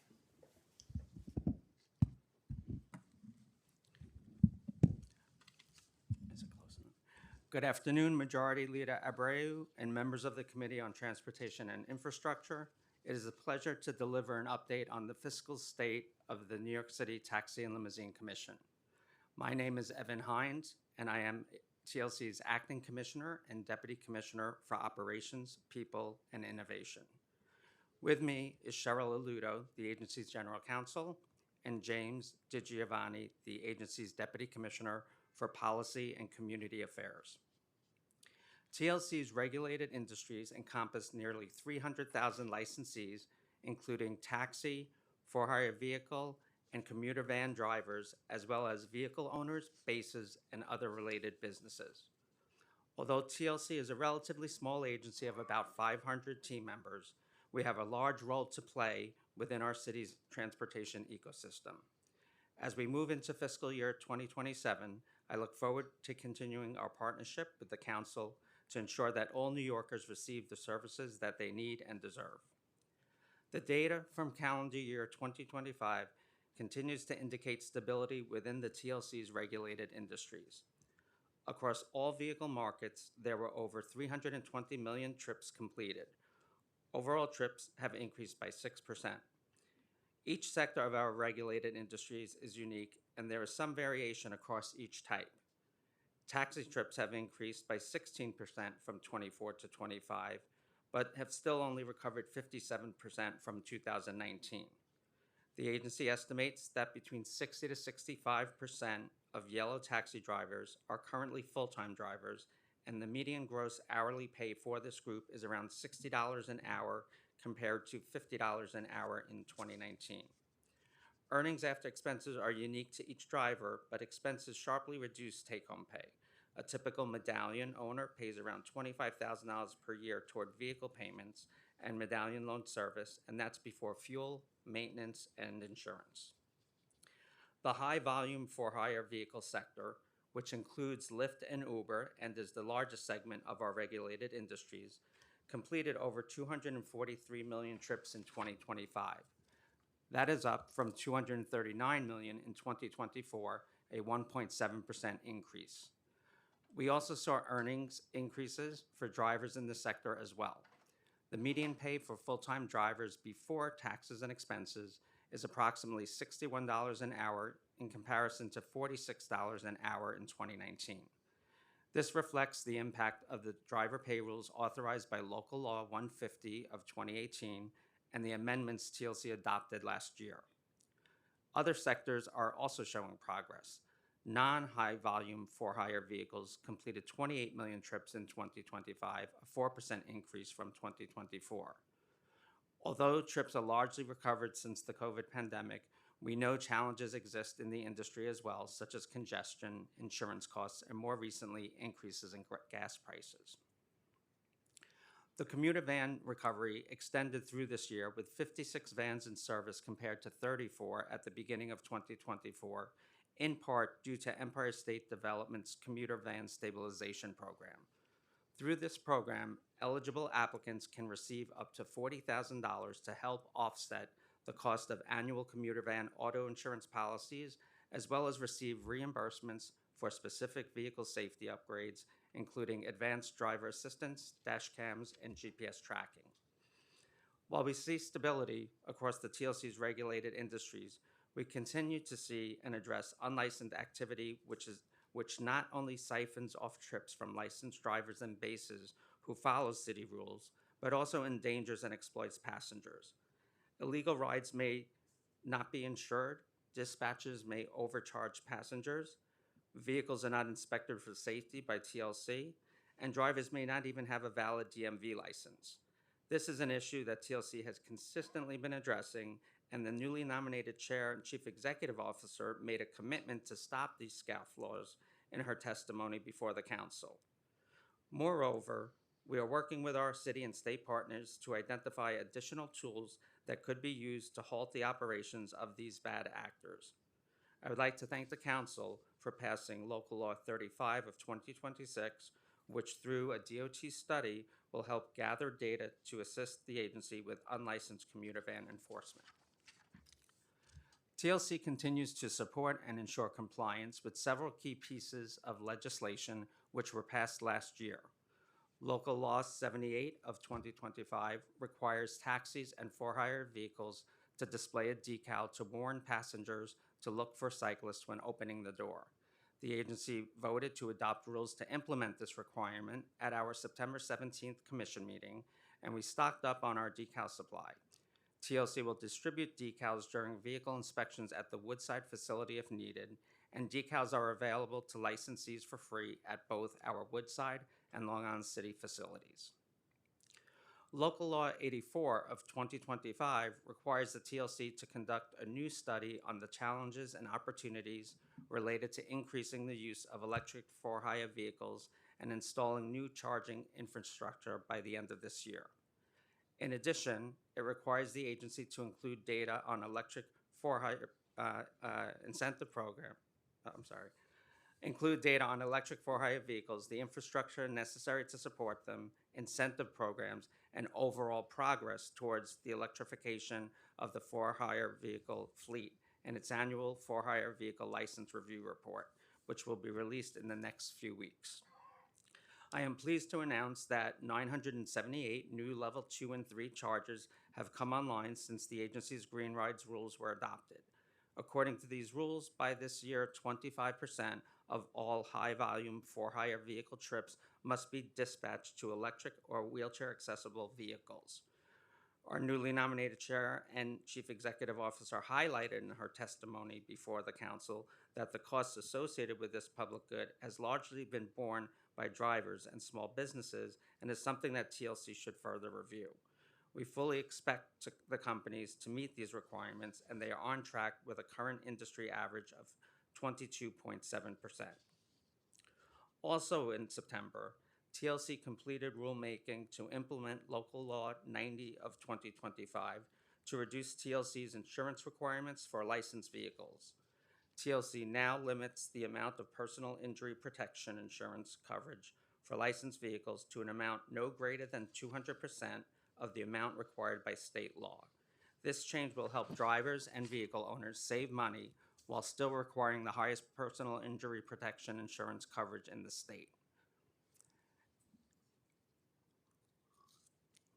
Accessibility remains a top priority for TLC, and we are excited to report that as of today, over 58% of the city's active taxi fleet is wheelchair accessible. Currently, there are more than 6,300 accessible taxis, bringing us closer to our next goal of 50% accessibility of the authorized fleet.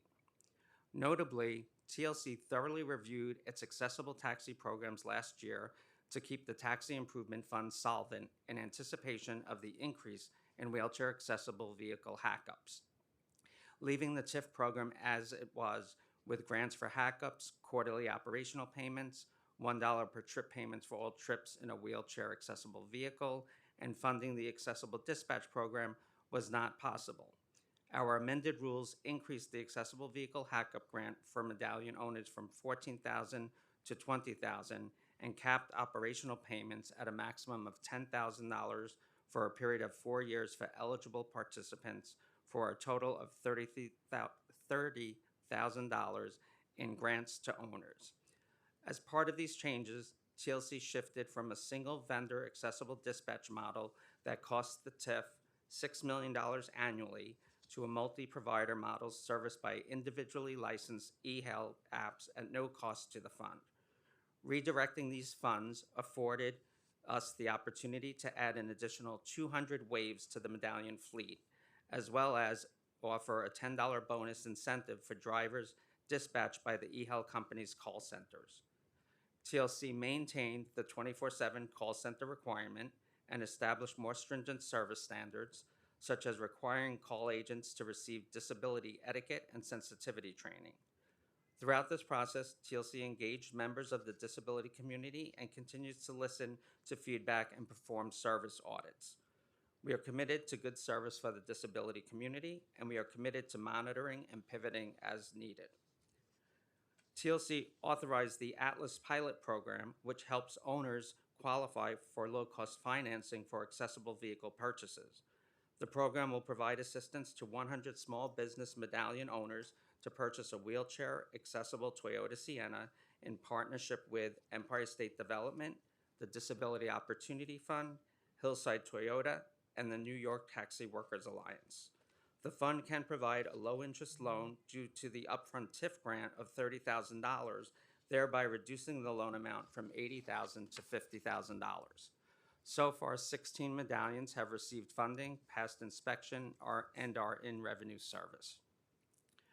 Next, I would like to preview TLC's preliminary budget for fiscal year 2027, which is projected to be approximately $57.9 million, broken down into $45.5 million in personnel services and $12.4 million in other than personnel services. This is an overall decrease of $4.2 million, or 6.6%, from the current modified budget. This decrease is the result of less funding for MRP, the Medallion Relief Program needs. Last fiscal year, we had received an additional $4.2 million that was added to the budget for those costs. Currently, the TLC's authorized headcount is 546 for fiscal year 2027. At our budget hearing last year, we reported that we hired the first of several cadet classes to fill 100 new vacancies given to us to backfill high attrition positions. Since then, we have filled all of these new lines. Although we continue to see high attrition amongst our Uniform Services Bureau, we've made great progress in reducing our vacancy rate since the 2026 preliminary budget hearing. Last year, our vacancy rate at this time was 30%, whereas I'm happy to report our current rate is 13%. As is customary, I want to ensure that the new committee members are aware of one of TLC's major capital projects. Our safety and emissions inspection facility in Woodside, Queens is currently entering the second phase of a $180 million reconstruction. This project is being managed by the Department of Design and Construction and is expected to be substantially complete by the end of 2028. The project is needed to mitigate structural degradation as well as to meet an increasing demand for inspection services. Once completed, the new facility will increase inspection capacity and reduce street congestion associated with entering and exiting vehicles. The original scope of the project was expanded to include 70 new electric vehicle charges, including 30 level 3 fast charges to support TLC's Green Rides initiatives. For TLC employees, there will also be a new administrative building, a parking garage, and vehicle testing equipment. The current inspection facility remains operational while construction is underway. Across all of TLC's projects, the agency is committed to ensuring that our vendors reflect the diversity of New York City. The Minority and Women-Owned Business Enterprises Program expands opportunities for local entrepreneurs to access government contracts and grow their businesses. TLC's current fiscal year 2026 MWBE utilization rate is 40.9%, or $1.4 million in MWBE contracts, nearly 11 percentage points greater than the citywide goal of 30%. We are incredibly proud of this achievement. For 6 consecutive years, TLC has exceeded the citywide MWBE participation goals and remains committed to closing the fiscal year on June 30th above New York City's 30% requirement. This number reflects utilization for eligible contracts which do not include intergovernmental contracts or requirement contracts. MWBE vendors were procured for services required to revise our educational course curriculum, provide translation services, cloud security, and quality assurance services.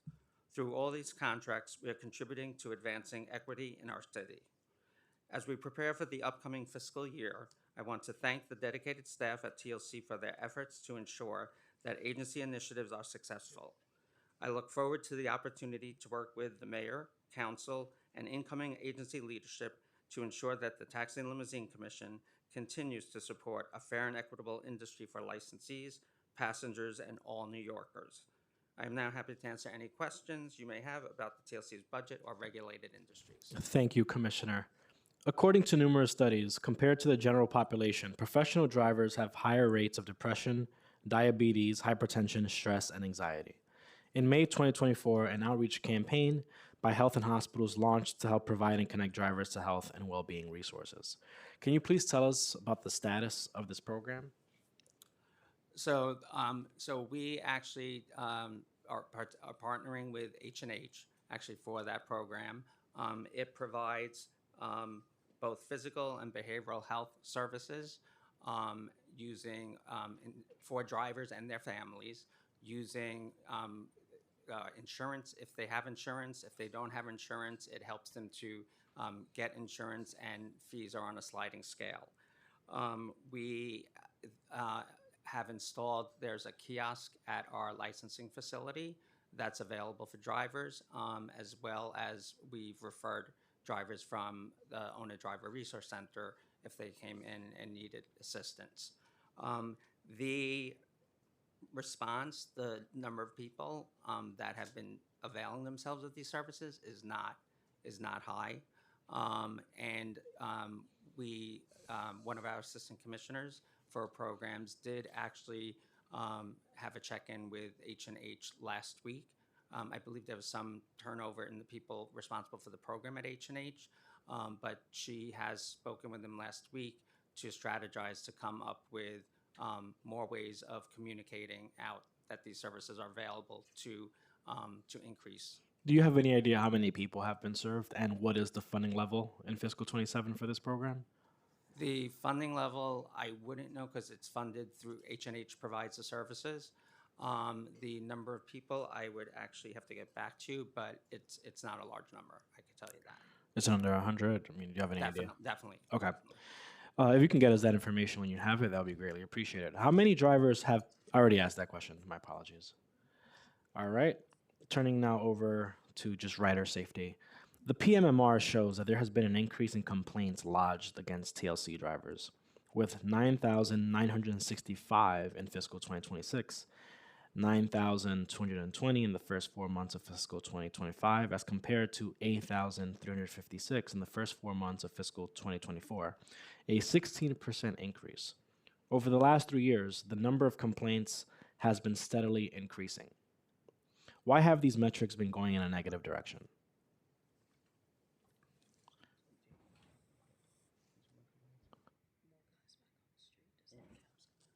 So we actually have a lot more vehicles that have come out of storage over the last few years. I believe just this year, 2,000 vehicles came out of storage. So there's more vehicles on the street. Trips, there's more trips, quite a bit, quite a large number. Is it 10 million more trips a year? Huh? Than 2 years ago. Yeah. So in the last couple of years, the number of trips that vehicles are experienced went from 3,400 on average per vehicle to 4,500, I think, now annually. So I believe it's because of the additional activity of vehicles on the street.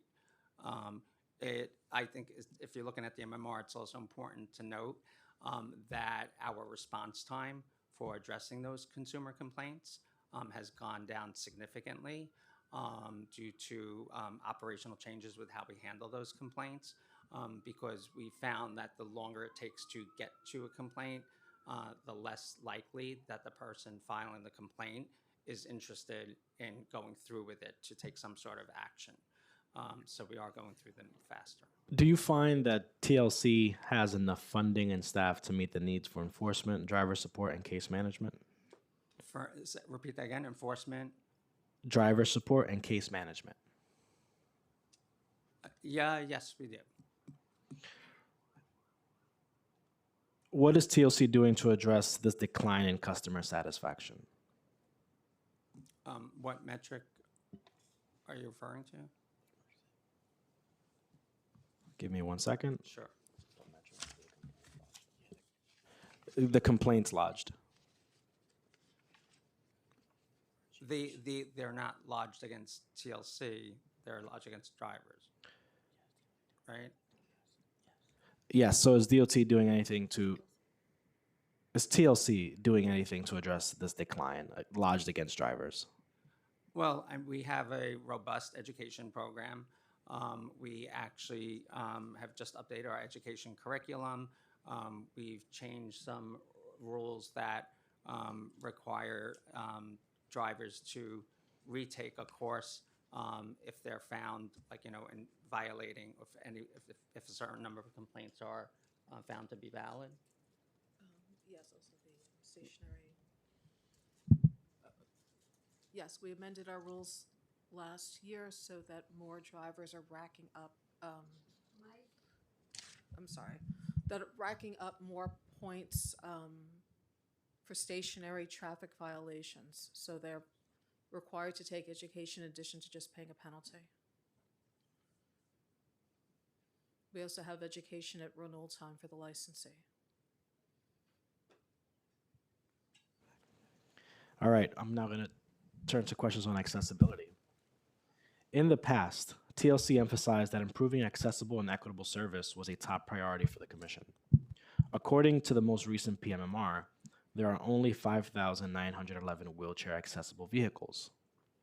Additionally, in the first 4 months of fiscal 2026, there were 7,488 accessible FHVs, a marginal decrease from the 7,642 during the same period of fiscal 2025. How is TLC ensuring that the yellow cab and FHV industry increases the number of wheelchair accessible vehicles in the fleet?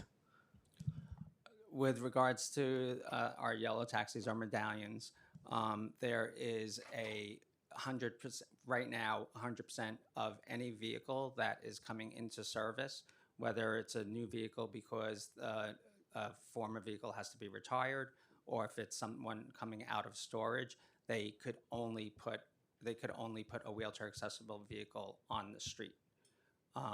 The number with that is already up to over 6,300 from the numbers that you're looking at, because that rule went into effect in, was it summer 24? October of 24 is when we put that rule into effect. And we also increased the hack-up fee grants to help with all those, the costs associated with that. What about with FHV industry? So the decline.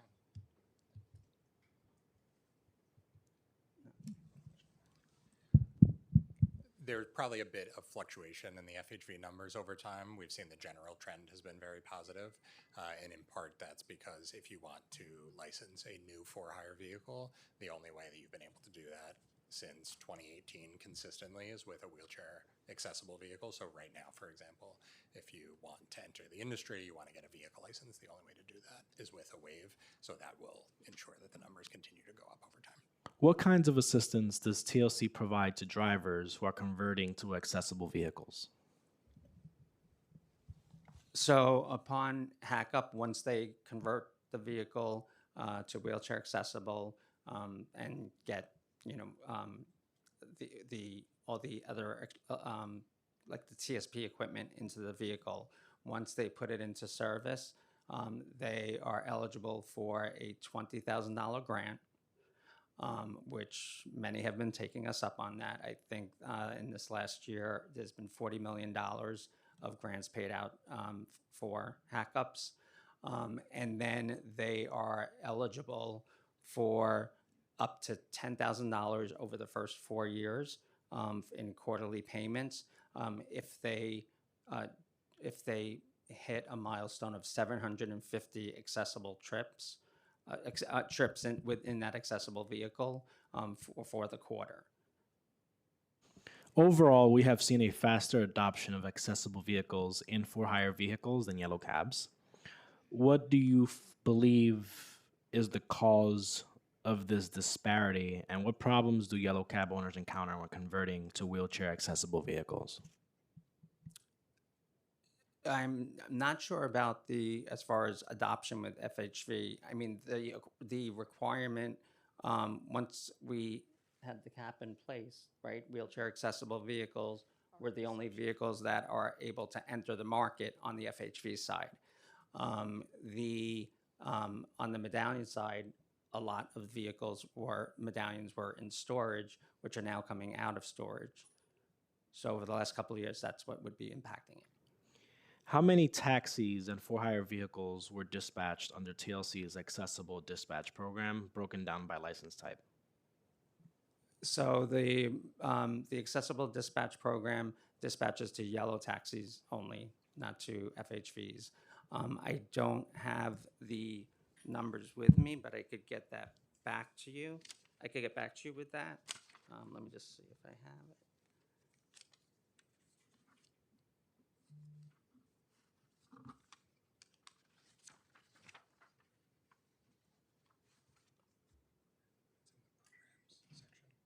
Yeah, I'm in the program. I mean, you can come back to it later. You have it? Okay. Yeah, I could get back to you with exact numbers, but it was the monthly average this past year was just under 4,000. Okay. And we're seeing a correlation that those are going down, but trips requested through Wave through the e-Hails are going up. What is the current citywide average wait time for accessible dispatches for yellow cabs when compared to for-hire vehicles?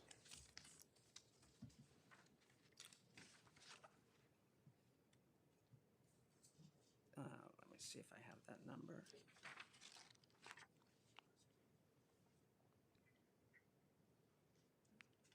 The accessible dispatch median wait time for the first 4 months of fiscal 26 was 12 minutes and 6 seconds. Take your time. Right, so 12 minutes and 6 seconds, and compared to FHV in general?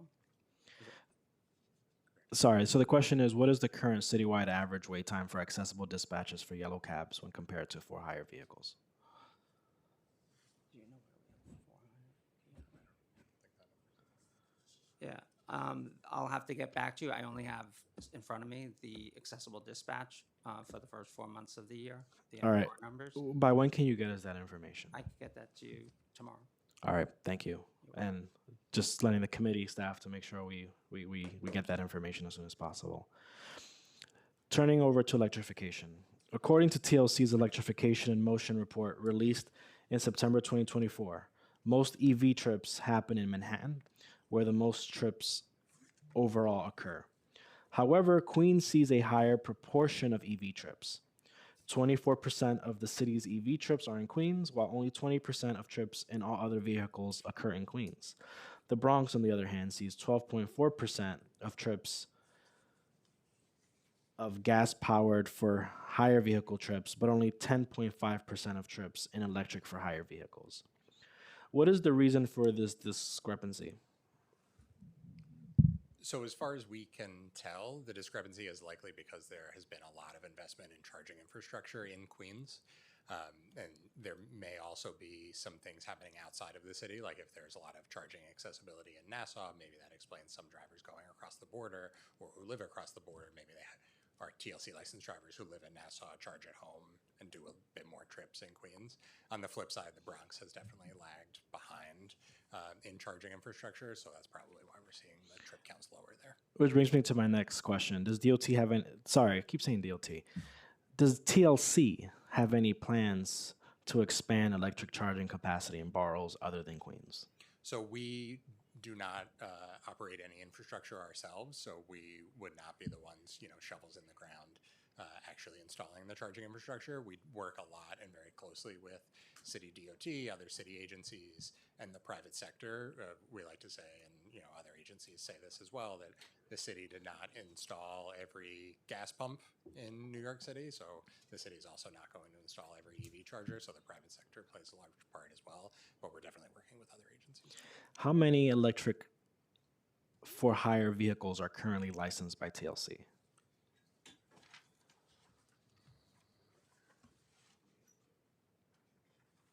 So as of January 2026, there were 13,115 EV FHVs.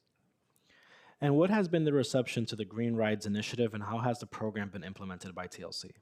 So it's been generally positive. There were definitely, admittedly, some learning curves at the beginning. I think people who first get an EV, from what we've learned from drivers, there is a bit of a learning curve. You have to figure out what your charging plan is going to be. You have to know things like don't charge past 90%, because that last 10% can take a very long time. So there were definitely some lines when we issued a large number of EV licenses at the beginning of the Green Rides initiative, where people were still kind of feeling things out, but it's been fairly smooth since then. There's been a lot more investment in charging infrastructure and more installations of chargers citywide in the last couple of years. We think that's in part because of the Green Rides initiative that we've created a large demand for it. So the industry has adjusted, and it seems to be going fairly well.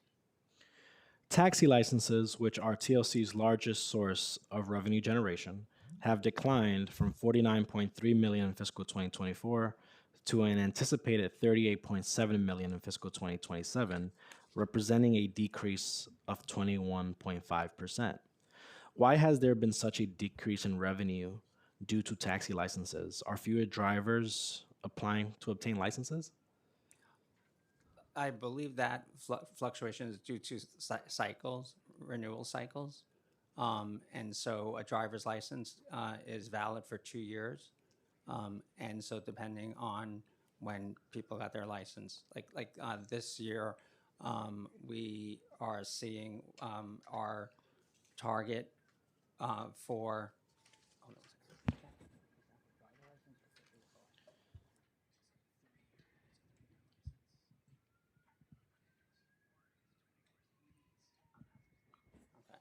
I'm sorry, I was talking about vehicle licenses.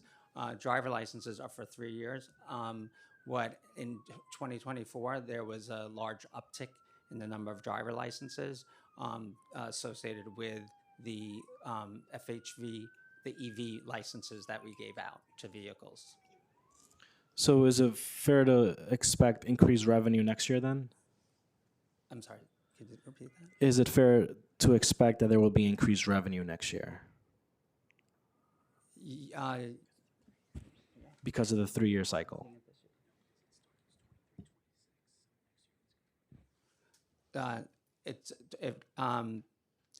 No, not next year. The following year would be the increase.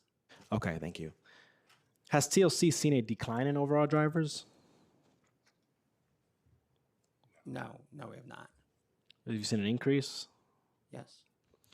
All right, and my last set of questions are on headcount vacancies.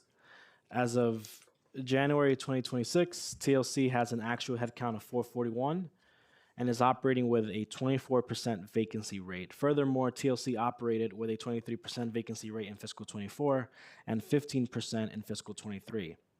TLC has been operating with a high vacancy rate for quite some time now. What budgeted positions have remained open?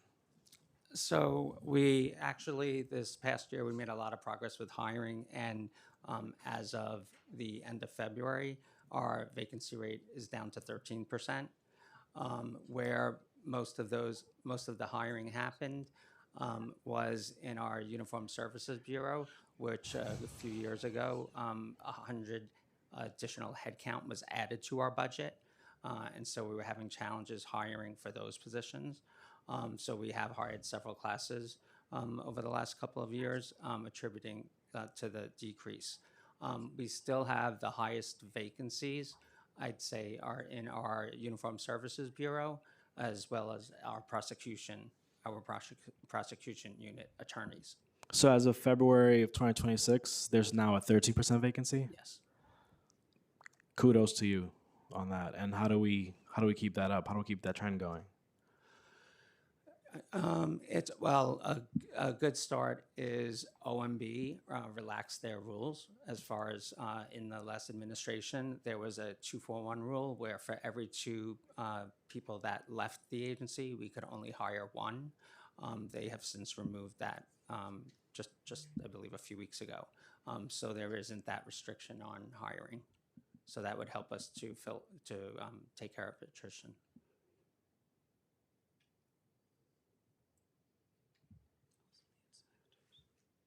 Are the vacancies still in the prosecution division? Vacancies, the most vacancies are in prosecution and Uniform Services Bureau, so enforcement and safeties and inspection. So there were 16,629 complaints made against TLC drivers in fiscal 2022, 24,131 in fiscal 23, and 28,025 in fiscal 2024. Additionally, the number of drivers eligible for prosecution has been increasing, with 9,290 in fiscal 22, 13,087 in fiscal 23, and 15,471 in fiscal 24.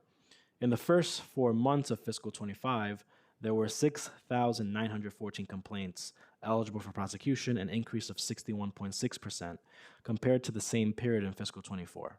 This brings to light a serious concern that passengers in TLC-operated vehicles may be feeling less safe. Why have these metrics been going in a negative direction? Obviously, we don't love to see complaints go up by that kind of rate, but one important thing to note is that it seems like passengers and members of the public do feel like TLC takes these complaints seriously and actually prosecutes them. There are websites and apps set up to make it easy to submit 311 complaints because the public knows that TLC will look at these complaints, take them seriously, reach out, prosecute these cases. So I think some of the increase in complaints, there's actually a bit of a silver lining there, that people feel like the word is out that if you submit complaints to TLC, the complaint will be taken seriously, and the increase may be partially at least related to that.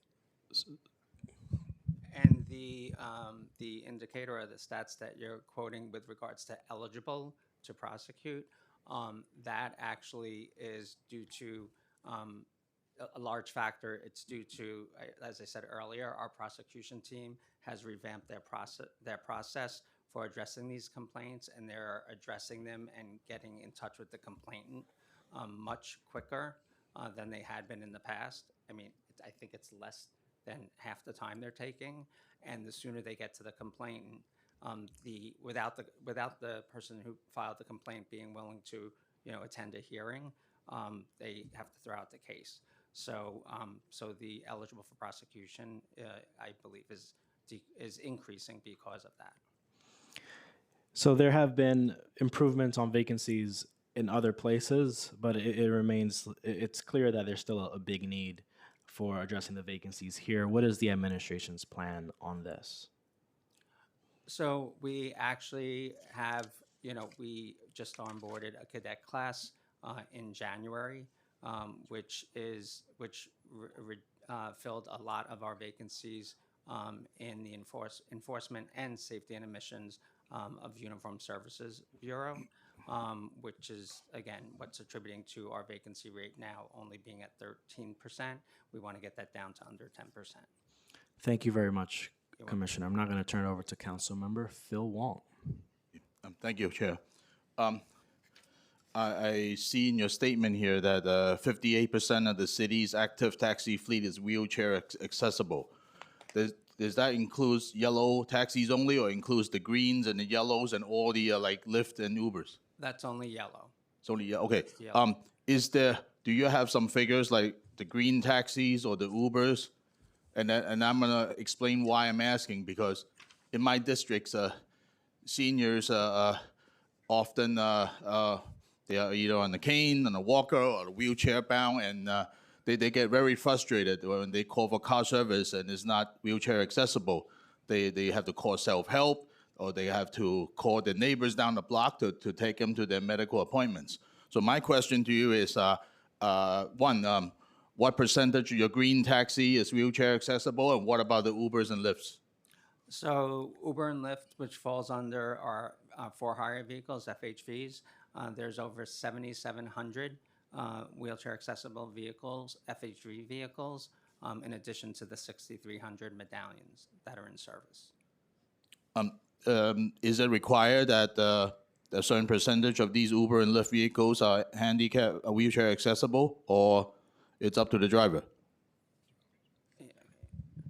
So there's no direct requirement for drivers or vehicle owners to get a wheelchair accessible vehicle on the for-hire vehicle side. As I mentioned earlier, if you want to license a new vehicle, you're required to make that wheelchair accessible. So current drivers don't have to convert, but a newly entering driver, the only option would be for a wheelchair accessible vehicle. I want to add too that we do have on a little different from the taxi side. On the Uber and Lyft side, we have dispatch requirements on the companies. So they have to respond to wheelchair accessible vehicle requests in a certain amount of time. So 90% of trips that are requested as a wheelchair accessible vehicle for Uber and Lyft, they have to respond in 10 minutes or less. So it's more on that side of a service requirement rather than a vehicle requirement. Okay, so you're saying is that if I'm a new driver, my only option to get a license is to get like a Sienna, where it's wheelchair accessible. Is that right? That's right. Yeah. If you wanted to be like an Uber or Lyft driver or drive for a smaller livery base, that would be your only option. Okay. I just don't see you have any data on the green taxis, and there's a lot of them out there. Do you agree? Well, there actually aren't that many, but there are a lot in your district, coincidentally. So there's a high prevalence of green cabs, we know, that service your area. I'm not sure if we have those numbers. Yeah, I'm just interested, what's the percentage of green taxis that are wheelchair accessible? Before I go on my next question, thank you. I need a minute to find the number of green taxis that are in total. Do you have? I don't think. No. But you can get back to me. There are only 19 that are wheelchair accessible of the fleet of Yeah, green taxis. perhaps something you can work on to get them to convert their cars to wheelchair accessible, or get more drivers. Well, the trend is that there's less and less green taxis each year. They're not renewing, whether they're moving over to be an FHV, is part of it. There are 652 green cabs total citywide. I see. Okay, thank you. My next question is about the drivers. Let's say, Commissioner, you're the driver, and where would you, in any part of the New York City, where can you go if you need to go to the bathroom? Not a lot of places. Okay, We do work closely with DOT for taxi relief stands to try to coordinate to where they're putting taxi relief stands so that they're close to places that would have a restroom that would be available. Do you know how many taxi relief stands there are? I have that somewhere. There's over 100 taxi relief stands across the city, and we do coordinate with DOT to try to have them put them some. Are there 100 bathrooms near these taxi relief stands? So most of the relief stands are located in areas where there are private businesses or houses of worship or other places that drivers congregate. So for example, in Manhattan, there might be a taxi relief stand near a lot of restaurants that drivers go to. And I get it. They will go into the restaurants or businesses and ask, may I use the bathroom? This is closely tied to the public bathroom problem of New York City that go back when I was a kid. There are plans to build more bathrooms. Yes. Is that right? Yes, the mayor committed $4 million for public restroom. Yeah, and my suggestion to you is that it's something you could look into. Reach out to Uber and Lyft because they're drivers, right? And then you work with them and have them maintain some of these bathrooms. I'll take that back with me. You can Yeah. keep asking questions. Yeah. Oh, huh? You can keep asking Okay, questions. sure. Yeah. So this is something actually came from drivers in my district. They actually make that recommendation. You know, you want to, It's a if their very budget interesting is a problem, reach out. Hey, it's your drivers. You know, why don't you contribute in maintaining the bathrooms? You know, Right. We do understand, we do agree that that's a problem for drivers, that there needs to be more access to restrooms. And between the mayor's commitment to put more public restrooms on the street, our work with DOT, to work with the industry, that's a new one that I don't know of us considering. I think they will It's love the idea. interesting.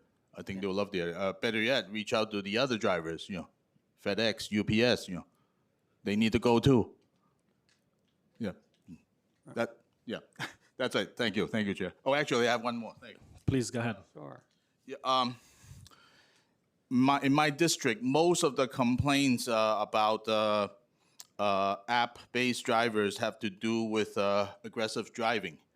And the answer they often get is, oh, reach out to Uber or Lyft. You know, if you have a problem with the driver, or if they deny your service once they see you, or I don't want to do this. You know, does TLC keep track of these bad apples? You know, and what is being done as a matter of discipline? We encourage anyone, any passenger in any type of TLC regulated vehicle, if they have any issue whatsoever, whether it's about fare, whether it's about driver courtesy, whether it's about the quality of the driving, that they file a consumer complaint with 311. And we do take those very seriously. And people are filing complaints, which is what we want them to do, so that we can address where there's bad apples. And what is the disciplinary action for these like repeated violations? Like it varies. Like most in my district, so speeding, running red lights, running stop signs. Yeah. Sure. Yeah. What's of value besides the fines are the points on the license. If they reach 6 points on their license, so you're combining the DMV points and the TLC points, you could be suspended. At 10 points, you could be revoked. I see. Okay, and do you get more complaints from the yellow taxis, or you get more complaints on these app-based drivers? Do you have figures? I don't know, but I could certainly get a breakdown and share that with you. Okay, please. Thank you. Chair. No more questions. You sure? Yeah. All right. I just want to thank you, Councilmember Wong. You've been here since the very early morning, and appreciate your commitment to your constituents. I will now excuse this panel. I want to thank you so much for testifying. And if you can get back to us on the things you said you would get us, that would be great. Take care. And that one by tomorrow. Sounds good.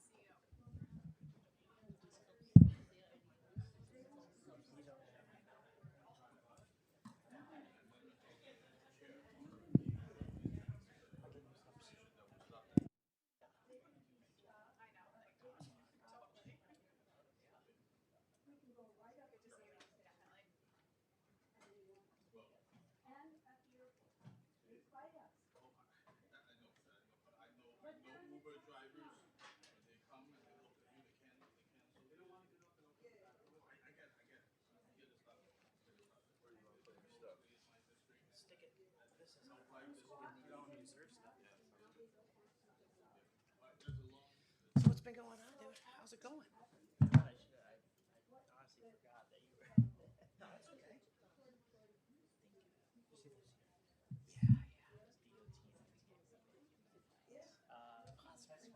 Came out over the top. I'm like, what are you doing, bro? He came out with the whole freaking. Like, well, that's not. This isn't for preliminary budget. That's.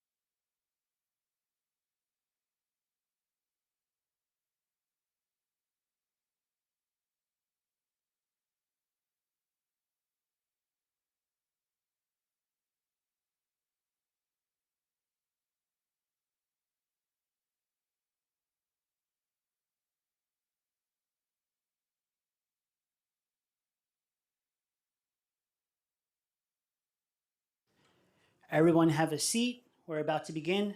Chair, you may begin.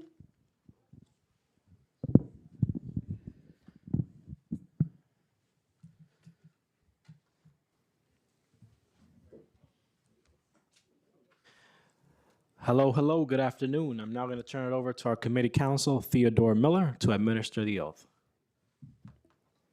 Thank you. Our next panel will be from the Department of Design and Construction, Eduardo Devalle, Acting Commissioner, Eric McFarland, First Deputy Commissioner, and Nathan Toth, Chief Financial Officer. I will now administer the oath. Please raise your right hands. Do you affirm to tell the truth, the whole truth, and nothing but the truth before this committee, and to respond honestly to council member questions? I do. I do. Thank you. You may now begin.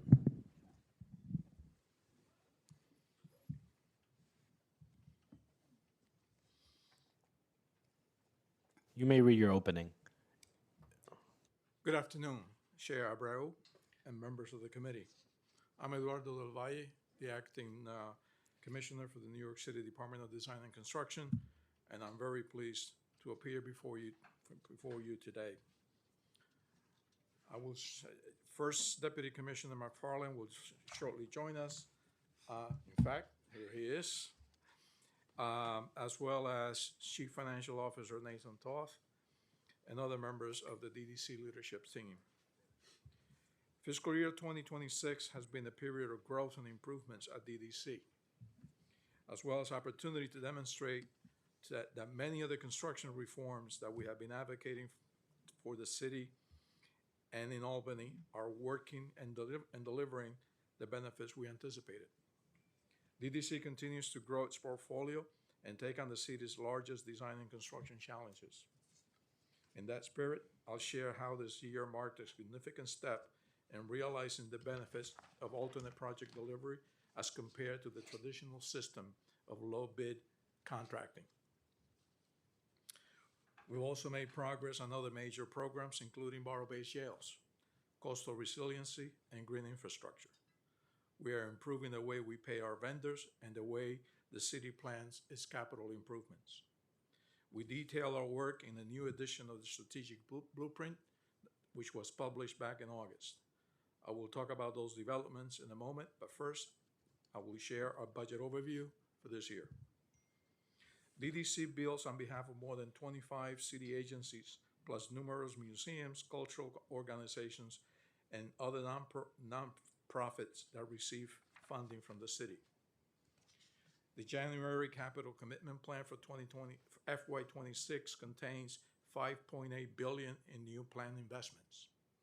The figure includes over $2 billion for infrastructure projects, as close to $1.6 billion for public buildings and support portfolio, and $2.2 billion for the borrow-based jails program.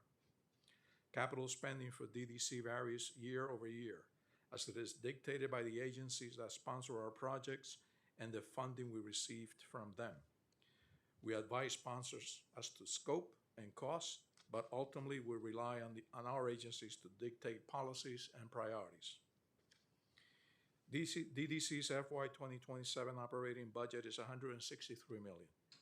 This includes $132 million of personnel services and $31 million of other than personnel services. Our budgeted headcount is 1,207. Our total operating budget includes $143 million in IFA funding and $20 million in city tax levy funding. In public buildings, we have 21 projects in the initiation phase, 62 projects in active design, 38 in procurement, and 118 in construction, with a total value of these projects at approximately $15.6 billion. In infrastructure, we have 22 projects in the initiation phase, 126 in active design, 46 in procurement, and 91 in construction, with a total value of about $13.11 billion. I'm very pleased to report that we have reached a significant milestone in our design-build portfolio. For years, we have advocated for design-build so that we could build more quickly. And thanks to our partners in both the city and the state, we are celebrating a new era of construction efficiency. Last month, we opened the Shirley Chisholm Recreation Center, among the city's first fully public design-build projects. It was completed in just 3 years, which is half the time for similar public building projects using lowest bidder contracting method on a typical timeline. This $141 million project was delivered on time and also on budget, with an anticipated cost savings, as a matter of fact, of about 10%. With lowest bidder contracting, this project would not have been completed any sooner than 2028. The Recreation Center was designed by the world-renowned architectural firm Studio Gang, and a review of the building last month in New York Magazine called its architectural quote that invites to come, stay, and enjoy. The building is also one of only 3 citywide to achieve LEED Platinum for environmental sustainability under version 4 of the LEED program. These results demonstrate the benefit that design, build, and other alternative delivery methods can provide. It's faster, it's more efficient, mitigates delays, and it still provides for superior designs through a comprehensive public review process. All 6 of our original design-build pilot projects will be completed by the end of this year. Other design-build projects nearing completion include Marlboro Greenhouse in Brooklyn, which will be completed this summer, and the Brownsville Multi-Service Center, which would also be completed this summer. We're hard at work building our CM Build pilot program as well. We were cleared to use CM Build by the state for library and cultural projects. We already have 5 projects in our pilot program, including the renovation of 70 Mulberry Street in Chinatown. Last year at this hearing, DDC informed this committee about our advanced capital planning effort. We have completed our advanced capital planning program data portal, and we're starting on the building assessment tool to augment the data the city already gathers about its own properties. A comprehensive planning program is in the works. We currently have pilot programs with the Queens and Brooklyn Public Library systems, and we will continue to grow the overall program. We've also made progress in how we process payments for our construction vendors, with the goal of reducing the administrative burden and making DDC a more desirable partner to work with. We've standardized our forms, we've removed numerous redundant and onerous paperwork requirements. We also work with a payment task force to assess on an ongoing basis what works and what doesn't work. We're also developing similar reforms for payments to consultants.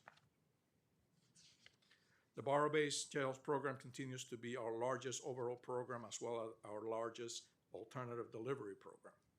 Since we last appeared before this committee, site preparation for Manhattan, the last of our early works sites, has been completed, and we intend to start early works construction on that site this spring.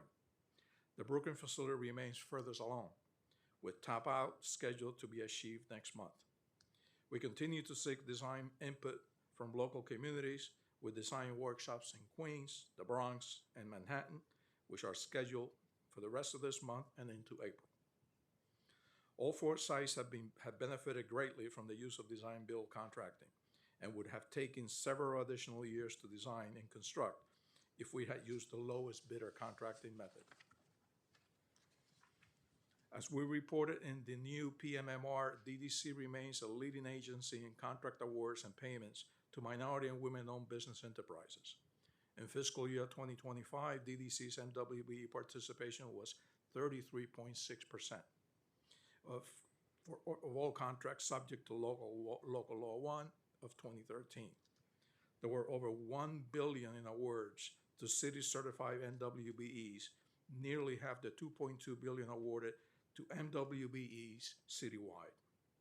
As reported in the latest One NYC MWBE bulletin, fiscal year 15 through fiscal year 25, DDC remains the leading city agency in awards to MWBEs, with over $6.8 billion awarded to MWBEs since the start of the One NYC MWBE program back in fiscal year 2015. We're very proud of these accomplishments. We're growing our MWBE participation in the alternative delivery program as well. We continue to set ambitious and disaggregated MWBE goals in both design and construction portions of our design-build contracts, and we are seeing the result of these efforts. Also, it's worth noting that DDC capital projects have begun using the new community hiring goals, which aim for 30% of construction trade labor hours to be completed by NYCHA residents or individuals who live in low-income communities defined by zip code.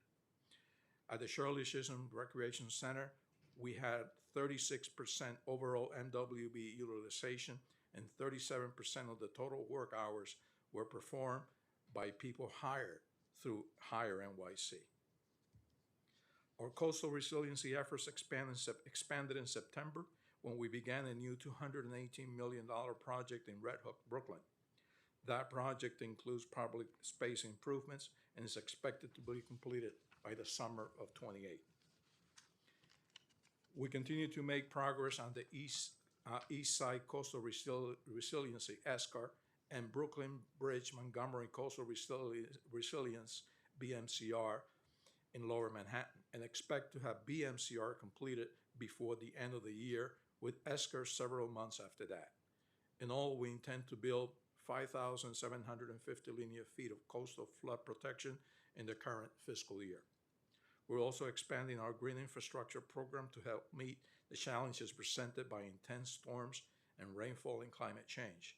And in the first 4 months of the current fiscal year, we installed almost 30,000 square feet of porous pavement, with another 70,000 planned for this fiscal year. In closing, as DDC's responsibilities and portfolio expand, it remains critical that we find new ways to be faster and more efficient. We also recognize that delivering capital projects in New York City remain complex and challenging. And we continue to work with our partner agencies to shorten project timelines whenever possible.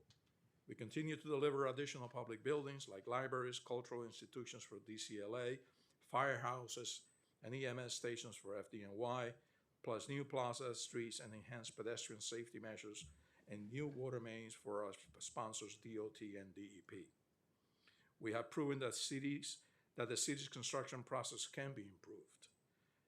And we have the opportunity to take our progress even further and expand it to other types of projects. We will continue to advocate for New Yorkers and to build on these efforts in the future. Thank you again for the opportunity to testify today. Thank you very much, Deputy Commissioner. I'm going to ask questions on the pedestrian ramp upgrades. In the fiscal 2026-2030 preliminary capital plan, there is $107.7 million across the plan added for simple upgrades to pedestrian ramps throughout the city. What is the scope of the project? So the the scope of that project includes about, I think it was, let's see, I want to get you the number exactly, but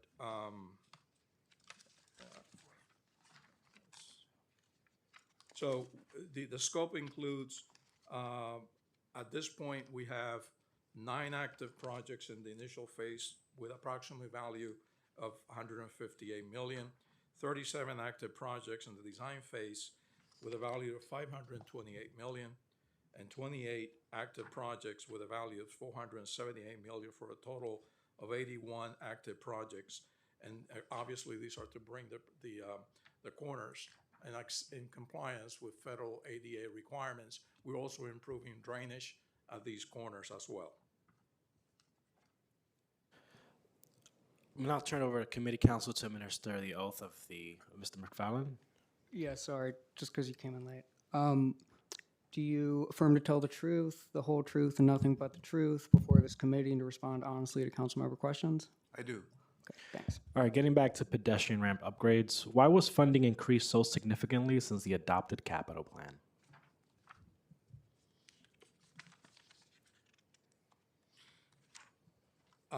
I believe that initially assumptions were made on the conditions as they were known at the time.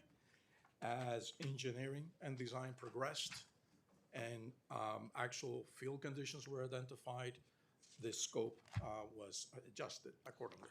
And what is the status of this project, and what is the updated timeline for completion? So, would you like to take that, Eric? So, Eric McFarland, First Deputy Commissioner of DDC.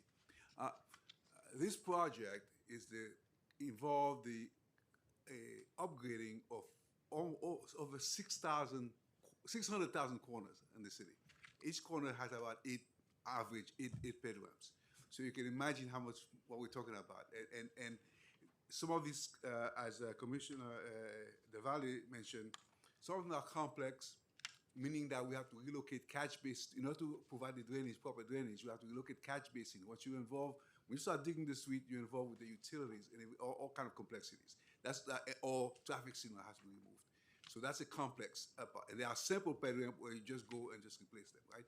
So initially, when we established that program, I was around then, it was a 29-year duration you're talking about, because it's a long-term project. They're almost $5 billion, or more than 15 years, 29 years. We are shortening a little bit more. So what we are trying to do right now is we realize that that's a long time. So we sort of increase the amount of contract that we put it out to a reasonable degree, because let's say we put 2 contracts per borough, talk about 10 contract over $21 million each. So the constraints are not only the capacity of the industry to respond to this, but also the amount of budget involved, the budgetary involved. So we're making every effort to sort of try to shorten the duration as much as we can, but it's a long-term project. And of course, we execute these projects as the sponsors provide us with the required funding and the scope. Thank you for that. Now I want to to the topic of reconstructed road miles. According to the PMMR, DDC completed 7.8 miles of roadway lane mile construction in the first 4 months of fiscal 2026, compared to 10.6 miles that were completed in the first 4 months of fiscal 2024. In fiscal 2024, DDC completed only 20.3 lane miles, much less when compared to fiscal 2023, when they constructed a total of 33.6 roadway lane miles, and significantly less than the 60.6 lane miles that were completed in fiscal 2021. Why has roadway lane mile reconstruction been declining over the past few years? And why have they declined in recent months? So, as alluded to earlier, we build the projects that are originated by the sponsor agencies. We do not determine the scope, the timing, or the budget. So in this case, we work with DOT, and they provide us with the magnitude of the work that they desire to do on any given year. Does DDC need additional headcount to operate at higher capacity? And what other resources are needed? No. You don't need anything else. Come on now. We're fine. And we're moving forward in terms of backfilling the many vacancies that we have. I'll fight for more. I'll try to fight for more. Appreciate that. I'm not going to turn over to Barrow-based jails. DDC manages the project to build the Barrow-based jails. It is currently the largest project in DDC's portfolio, totaling $11.84 billion across the preliminary capital commitment plan. DDC is awarding separate design-build contracts for each of the 4 new facilities, as well as early works packages for each of the facilities, for a total of 9 contracts. What is the current status of the Barrow-based jails project?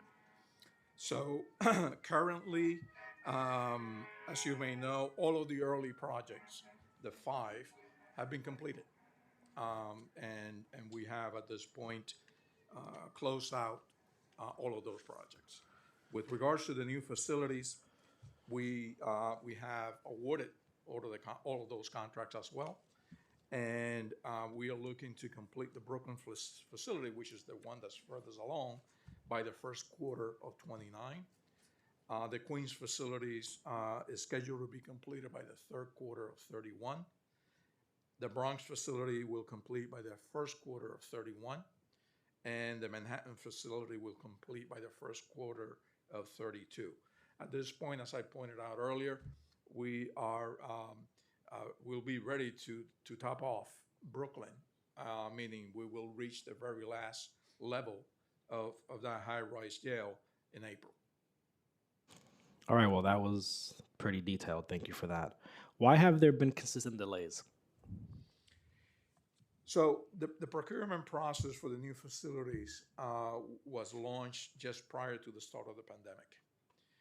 And in addition to delays associated with this crisis, the initial pool of qualified and financially viable design builders interested in participating in the procurement of these mega projects was actually very limited, with one eventually dropping out in the middle of the procurement process, leaving us with an even shallower pool of potential proposers. It was decided in early 21 to reset the procurement process. We engaged the industry to identify the reasons for the lack of interest in the previous procurement process. Coming out of these industry outreach efforts, we calibrated our procurement strategy. The most significant change was switching from lump sum to guaranteed maximum price, or GMP. And this pivot was better suited for the mega projects. And so it generated a much higher level of interest among the larger design builders. From that point on, and it's important to understand that, from that point on, we have stayed on schedule for the procurement and the in-market phase and awarded all contracts as per schedule. And upon issuance, the NTP for each one of these design builders, we have stayed on schedule, delivering design and construction work in accordance with the contract delivery requirements for each one of these projects. What is the plan to ensure that the jails can handle the full capacity of the current system? So we are designing these jails to house 1,040 persons in custody per facility, and for a total of 4,160. That was a number that was arrived at by or in consultation with MOCJ and DLC and City Hall a few years back, and I cannot speak as to the capacity seizures associated with operations for DLC or how it was anticipated by MOCJ, but we are building for 4,160 as dictated by scope. The timing of this work behind this window is not a good. It's not a good one. Given that the last jail will be built by 2032, is it fair to say that Rikers won't close until 2032 then? I think that that's a fair statement. What is the plan, if there is overflow, how is DDC and the city planning to address that? I know that DOC and MOCJ have been involved in a different effort and initiative regarding that. I cannot speak to that as an operational issue. What is the current cost estimate for the completion of each of the facilities? You gave me that number, I believe, right? Yes, we do have the total package, including the early works that have already been accomplished, is approximately $16 billion. Thank you. DDC manages a large portfolio of capital projects being completed for non-city entities, such as 501c3 nonprofit organizations. How many non-city projects does the DDC currently manage?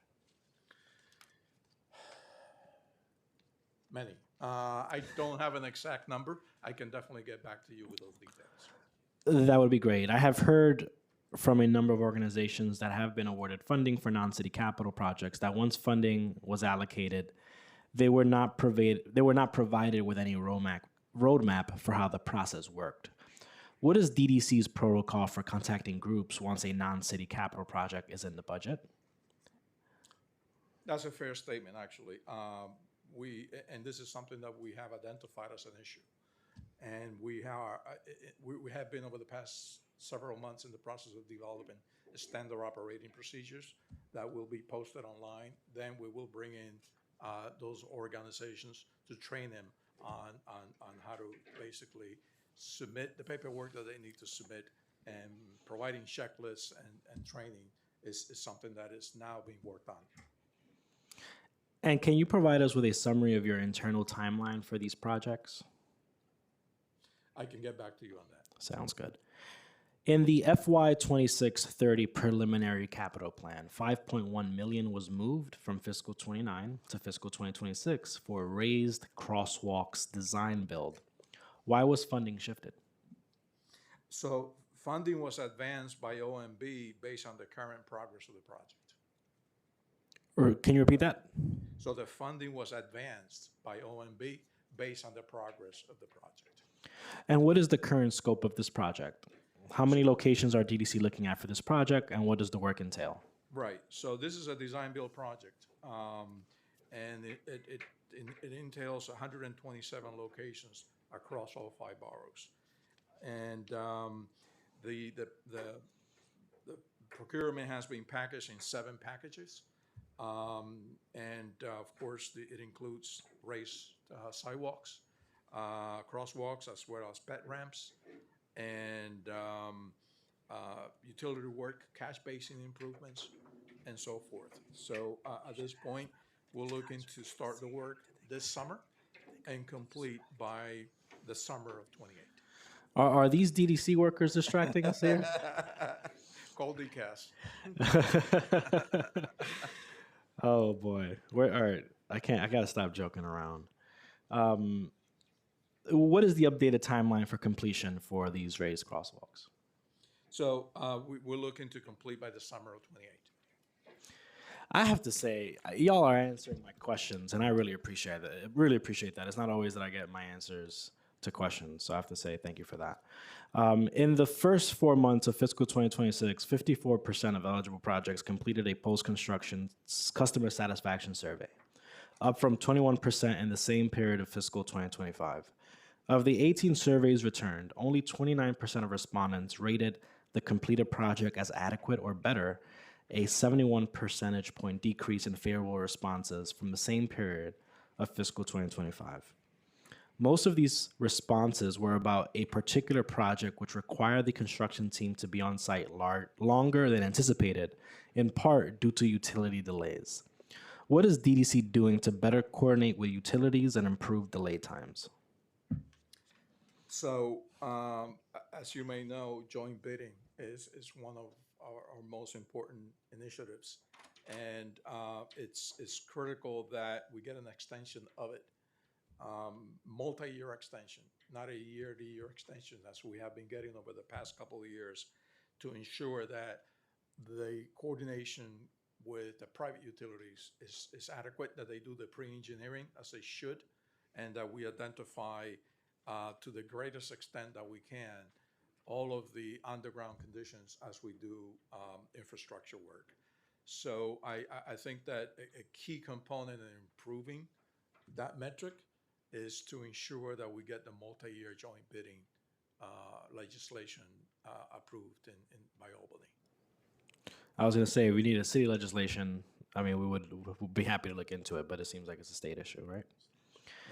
Yes. My last set of questions before I pass it on to Councilmember Wong. DDC's contract budget is only $3 million, and you spend $131 million on personnel. What efficiencies has DDC's chief savings officer identified in their budget? Are there any in headcount? So I have the chief savings officer is right here with us. Right. Well, Are you the chief savings officer? Yes. I am. I'm a bunch of things. Okay, you wear a lot of hats, I see. Yeah, it's CFO and CSO for the hearing, but a bunch of stuff. Yes.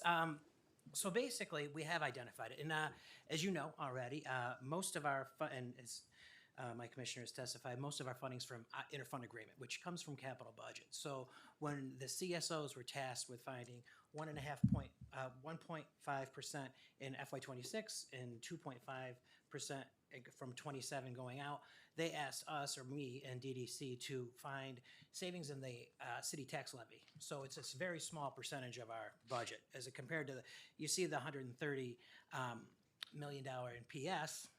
We have, let me just give you the exact right number, but if you're looking at our PS number for tax levy is 10 million out of that 132. So out of that, we are asked to take half of our vacancies, and that's in addition to the 1.5% and the 2.5% we were tasked with savings. And we came up with a proposal that we submitted to OMB. OMB has been very good working with us on it, and we're trying to come to an agreement where we meet the full funding requirement, and we kind of save some of those vacancies, because the vacancies are very important to our front-end planning units and advanced capital planning, and they can actually save the city hundreds and tens of hundreds of millions of dollars in capital. So we wouldn't want to,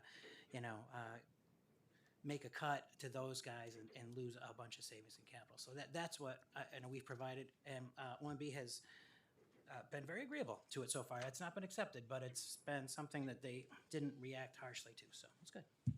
Has DDC considered contracting out more work? So we, not more work than what we contract out now. We do quite a bit of in-house work, design work, in infrastructure, less in public buildings, but we do the bulk of our design work is farmed out to firms around the city. And my last question is, how often does DDC revise their headcount in terms of efficiency, and when was the last time? I'm going to turn to you on that, Nathan. All right. Well, I will just tell you that we are constantly revising it. We're constantly looking at it, and as far as efficiencies go,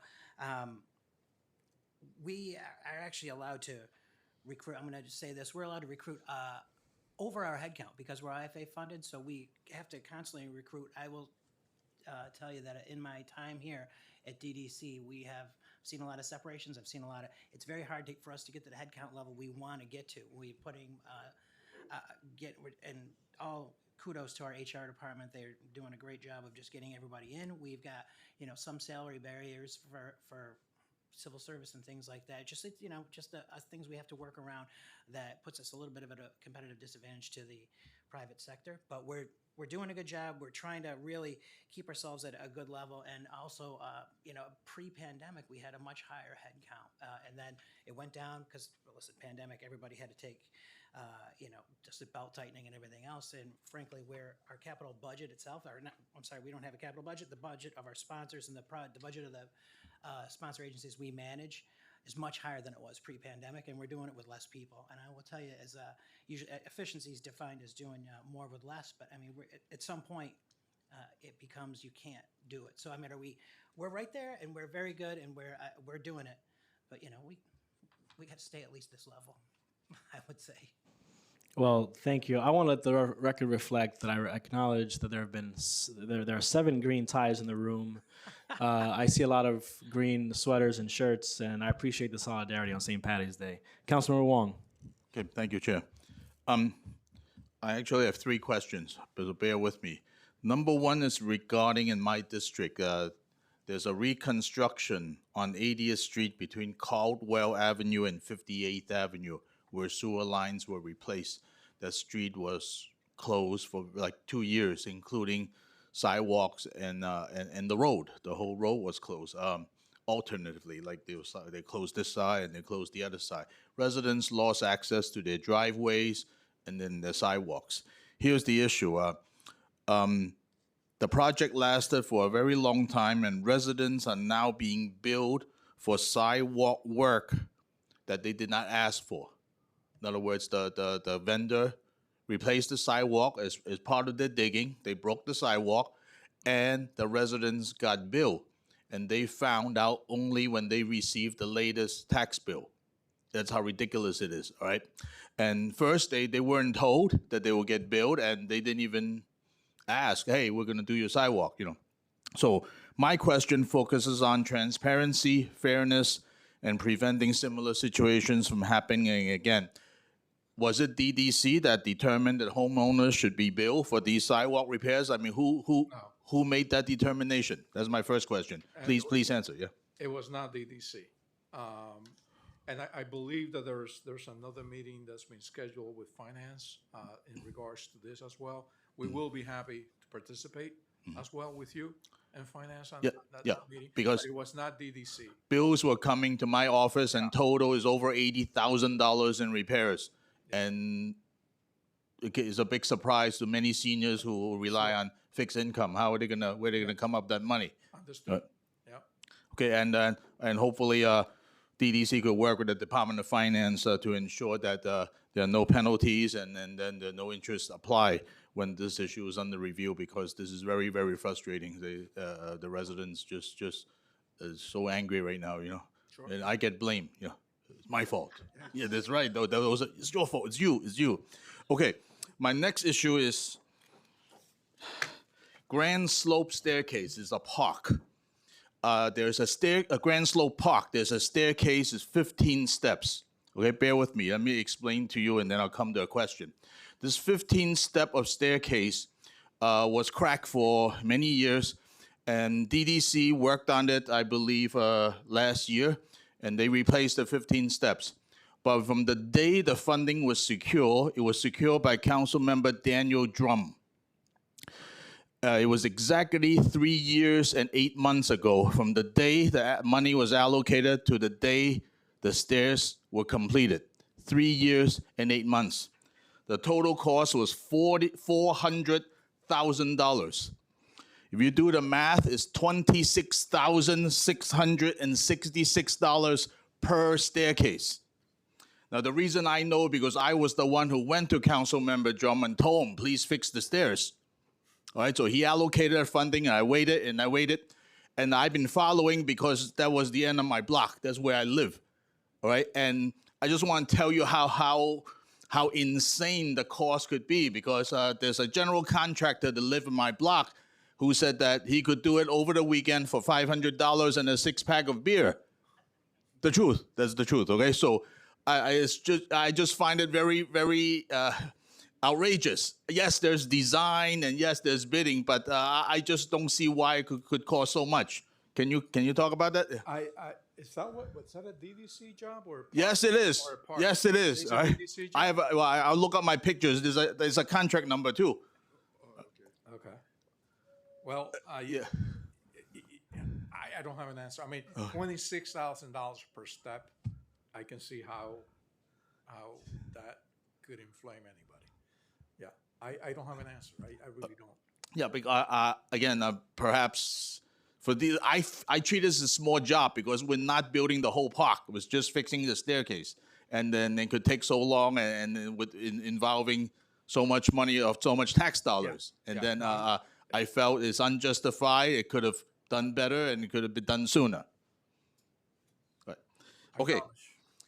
Next, now my next question is 70 Mulberry Street. In your statement, you said you have 5 projects in our pilot program, CM Built pilot program. I don't know what it is. If you can talk about it, that would be great. Sure. That includes the renovation of 70 Mulberry Street. Now that building, that building is significant because on January 23rd, 2020, there was like a 3-alarm fire that pretty much burned down the building. Yep. And that housed many nonprofits and a senior center and a museum, right? And the reason I'm mentioning it because that used to be PS 23, and I used to go to that school. I learned my English there. That's why I'm here asking the question. Do you have an update for the community and what has been happening since the fire? And of course, what is this CM Build program that you were talking about? So the CM Build program is one of the alternative delivery program methods that we use in addition to design build to expedite delivery of these projects. So understanding that this job is ideal for CM Build, meaning that we will bring on a consultant, an architect, and as he develops the design, we'll bring on a CM, a construction manager, to then work with the architect, not only to try to expedite, but also to perform the work as efficiently as possible in terms of cost and time. And so that's why we use the CM Build on this job, because we know how important it is to the community. It's very close, as you know, to the BBJ facility in Manhattan, in Chinatown. And so we realized that the type of synergy that needs to be developed in terms of project development for 70 Mulberry needs to be in sync with what we're doing at the BBJ facility too. We don't want these jobs to be trampling over each other. So at this point, we are in the procurement phase, and that means we are about to hire an architect to get started. Are you keeping the first 2 floors? I mean, or most of it will be demolished? I think we are preserving the facade, which the community had expressed was historically significant and culturally, but the structure was really, really in bad shape. It was damaged beyond repair, and it's just better to redo it than to repair it. I see. Okay, thank you. Thank you for the update. Thank you, Councilmember Wong. I also want to tip my hat off to the acting commissioner. The patron color of St. Patrick is blue, not green. So thank you so much for coming today. We really appreciate you. Really appreciate your time. This panel is excused. Thank you.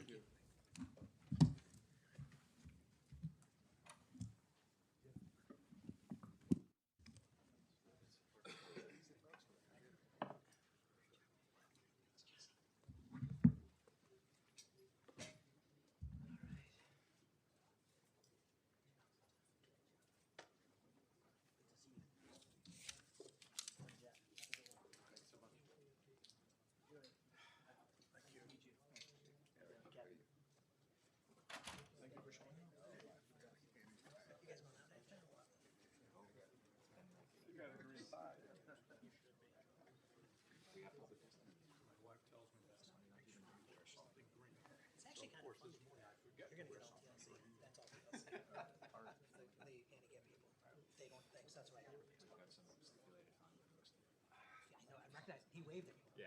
It was nice to meet you. meeting you. Nice to meet you. Thank you. Take care. I'm John. I'm on the call. Nice to meet you. Thank you. How did it feel to be on this side? Don't overshare.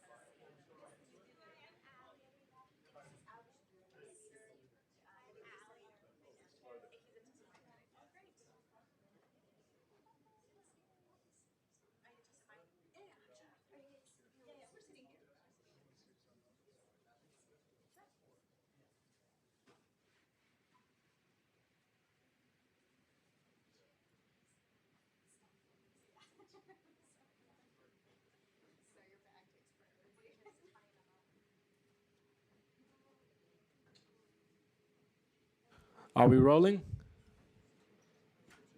Huh? All right. I now open the hearing for public testimony. I understand that there are folks who are signed up to speak at 4 o'clock online. We'll make sure to keep the hearing open, but we want to take advantage of the fact that we have people here now. But but want to reiterate, we will keep the hearing open for folks who are signed up online, or if folks wish to come in person at 4, we'll be here, but we'll get started. I remind members of the public that this is a government proceeding and that decorum shall be observed at all times. As such, members of the public shall remain silent at all times. The witness table is reserved for people who wish to testify. No video recording or photography is allowed from the witness table. Further, members of the public may not present audio or video recordings as testimony, but may submit transcripts of such recordings to the Sergeant at Arms for inclusion in the hearing record. If you wish to speak at today's hearing, please fill out an appearance card with the Sergeant at Arms and wait to be recognized. When recognized, you will have 2 minutes to speak on today's hearing topics. That is, the calendar year 2026 adopted budget and the 2026-2029 financial plan of the Metropolitan Transportation Authority. The fiscal 2027 preliminary plan, the fiscal 2027 preliminary capital commitment plan, and the fiscal 2026 preliminary mayor's management report for the following city agencies: Department of Transportation, the Taxi Limousine Commission, and the Department of Design and Construction. If you have a written statement or additional written testimony you wish to submit for the record, please provide a copy of that testimony to the Sergeant at Arms. You may also email written testimony to testimony@council.nyc.gov within 72 hours of this hearing. Audio and video recordings will not be accepted. I will now call on the first panel. Just give me 1 second. Oh, I have it right here. Beginning first with Gene Ryan. Thank you for being here as of 9 o'clock this morning, and appreciate your patience. Mikhail Ring, Monica Bartley, and Rashetta Bunting. Michael, my apologies.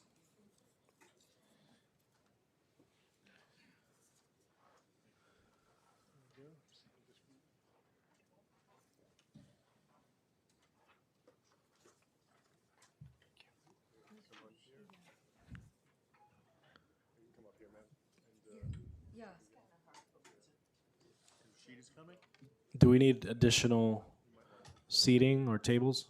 Rashida was here. She was and she isn't. She's here, but she's not in the room.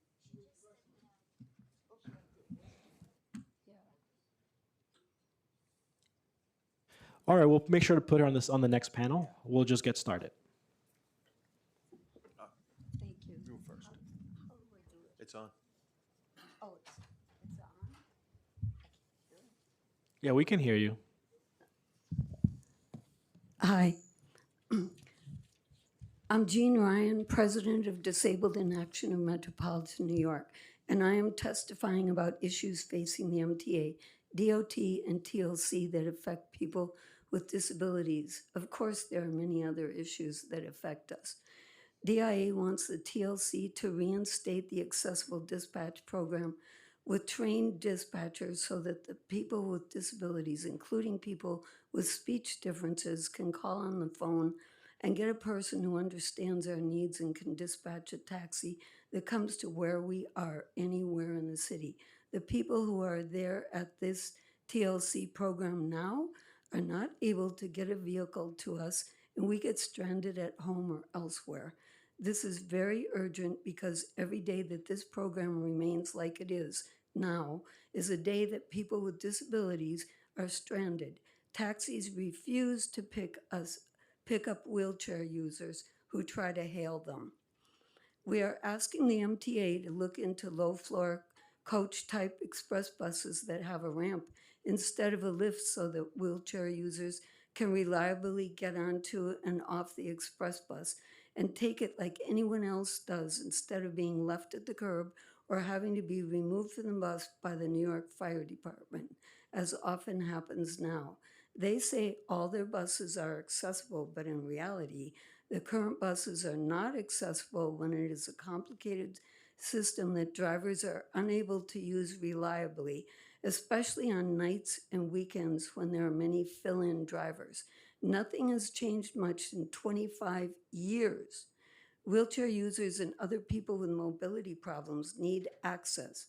We are telling the council and DOT that we want outdoor dining to be 100% accessible to wheelchairs. It has been the requirement since at least 2020, but there seems to be zero enforcement of accessibility for outdoor dining.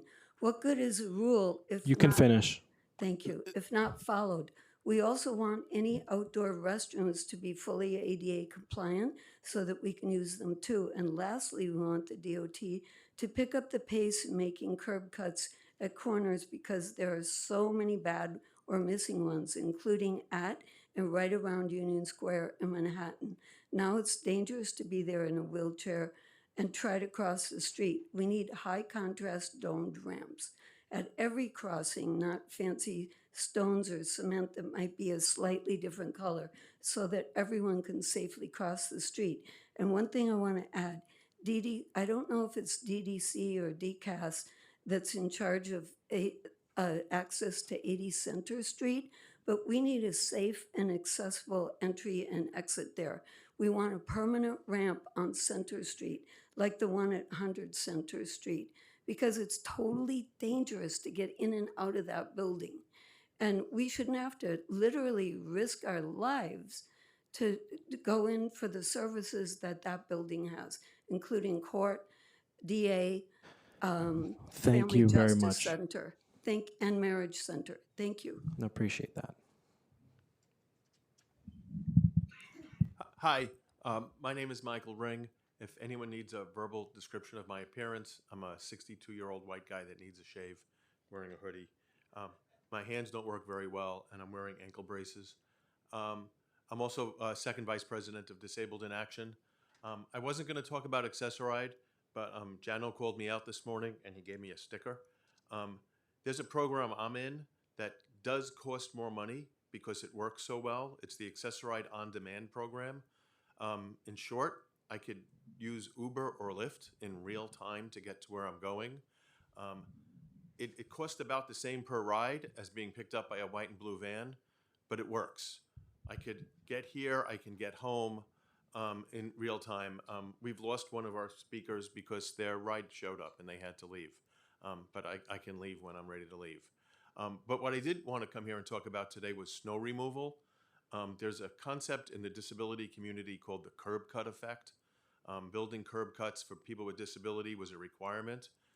It turns out a lot of people like them. Parents with strollers, delivery people, people who just don't want to walk up a step. Removing all the snow for people with disabilities is crucial. I can't walk on an icy surface. Someone using a wheelchair can't get anywhere if there isn't a 4-foot wide clearance. I would really hope maybe in the future, if there's a snow emergency, we can have a snow removal czar. I noticed that the Department of Transportation have fleets of snow removal trucks, sanitation, and the MTA and the police department. Someone should coordinate all these vehicles, all these workers, and the snow could be removed a lot better.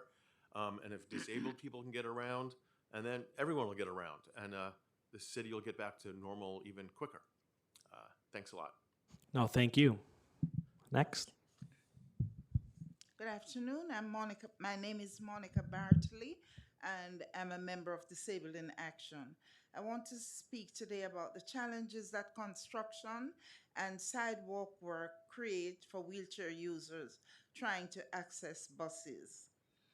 At many bus stops, scaffolding, construction barriers, or temporary fencing take up space along the curb. When this happens, there's often not enough room for the bus operator to deploy the ramp. Sometimes the driver will try to pull forward to find a place where the ramp can be lowered safely. I appreciate those drivers who make that effort. However, other times the driver simply indicates that there's no space to deploy the ramp and continues on. When this happens, I'm left waiting for the next bus, which may take a long time. For people who rely on wheelchair access, missing even one bus can mean a very long delay. It can also make it difficult to get to work, medical appointments, or other important destinations on time. Construction is a normal part of city life, but accessibility should not disappear when there is sidewalk work. Bus stops must remain usable for everyone, including people with disabilities. I urge the council to work with the city and the MTA to ensure that construction sites do not block accessible boarding areas at bus stops. Contractors should be required to maintain adequate, clear space so that bus ramps can be deployed safely. When that is not possible, there should be clear temporary accessible boarding areas nearby. Accessibility is not optional. It is essential for people with disabilities to participate fully in city life. Thank you for your time and your attention on this matter. I appreciate your time and attention to this matter. Thank you. This panel is excused.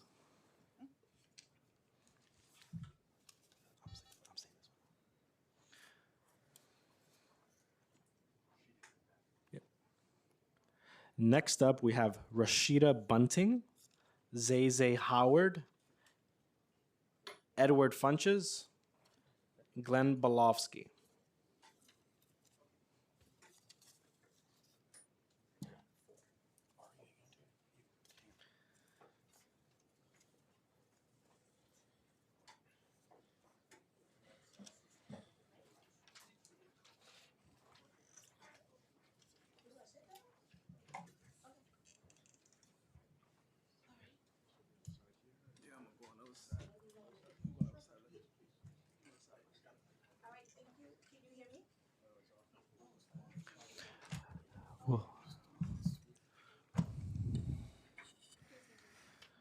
I'll let you know when to begin. Let's just wait for everyone to settle.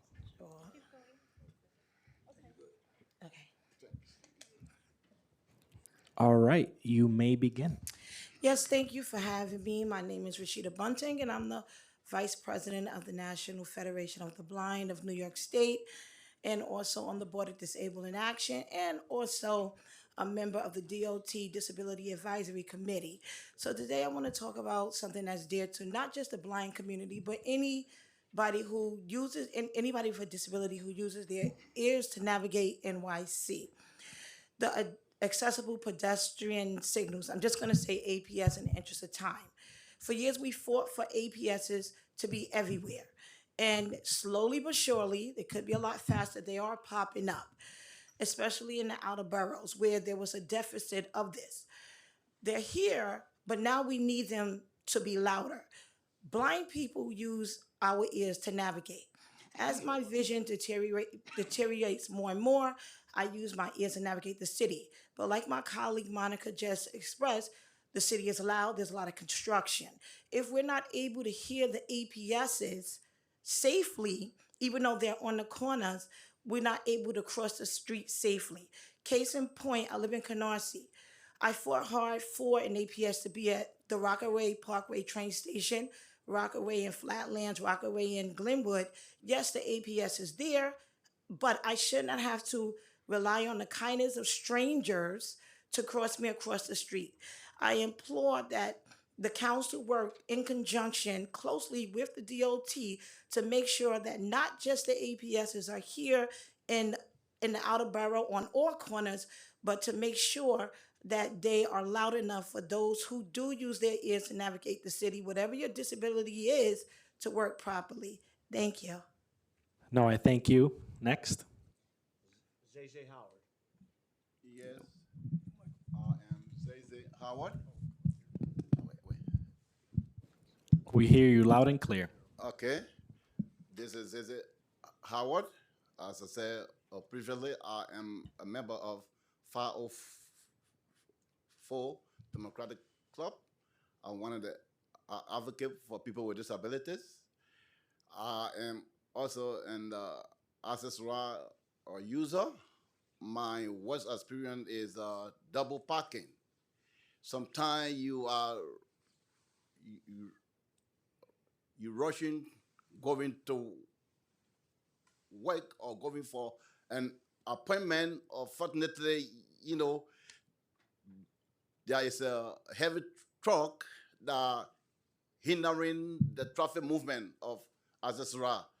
That have been one of our complaints.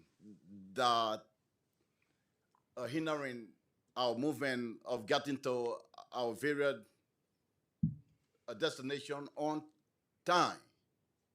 So we have to work on that very seriously for people with disability, because sometimes you have a certain time to go to work or to go for your doctor appointment, but when you have been stopped by commercial vehicles, you unfortunately you are late for your appointment or you are late to work, is creating a problem in the disability community.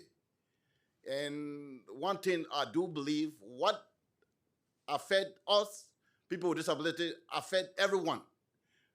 Because even you as a able-bodied person, when you are on your way to work, unfortunately when you are being hindered by commercial vehicles, you will also be late, for work. That's why I say what affect us, affect everyone. Thank you very much for your testimony. Next. Hello, I want to thank y'all. My name is Edward Funches, and I am the founder and president of Inclusion Mobile Detailing. I come here as an advocate and as a business owner. As I heard all of the statements from the Department of Transportation, TLC, I currently hold a contract with the Department of Transportation. However, with this contract that I have with them, when you ask them about the budget that they have, I am currently rotating individuals on payroll, which is unheard of. We're doing a lot of work in the city, and as an advocate, I drive. We have vans. We have 5 vans moving around the city. I get tickets on these vans. We do not get. We have to pay these tickets in full, not like these other stipulation fines that people getting, breaks on this right here. So I'm here as an advocate and as a businessman. I want to thank y'all. Good. Anything else? That's it. I'm here, man. I'm here. I appreciate you for coming today, sir. Yes, you can. No, you cannot. But if he wants to keep speaking, I'm here for it. Here go, guys. I'm just saying. I really would like to have really sit down with somebody, man. Because at the end of the day, I built this company from the ground up, and I hire all formerly incarcerated individuals, people with disabilities, people experiencing homelessness, and veterans. Like I said, we currently have a contract with the Department of Transportation, which was extremely good to us. But unfortunately, we just don't have enough job opportunities to change things. What we do at Inclusion, we know if you can employ somebody, you empower them. And that's how you enrich your community. And that's what we've been doing. But we need some help. Thank you very much for your time. Thank you. Really appreciate it. Next. Okay. First of all, compliment everybody for their staying power. Amazing. Especially those of you who have young kids, it's really hard. So I'm Glenn Belofsky. I'm a CPA. I'm a born and bred New Yorker. And I love New York City. And I dislike what's going on in New York City with the streets here. For 22 years, the Department of Finance has been stepping on the toes of the Committee on Transportation and on the DOT by creating a program called the Stipulated Fine Program. That program discounts and ignores the double parking rules that applies to commercial vehicles, which is 20 minutes. That's the law. But when Amazon or companies like Amazon double park for more than 20 minutes, they're breaking the law, but the Department of Finance turns a blind eye to it and discounts those tickets, causing individuals who are blind, like Zay Zay, incredible safety hazards. And the double parking that's illegal needs to stop. Why are the buses going at 10 minutes and not at 8 or 6? Why aren't they go as fast here as in Buenos Aires, Argentina? Because of the Stipulated Fine Program. When vehicles are double parked all day, we'll never have faster moving buses. It won't happen during the next 4 years that this committee has. It's a big challenge for this committee to get buses to move faster. There's also $1 billion lost to the city treasury during the last 22 years because of discounts given to billion-dollar companies, and the council denied the city the ability to have that program in 2007. But the city went ahead with it anyway, despite the will of the people. In 637-2007, which was supported by TA, thank you, and others, and by the 504 Democratic Club, by the PBA, by so many different organizations, had 39 members on the bill.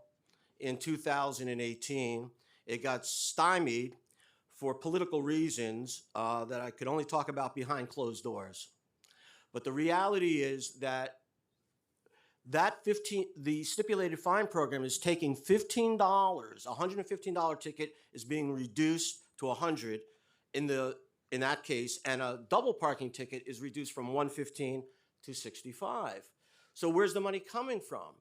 The city doesn't have that money. They're not collecting it. They're supposed to give at least $15. Please wrap up your thoughts. Thank you. I will. Thank you, Mr. Chair. $15 per ticket to the Court Justice Fund or Justice Court Fund, and the attorneys will know about that. That's VTL 1809A. And that means women who are victims of domestic violence and their children are living in cars and homeless shelters that we can't afford because the Department of Finance is a morally bankrupt organization that doesn't even care about the Treasury of New York City. And this is something I believe the council and the administration can work on together because they all appear in alignment. Thank you so much. This panel is excused. Appreciate your testimony today. Thank you. Next up, we have Brian Frisch, Christopher Schuyler, Ali Langley, and Baravi. My apologies. Or Bayravi.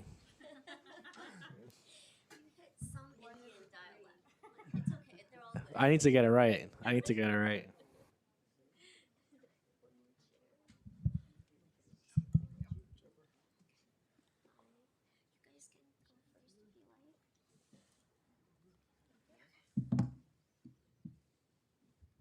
You may begin.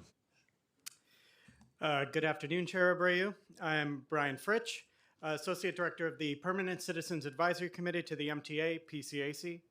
For nearly 50 years, PCAC has served as the official voice of riders on the MTA system.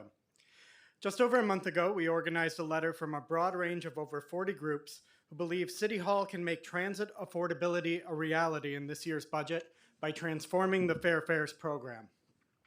Our 5-point plan includes expanding eligibility to at least 300% of the federal poverty level, to finally include workers making at or close to minimum wage, fully free fares to the lowest income New Yorkers at the current level of 150%, adding the commuter railroads and express buses as options, and also instituting automatic enrollment as only a dismal third of eligible New Yorkers are currently enrolled. In addition to fair fares, we've been ardent supporters of faster and more reliable bus service across the city. We believe a bus rapid transit network, starting with 1 or 2 world-class routes as a proof of concept, could serve as a North Star for what it would mean to deliver world-class service, which our world-class city and its riders deserve.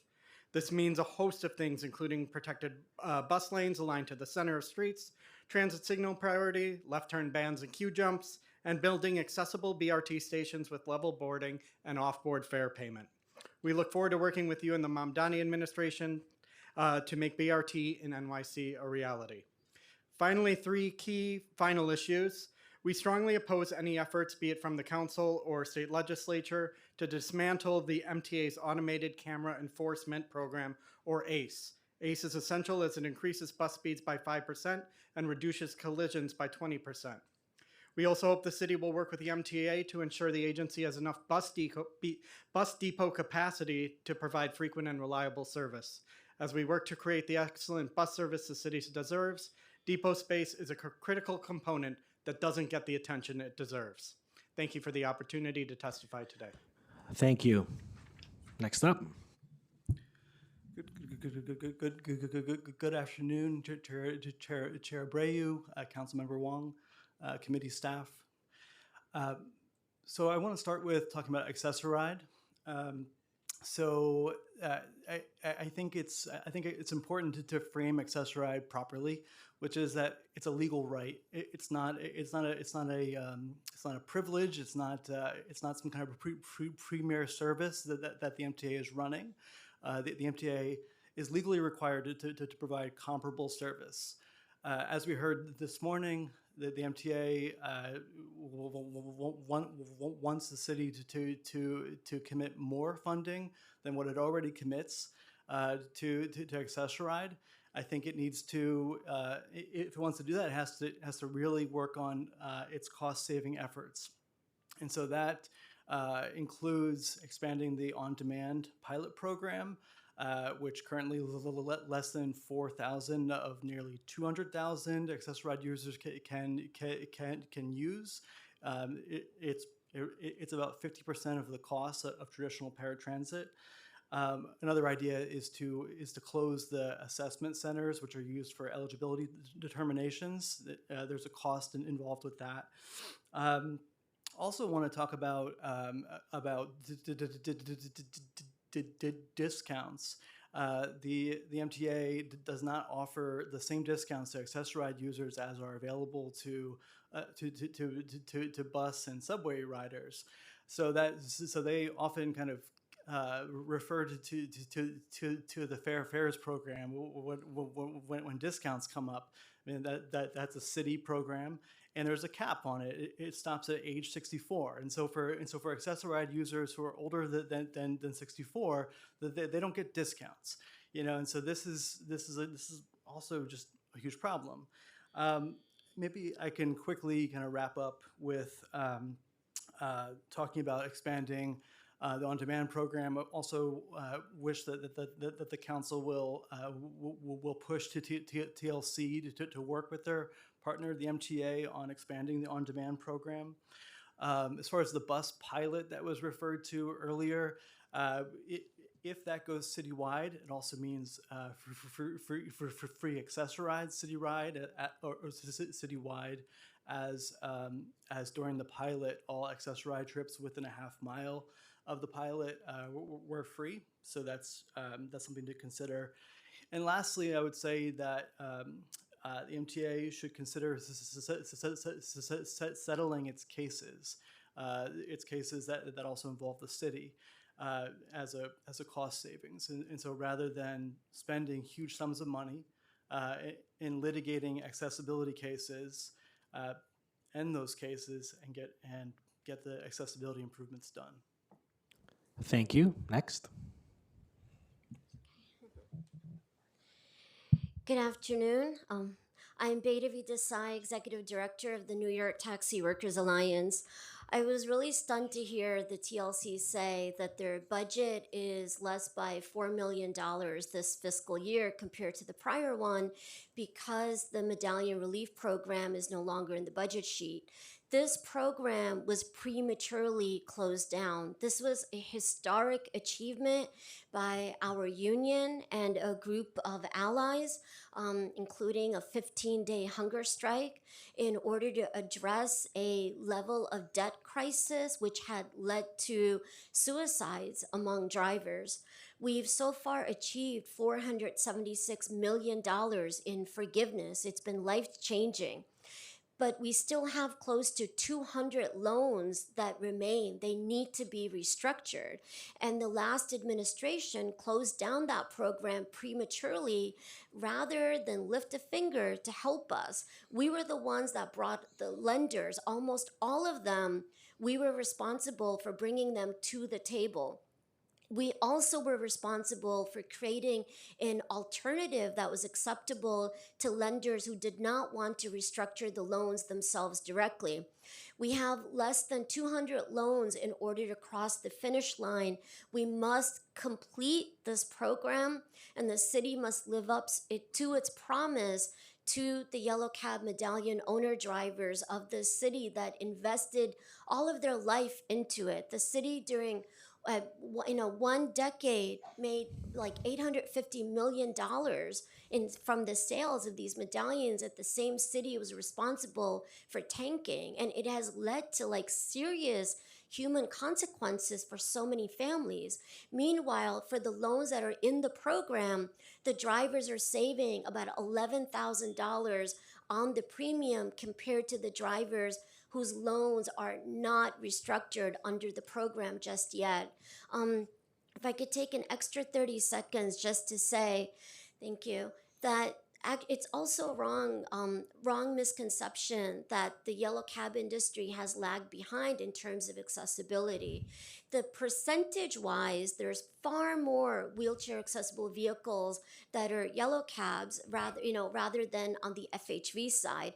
Of course, primarily because on the yellow cab side, there is a mandate of 50%. On the FHV side, there was a settlement that was made that's left, that's required a much lesser percentage for that sector, even though they by far have a much larger number of vehicles.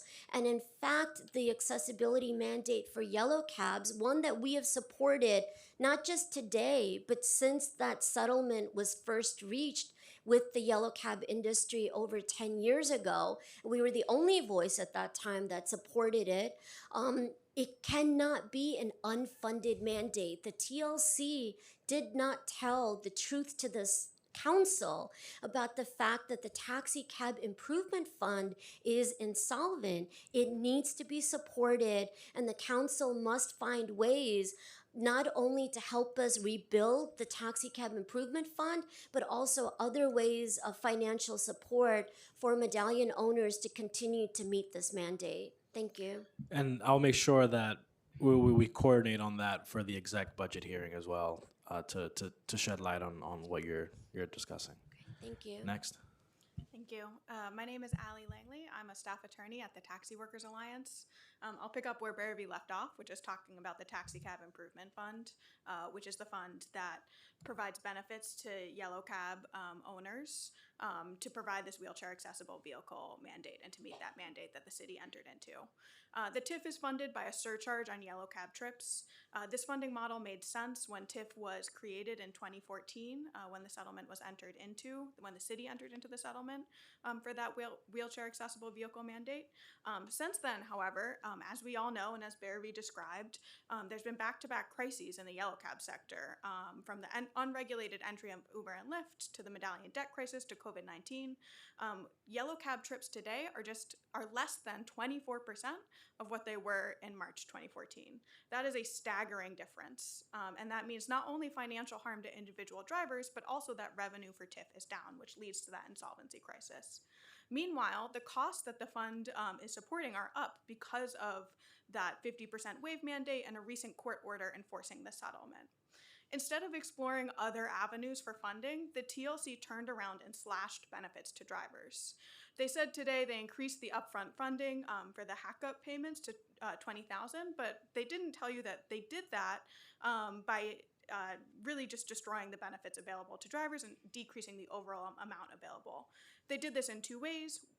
One, they got rid of some benefits entirely, including the $1 payment to drivers performing trips in wheelchair accessible vehicles, and two, by heightening eligibility requirements. And what that means is that the drivers who are fulfilling this promise of accessibility that the city has made to disabled New Yorkers, drivers who are operating wheelchair accessible vehicles, are not getting these benefits because of technicalities. And this disproportionately harms the most vulnerable drivers. It harms drivers who are not technologically literate, who struggle, with email and submitting applications online. And if I may just wrap up. And it also harms drivers who are not able to work as much as they once did because of illness or because of age. They're no longer getting operational payments, and some drivers are not getting hack-up payments at all, which leaves them struggling with the increased cost of operating a wave, which is nearly double that of a conventional vehicle. The TLC has to repeal these rules, and the city must provide additional funding to TIF so that all drivers who are operating waves, who are realizing the wheelchair accessible vehicle mandate and making sure New York City has an accessible transit system, get the benefits that they deserve, not only to restore benefits to their prior level, but also to make sure that the benefits actually reflect the true cost of purchasing and operating these vehicles. Thank you. Thank you. This panel is excused. Next up, we have Rosa Chang, Yadira Sanchez, Abu Bakar Key, Elizabeth Adams.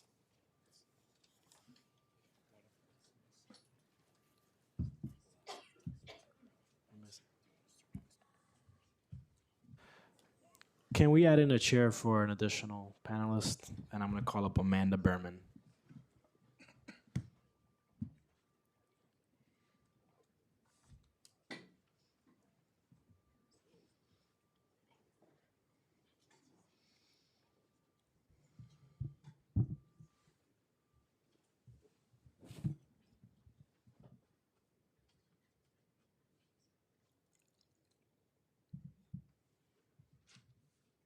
All right, you may begin.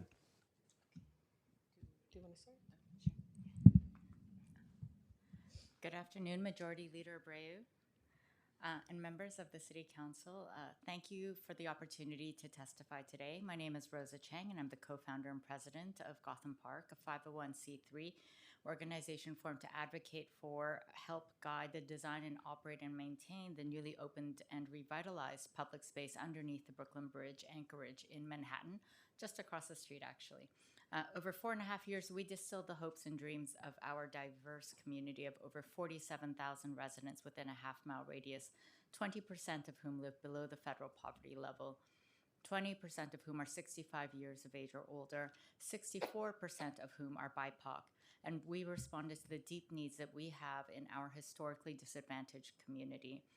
The Manhattan neighborhoods surrounding the Brooklyn Bridge are some of the most densely populated in the entire city, with an egregiously low square footage of public space per resident. The famous Brooklyn Bridge that is celebrated the world over, that stretches from City Hall to the East River, lands like a wall that separates our community, triple burdened by the bridge, the FDR Drive, and the Civic Center security zone. We are a grassroots effort fueled by the approval of the communities that we serve. In 2021, we saw the opportunity in the in-between spaces between transportation infrastructure, in its shadow, and with the support of City Hall, we opened our first acre in 2023. Last year, we were selected to be DOT's official plaza partner, and we were able to renovate and open an additional 3 acres to the public. In the last 10 months, this new space has already become a community hub for recreational activity, serving thousands of people a week. We hope to continue our plans to open the entirety of the space, totaling 9 acres within the next few years. Oops, and I'm running out of time. So I am just going to end by saying that we deeply, deeply need public spaces in these underserved communities. So if we could get your support to support these spaces, we would very much appreciate it. Thank you. Thank you very much. Next. Good afternoon, Chairman Abreu and members of the committee. Thank you for the opportunity to testify. My name is Yadira Sanchez. I am the Director of Organizing at the Worker Justice Project, home to Los Deliveristas Unidos. We are representing over 80,000 app-based delivery workers in New York City. Delivery workers are the backbone of cities' on-demand economy, completing nearly 3 million deliveries each week, even during storms and emergencies. Yet, they lack basic labor protections and the mobility infrastructure they deserve to do this work with dignity and safety. Through Los Deliveristas Unidos and with the leadership of the Council, we recently won historic labor rights, including expanded pay My standards. apologies. I'm going to ask you to stop because apparently folks online can't hear. I'll have you restart your testimony. Just give me a second.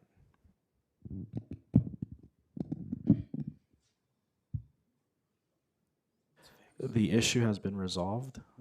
You can start from the beginning or you can start where you left off, your choice. I'll do it from the beginning. All right, Thank you. let's start off from the beginning. Thank you. Thanks. Good afternoon, Chairman Abreu and members of the committee. Thank you for the opportunity to testify. My name is Yadira Sanchez. I am the Director of the Organizing at the Workers' Justice Project, home to Los Deliveristas Unidos. We're representing over 80,000 app-based delivery workers in New York City.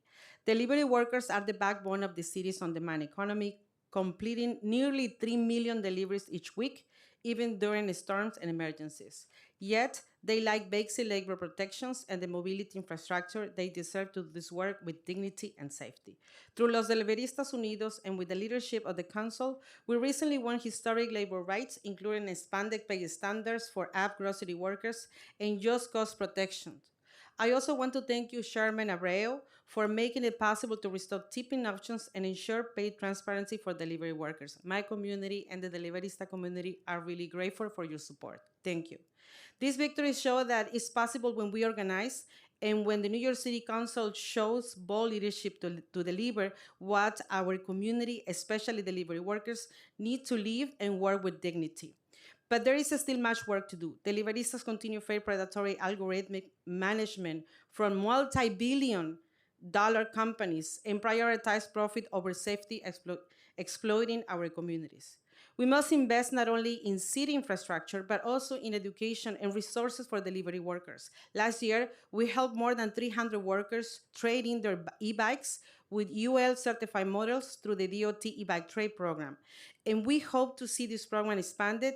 This April, we are launching the first Deliverista hub near City Hall, a space with e-bike charging, rest areas, and worker resources. This is a dignified infrastructure, but infrastructure cannot do it alone.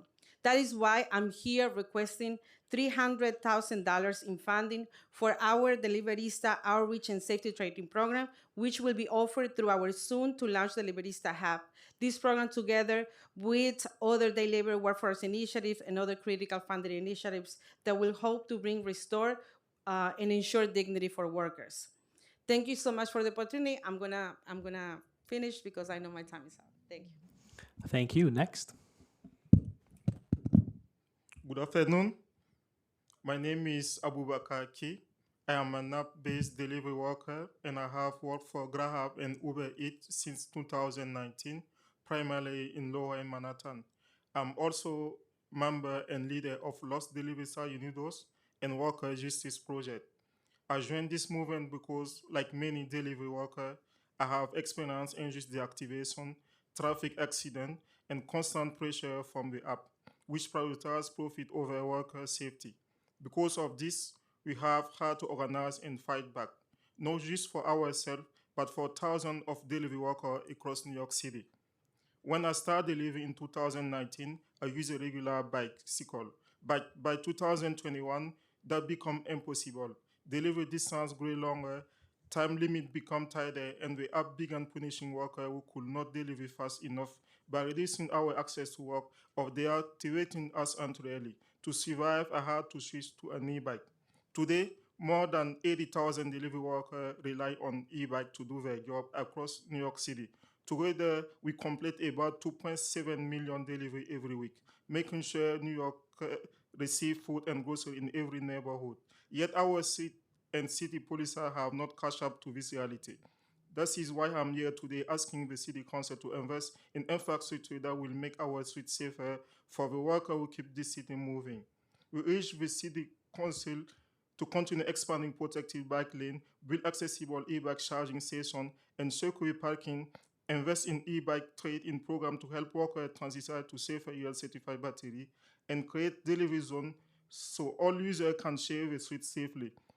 We also soon launch our first delivery area near City Hall, a space where workers can safely charge battery, rest, and access support. I am here on behalf of the Worker Justice Project to respectfully ask the City Council to invest $3,000 to help us launch a street safety outreach and training program for delivery staff, so we can continue working together to make our streets safer for everyone. This industry generates enormous profit, but the risk, cost, and danger are pushed entirely into workers like me. App company must also be held accountable for the unrealistic delivery time and unsafe conditions they create. E-bike are the future of transportation in New York City. To make that future safe and sustainable, we must invest into workers to rely on them every day. We look forward to continue to work with the City Council to build safer streets and stronger support system for the delivery worker. Thank you for listening to the voice of the worker who keep this city running. Thank you, Elizabeth Adams.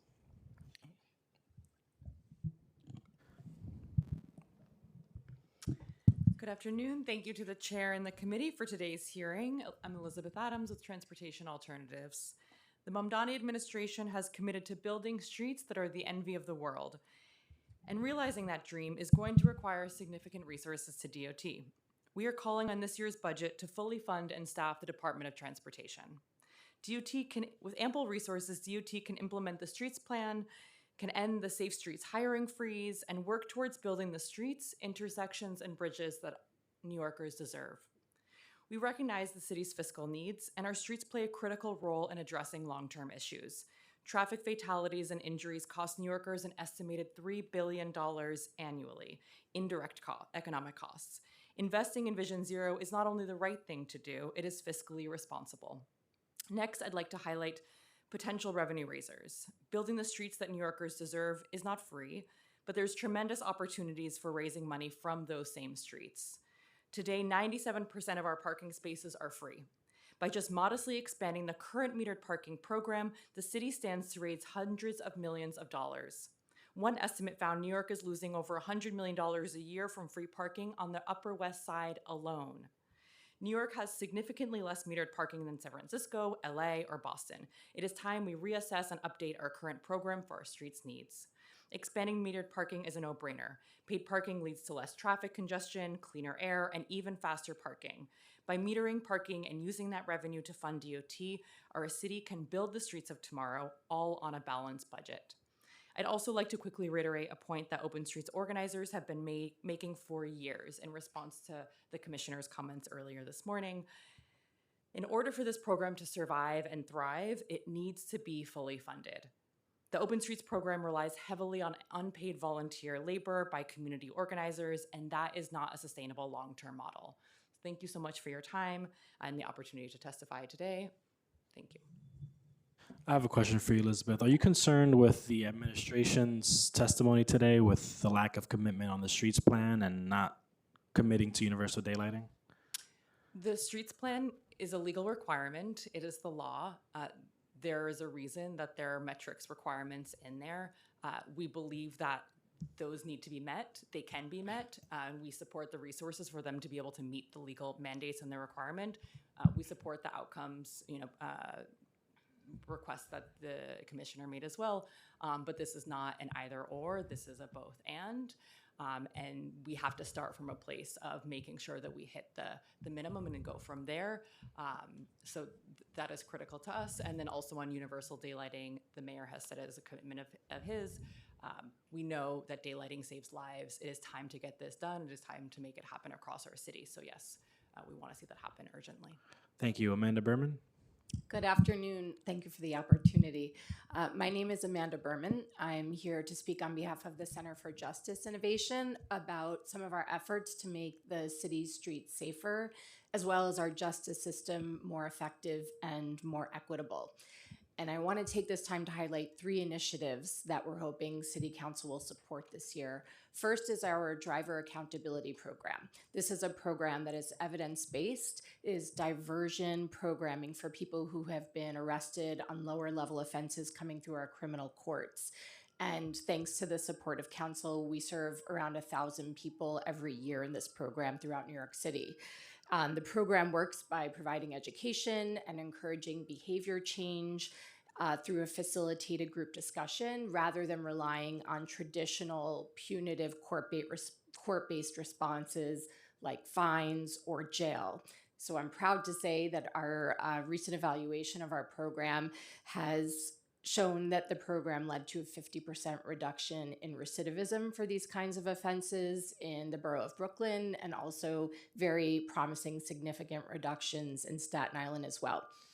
The second program that I wanted to highlight is Circles for Safe Streets, which we actually operate in partnership with our friends at Transportation Alternatives through their initiative of Families for Safe Streets. And that program uses a restorative justice model to bring drivers together with victims or survivors of those they have lost through traffic violence, where there's been a crash leading to a fatality or in some cases a serious injury. And so by bringing the parties together, the victims have an opportunity to talk about the impact and drivers have an opportunity to take accountability. And then I see I'm almost out of time, so I'm going to try to wrap up. But the last initiative I wanted to mention is our Bronx DWI initiative, where we assess and refer. If I could just have a moment, I'll be brief. We assess and refer drivers who might be in need of substance use treatment or alcohol treatment in order to get those services. We do all of this for free, which is unusual in the field because most providers doing that are charging people. So by removing those barriers, we are facilitating access to those much needed services. And of course, in doing so, hopefully making our roads safer. So together, these programs are part of a holistic approach to street safety, where we're focusing on reducing the harms that are caused on our roads and reducing the harms that our traditional justice system has caused in response. So thank you for the time. We hope we can count on council's support. Thank you so much for your testimony. This panel is excused.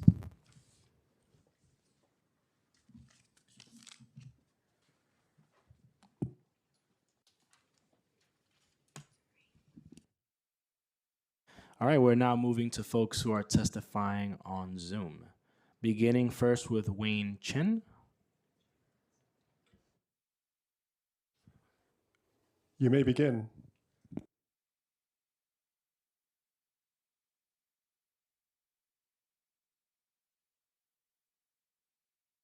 Wayne Chen? Hello, can you hear me? Yes, I can. Hi, my name is Wayne Chen. I'm a member of New York Taxi Worker Alliance. I drive a wheelchair assisted taxi. As you all know, 50% of the fleet are required to be waived, and we need adequate support from the city and state to accept our cost of the operating the wave taxi. You know, we not only face the rising cost of living, we also face the rising cost of operating the wave taxi. The wave taxi 5 years ago cost 50,000, and now costs 80,000. Also, we had to pay our rising, not only the operating cost, we had to pay higher gas, insurance, maintenance costs. So we demand the city and state provide adequate support for disability community and also for the wave taxi driver. So by eliminating the state tax of the new wave taxi, so to lower the cost of the wave taxi. So also to ask the city to instate the $1 per trip reimbursements to the wave taxi driver, and also expand the attendance program to help with the purchase of the wave taxi, and also finish restructuring the loan, medallion loan, to end all the medallion debt crisis. So all the owner get a debt relief. So we had like 200 medallion owner remaining to be the loan to be restructured. So we can save about 800 a month. Right now I paying 200 on my medallion loan, and my insurance is like 1,300 a month, and my car loan is $800.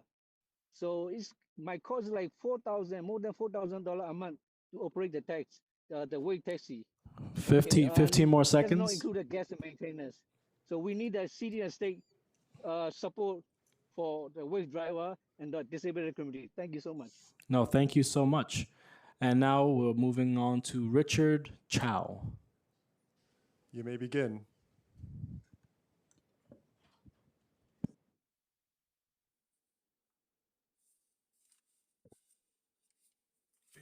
Can you hear me? Yeah, we can hear you. Okay, thank you. And good afternoon, Chair and everyone. My name is Richard Chow, member of the New York Taxi Worker Alliance. I'm an owner driver. We need to bring back the tip from TSC eliminated $1 tip driver and bushman, and reduce the maintenance rent car owner $1,000 till the life of the to the 750 up to the full year. TIP funds almost the bankruptcy, that because of this eligible grant and become the trips are down. City make the settlement agreement and must find the way to fund the program. We need more support the low interest rate, lower down payment, the ATLAS program. CD and the CD could continue to fund the medallion relief program. So last remaining loans are restructured under the CD back guarantee to plus all transfer of the grantee. It made nonsense, and why the city doesn't allow the owner to who's under the grantee to sell the medallion and the transfer to the grantee. It will save the city money overall. Right now, all owner drivers who want to believe their medallion to the family member not allowed to transfer to the grantee. That's mean those medallion end up with the defaulting, losing the city money from the grantee, and loan reserve fund. Our family lost the medallion, and then we have another issue that the city council hearing testimony for MTA NYC. Give you 15 more seconds. Yeah, thank you. I close up. Demand the city council support on the rising the payment to the SSRI medical trip. These are low paid trip to the industry remaining outside the and between low price the MTA and the high take from the broker base. Drivers are left behind with penny. We demand a higher pay. Thank you. Thank you very much. We'll now move to Kuber Sancho Persad.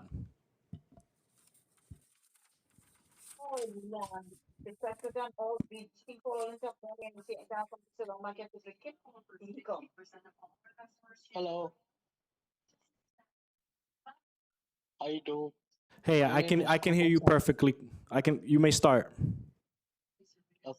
My name is Kuber Sancho Prasad.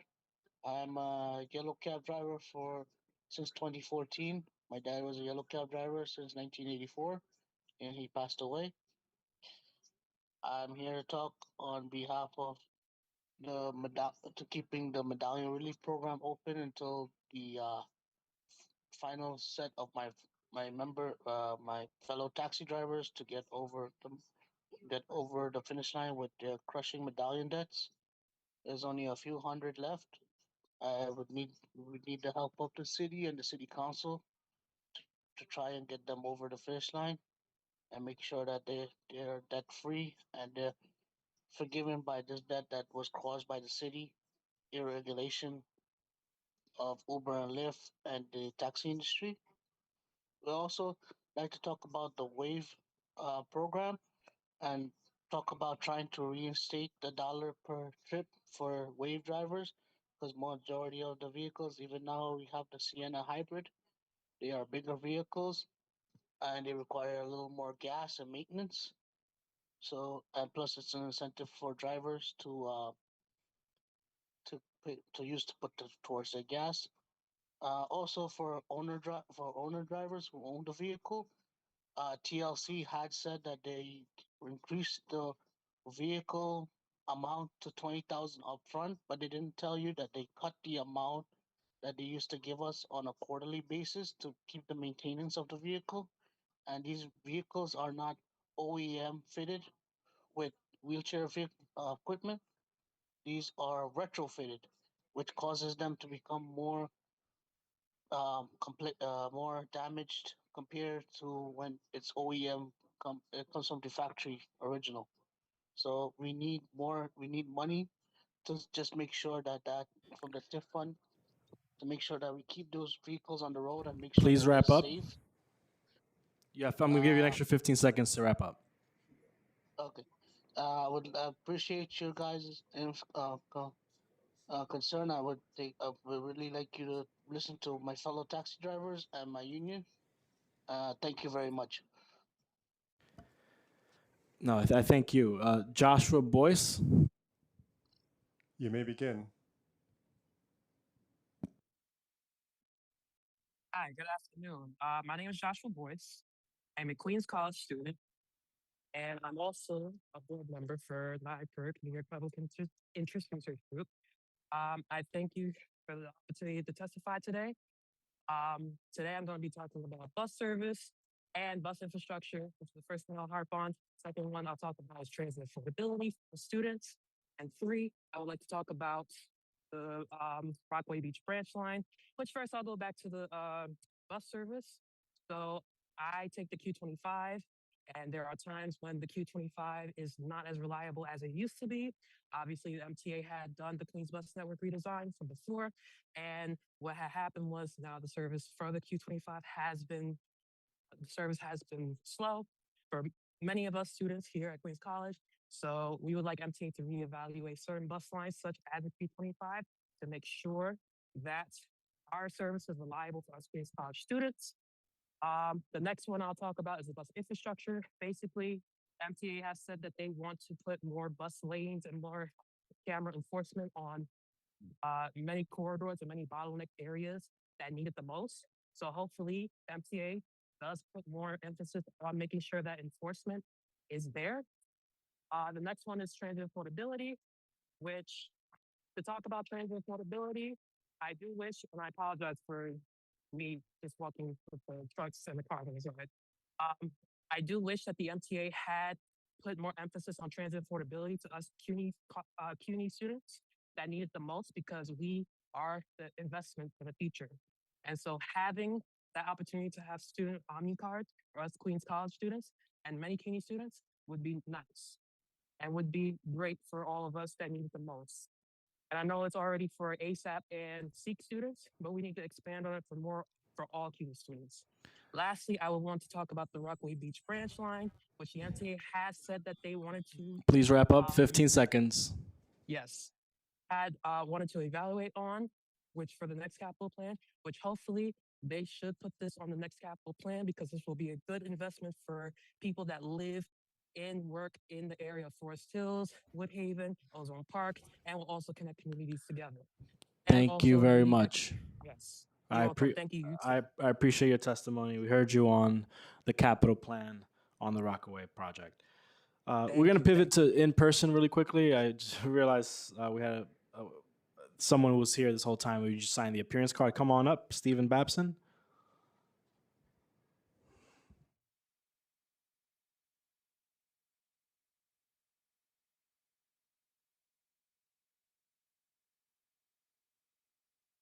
I'm Stephen Brinson. I'm also with the New York Public Interest Research Group. I work at City Tech in downtown Brooklyn. Apologies for the communication, but anyway, I am also here to speak on students' transportation needs and wants. Our campus is in downtown Brooklyn.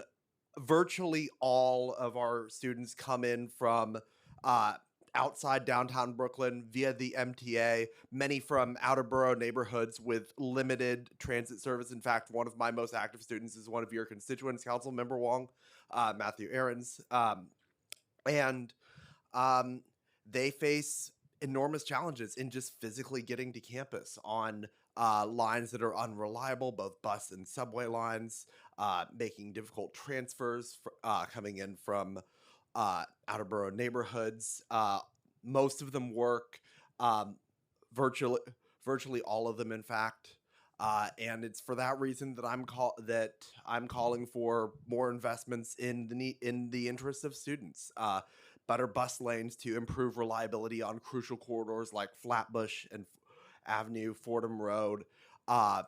New investments in maintenance, in de-interlining like the proposed Rogers Junction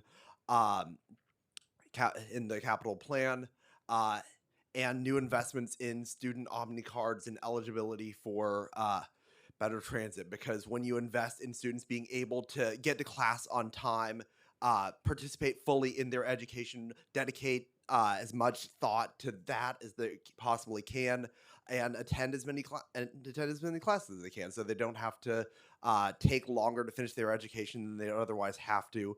That's an investment in the future. Not investing in those is going to cost us more in the long run. Investing that now is going to make New York money that we need for future development. Thank you, council members, so much. And yes, have a wonderful evening. Thank you so much for your time and your testimony. Now, going back to Zoom, we have Norm Miller, followed by Kathleen Collins. Norm Miller, you may begin.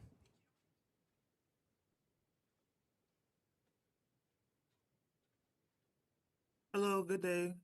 My name is Norm Miller. I'm also part of the New York Public Interest Research Group right here at the New York City College of Technology located in downtown Brooklyn.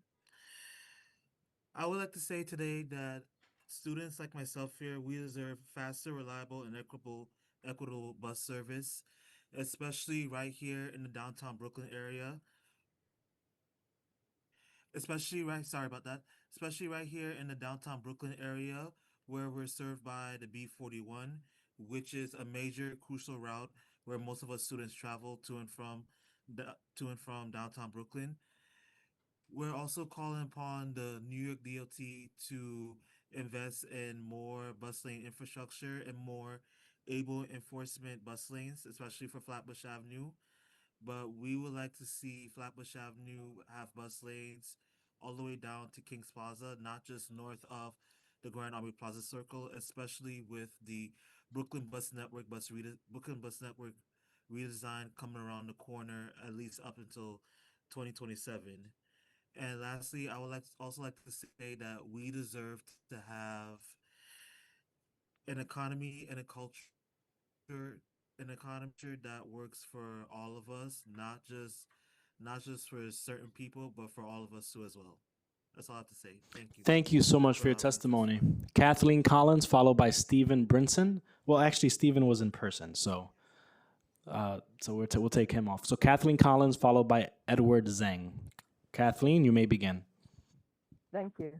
My name is Kathleen Collins, and I am part of a board member of Disabled in Action. I'm a native New Yorker, congenital quadruple amputee who uses a wheelchair and artificial arms at times. I'm going to talk today just about one thing, and that's the eHealth program. This is a significant benefit because it allows me to do things on the spur of the moment and was a lifesaver when my husband's father became sick after 5 p.m. and I had to go to the emergency room with him. I could not have done that if I had just accessorized.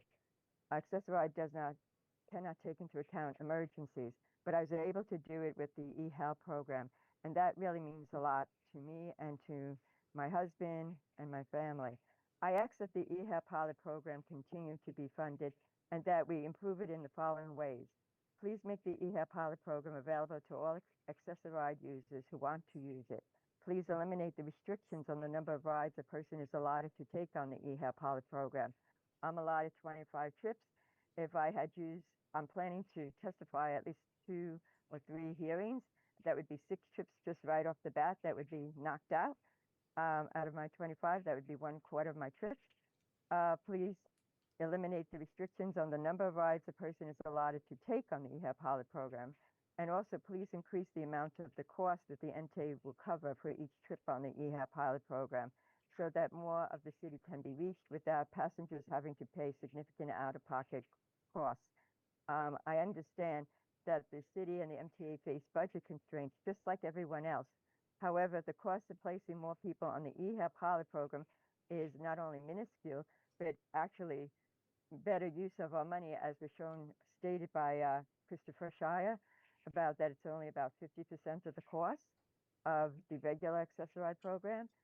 And we should realize that the cost of placing more people on eHealth is not only minuscule and I'm giving you 15 more in seconds. comparison. 15 Yeah, more so seconds to wrap up. I just ask that you consider these things and expand the program because it really helps so many people. Thank you. No, I appreciate that, and we will take your testimony into account for sure. Christopher Leon Johnson.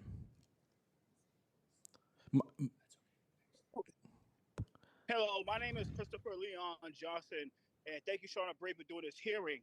I want to make this clear that I believe that the City Council need to allocate at least $1 million into the Worker Justice Project for emergency services when it comes to the relay layoffs that's going to occur in the next probably a week now, 2 weeks now, on April 1st, 2026. These guys are going to be out of a job. It's thousands of them. If it's like 1,000, you say 10,000 times that by $500. That's like $1 million. That's like $1 million bucks. Give $1 million for OSHA trainings and job trainings when it comes to the relay workers getting laid off, including the members that are the people that are like going to be used to work for relay that are opposed to the Worker Justice Project. I'll submit a written testimony about that and give them an online option so they want to be in the office, the same office as Lygia and the crew. But I make this clear that I support the Larissa Hub. They deserve a Larissa Hub And I hope that very soon that the city council comes to the conclusion that they fix the budget to make sure that at the end of the year that the Liberty Hub get built for the research. But for now, I believe that more is more needed for the people that be laid off from Relay to start getting trainings for different jobs for the meantime, because it looks like MotoClick and the other apps aren't going to be hiring them. So these guys going to have to find something new to do.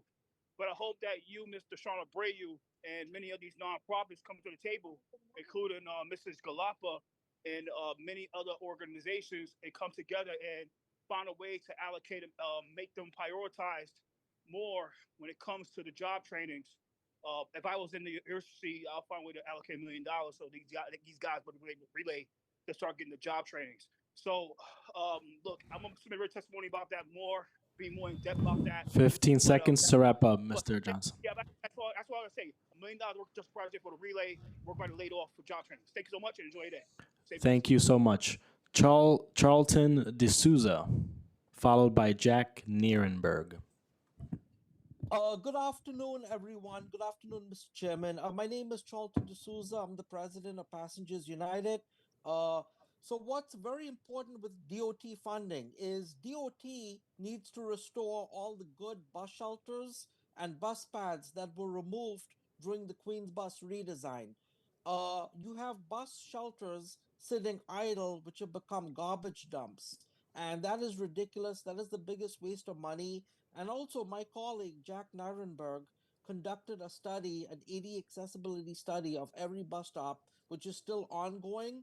And we found serious deficiencies, and we found that there was a lack of correlation between what the DOT did in removing bus stops and ADA access. So that is something that we would like to meet with you and the Transportation Committee on. And also we feel that the Department of Transportation should have an ADA accessibility committee, especially when it comes to open streets, bus stop removals, bus redesigns, and also bus lanes. This has been very controversial in a lot of neighborhoods, and a lot of these groups that are coming on here, you know, they're getting like lobbyist groups. It's not fair to all of us that are doing all the hard work in the community, and we're actually focused on scientific engineering, whereas groups are just coming in and saying, put this here, put that there.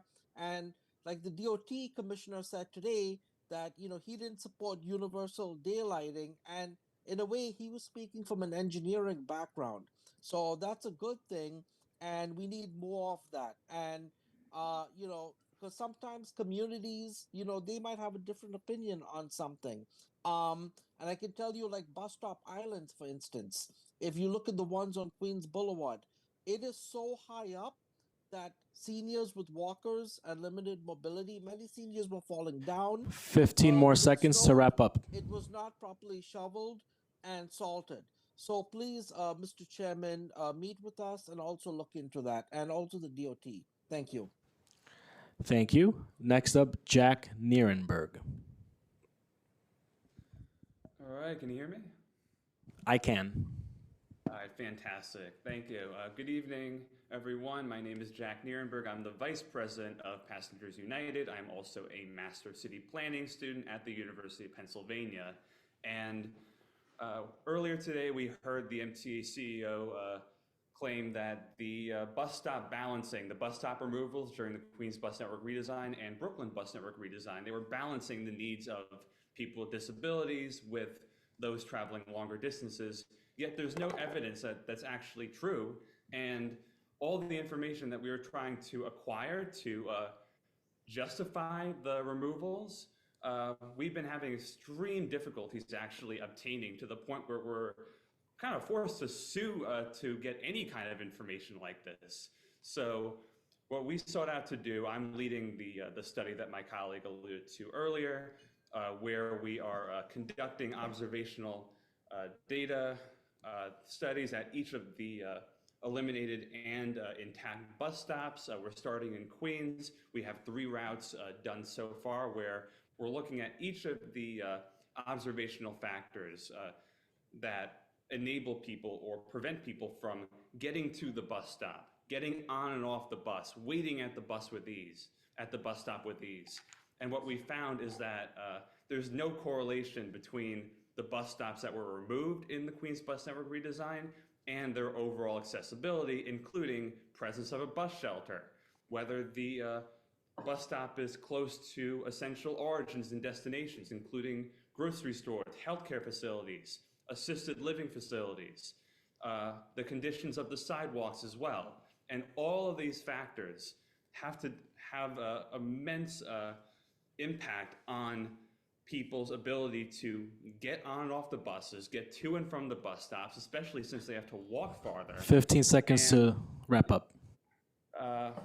We are going to be continuing this study for the Brooklyn Bus Network redesign, but we're going to need the support of the City Council and the DOT to really have the greatest impact possible. We have identified 9 areas thus far, 9 census tracts for prioritized stop restoration, but accessibility needs to be a greater part of the DOT's budget and the MTA's budget as well. Thank you very much. No, thank you, and I appreciate your commitment. I appreciate your commitment to this issue.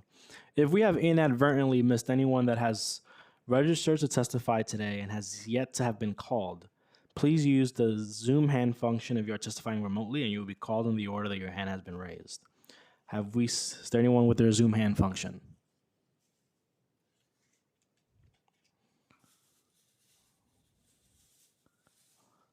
Seeing no one raise their hand on Zoom. If you are testifying in person and haven't testified and would like to testify, can you please come to the dais? Seeing none, this hearing is hereby adjourned. Thank you all.